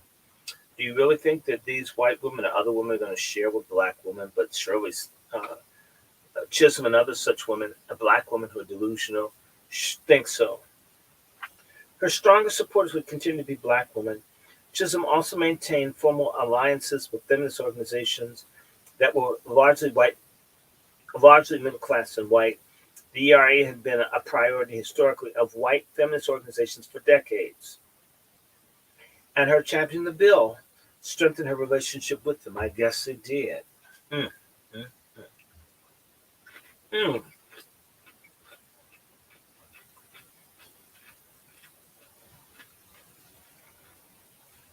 She accepted the Women's Equity Action League's invitation to join its National Advisory Board. She also co-sponsored a bill to increase family planning services. She was named the vice president of the New York City chapter of NOW, although her position was largely symbolic, and she also accepted the honorary presidency of NARO, baby killing. Chisholm would explain in Unbought and Unbossed why she formed an alliance with mostly white-led organization. She had supported abortion reform in the New York State Assembly that would have expanded medical grounds for abortion and simplified the process for obtaining approval. She pointed out by 1969, however, when NARO approached her to become president of the organization, she had decided that laws should leave the decision to end a pregnancy entirely up to a woman and her doctor. Her reasoning was thus: she personally knew women who had been harmed by illegal abortions. Second, black and brown children would benefit from being raised in prepared and willing parents. And third, poor people have little access to education about birth control. So kill the babies, right? Instead of doing something to make certain that people know. All three reasons to support NARO directly affected her constituents, even though she was aware some black nationalist leaders labeled birth control and abortion for black women genocide. It most certainly is. I'm a nationalist. A precursor to the reproductive justice movement, she took pains to point out that black, brown, and poor women were generally in favor of access to birth control and abortion, and were disproportionately affected by the lack of access to legal abortions. Her first public stance on the behalf of the legalization of abortion came in September when she appeared at a NARO press conference to support a lawsuit brought by four physicians against the state of New York. She praised the recent California Supreme Court decision that the state's abortion law was unconstitutional. Inside Congress, on the urging of NARO, Chisholm considered and drafted a bill that would legalize abortions, but because she was unable to build sponsorship across political and party lines, she did not introduce it. Notice they always get people for killing babies. She felt such a coalition would be crucial to a bill's progress through the House, that her political capital would be better spent changing public opinion. She did continue to advocate for legalization, however. She testified in early December 1969 in front of both the House and Senate's population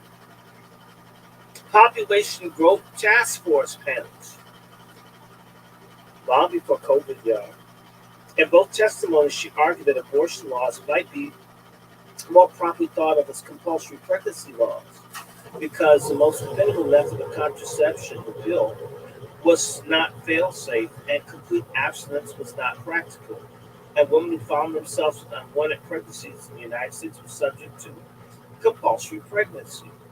Wealthier white women had access to medically indicated therapeutic abortions, which were financially out of reach for most women. In addition, not all unwanted children were illegitimate, although many illegitimate children were financially costly in terms of aids and family-dependent children benefits. would result in unplanned pregnancies. Chisholm marshaled statistical evidence that suggested nearly a quarter of married pregnancies were unwanted. For poor family, additional children deep in poverty. Chisholm's impassioned testimony to both committees asked for congressional colleagues to consider what was more immoral, ending a pregnancy or consigning a child to life of poverty with an unprepared mother. Moreover, to those black nationalists who maintain that abortion is a path to genocide, it is. Chisholm remarked that black women should never be required to have abortions, but should nonetheless have the option of obtaining them. The chair of the House Committee, George H.W. Bush of Texas, thought that her well-researched presentation was so helpful it should be inserted in the congressional record. Hot damn, you have George Bush saying yes, kill them black babies. You go do those ugly things in the Caribbean. Why, my God, you're going to solve our problem. In addition to Now, Chisholm worked closely with Now and a variety of issues. She corresponded with Now National President Dolores Alexander in early 1970 about the still current practice of segregating men and women and ladies and gentlemen in the House gallery, and Councilman Alexander to hold a protest about it. Now also tried to get her appointed to the House Committee on the Judiciary in 1970. A petition with over 100 signatures was hand-delivered to Wilbur Mills during the Senate hearings on ERA, urging him to place her on that committee, though he never did. Chisholm co-sponsored the Women's Strike for Equality, organized by Now in August 1970. This event with the emblematic slogan, "Don't iron, strike while it is hot," commemorated the 50th anniversary of the 13th Amendment's passage, urging the passage of ERA. Chisholm marched on parade down Fifth Avenue with Betty Friedan, Fort Kennedy, Eleanor Holmes Norton, Beulah Sanders, the National Welfare Rights Organization, their soon-to-be colleague, in the House, Bella Upside, and the former Congresswoman Jeanette Rankin. Chisholm's developing ideas of an interlocking realities of race, sex, and class, and her collaboration with others built the foundation for her legislative priorities. Her presence as a black feminist on Capitol Hill would shape fights that she took on both over policy and in elections. While she found common cause and partnerships implementing her ideas in practice, it was challenging. The president and a good number of congressional colleagues stood in opposition. Chisholm would have to devise ways to move around the obstacles and enact the black feminist policy through legislation.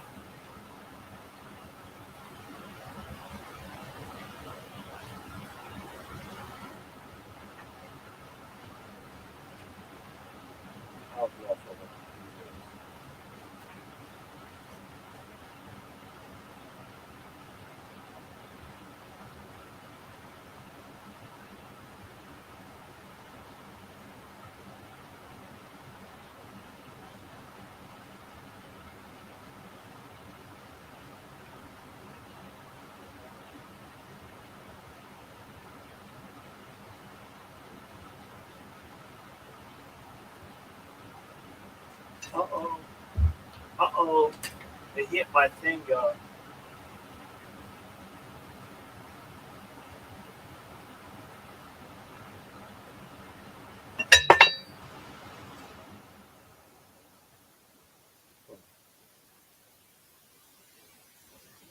Let me see. Now, I'm going to stop here because it's 7 o'clock. I'm going to pick back up. I'm going to skip. What I'm going to do is start off on page 174,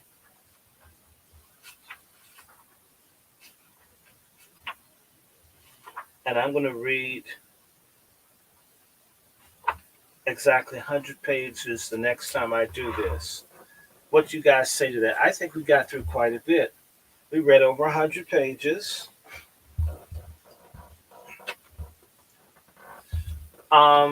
Y'all see what I'm talking about? This. Y'all got a second? Do you see why I'm upset with this lady? Do you think I'm unfair? Do you think I'm on top of it?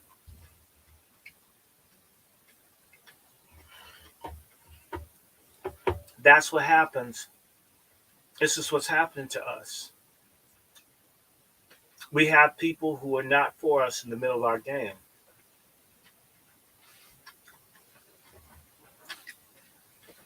They didn't compare slavery and racism and sexism. They made sexism worse. That's treasonous. You would never see a Jewish woman compare the Holocaust and sexism. They would be destroyed in their own community.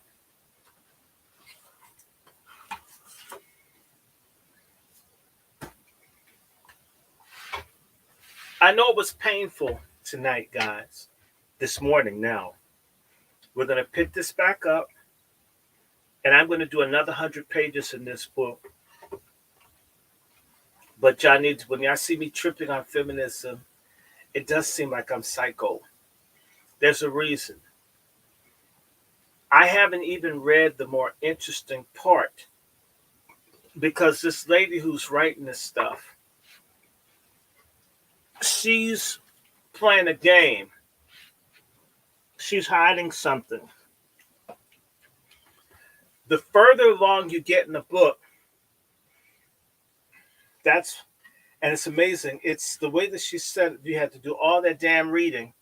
If I don't give you the background, if I just went to the meat of it, if I just went to her running for office and running for president in 72, you wouldn't understand why I did what I did. I wanted you to hear all this stuff and hear how this sexism is a bigger problem than racism. From a foreigner who just got all these privileges and opportunities. If you just read that this was given, that was given.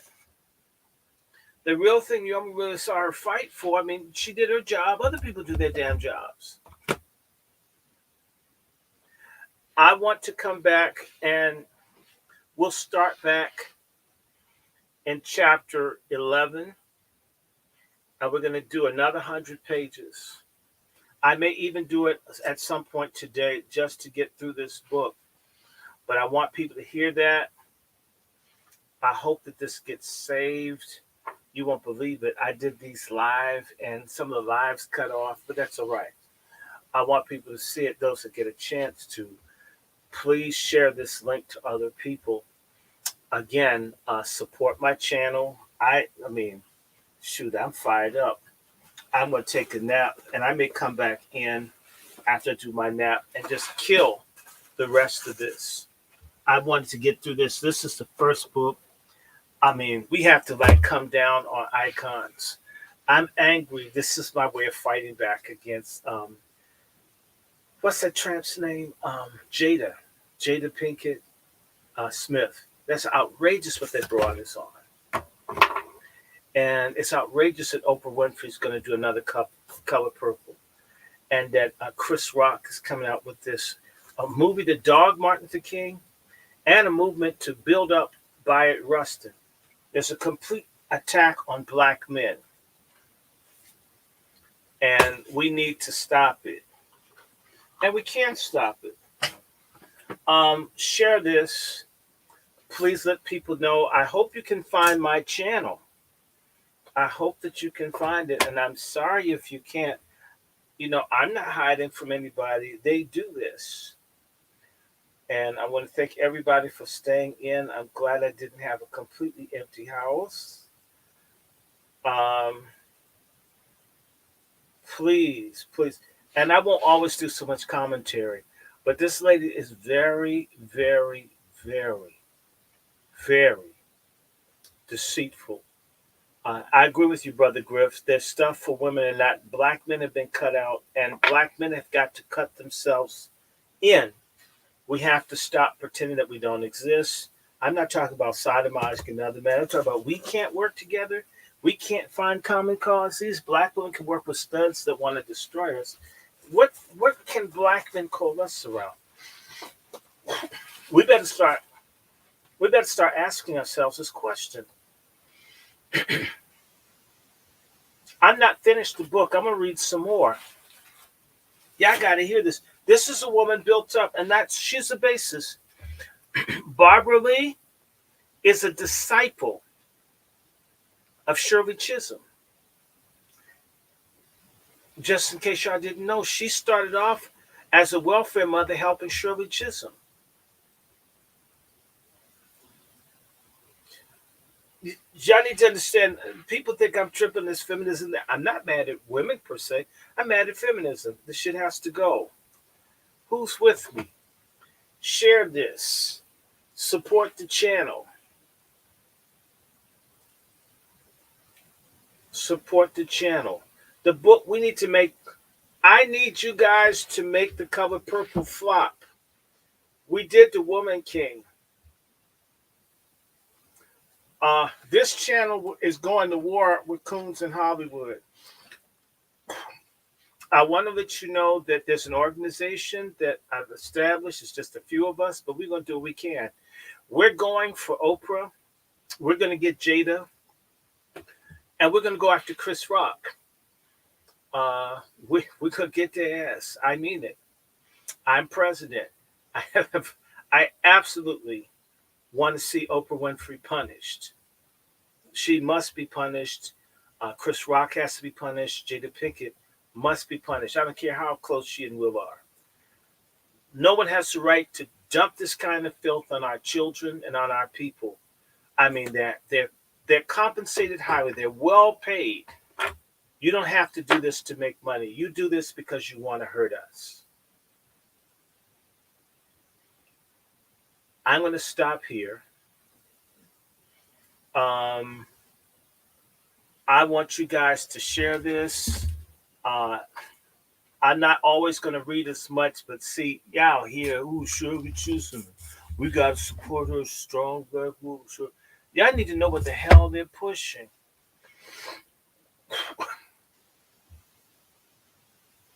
Black men need a brotherhood. And I'm not talking about some gay stuff. Why can't that be? I've asked someone. I know it's like be a situation to ask, can we cooperate? And black dude act like you asked them to suck your dick. You mean we got to be at each other's throats?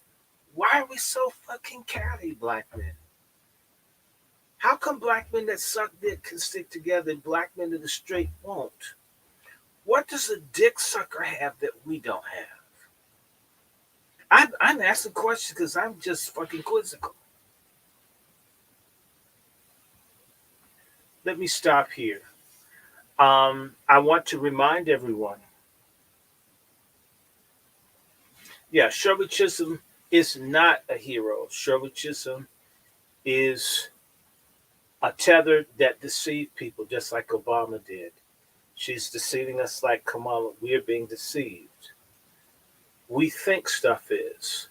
Same way they're telling you that a man can be a woman and a man can have babies. And you take a tether that thinks that sexism is a bigger problem than racism can be my hero. You go on and believe that shit if you want. I need you guys to share this. I'm going to take a nap because I just need a nap. And I'm going to come back in and probably try to knock the rest of this shit down. I'm in chapter 11. And, wait a minute. I'm going to start chapter 10. And I will just lay this stuff out so we can finish this, and that way we can I can do chapter 10, start 157, and if you guys want, I'm gonna put this out here. We're gonna try to go all the way to I think I'm gonna try to read 100 pages, maybe a little bit more than 100. I'm not gonna always do this, but we got to kick this Angry Black Men's Book Club off. I have been promising, I've been wanting to do this. And the same way they mess with my 2 streams, that's okay. I refuse to give up. I'm not doing the whole damn book, but I'm going to do enough of this for y'all to get a clue and see how this feminist is just lying and how we've been deceived. And this is Shirley Chisholm. That's what I call her. And I mean, people need to stop playing games. See, a lot of us got lied to. A lot of us got lied to. I'm gonna try to do. I may even skip pieces, but we're gonna get all the way through. We're gonna get all the way through. The key thing. The key thing about Shirley Chisholm is she ran for president, and I may skip. I may skip stuff, but I think this is useful. It's time for brotherhood. I'm for brotherhood. Uh, if you look at anything I'm doing, I'm working with other brothers, and I work with good sisters too. And if we stick together, this stuff will become completely manageable. Genocide is a choice, brothers and sisters. Being wiped out is a choice. Not harnessing our shared power and ability is a choice. Are we choosing suicide? Are we choosing collective suicide instead of choosing to overcome it? It's not impossible. Anybody worked a job know that nobody's a genius. They're not superhuman. They're great people of all types, black, white. I don't hate anybody. But I've also met incompetent people of all types, Asians, you name it. That everybody isn't capable of this, of ruling other people. If we wanted this stuff to stop, we could stop it. Let me stop here. I've said what I had to say. I hope it's made an impact. I hope some of you join me for Patreon. Let me tell you, I don't have that big a Patreon following. I would love to. Some of y'all are on here for hours. I would love to look and see that I have 15 Patreon people. I would love to know that I've got like 15 Patreon followers. Um, Even I would love to have 10, 12. I would love to pick up some more. Um, I would love it. Uh, so I'm going to come back on when we're going to finish this damn book. And I thank you. I got 3 Patreon joiners. I appreciate you. I would love to have 20. I'm going to come back on and I'm going to complete this doggone book. Or at least I'm going to read another few hundred pages of it. I want to get this book out of the way, but y'all understand why I'm mad at Fiddlers. The more you hear this book, the more you say, Dr. Short, he doesn't hate women, they hate us. I'm just whining about it. I need your support. I need your help. My Patreon is Dr. Randy Short. Join it. Do what you can do. Do a buck or two. It's not going to kill you. If you got a book on tape, I have Amazon books. Those are $20. Um, you can download this or get them until I start putting these things. For the time being, I will just be cranking these things out.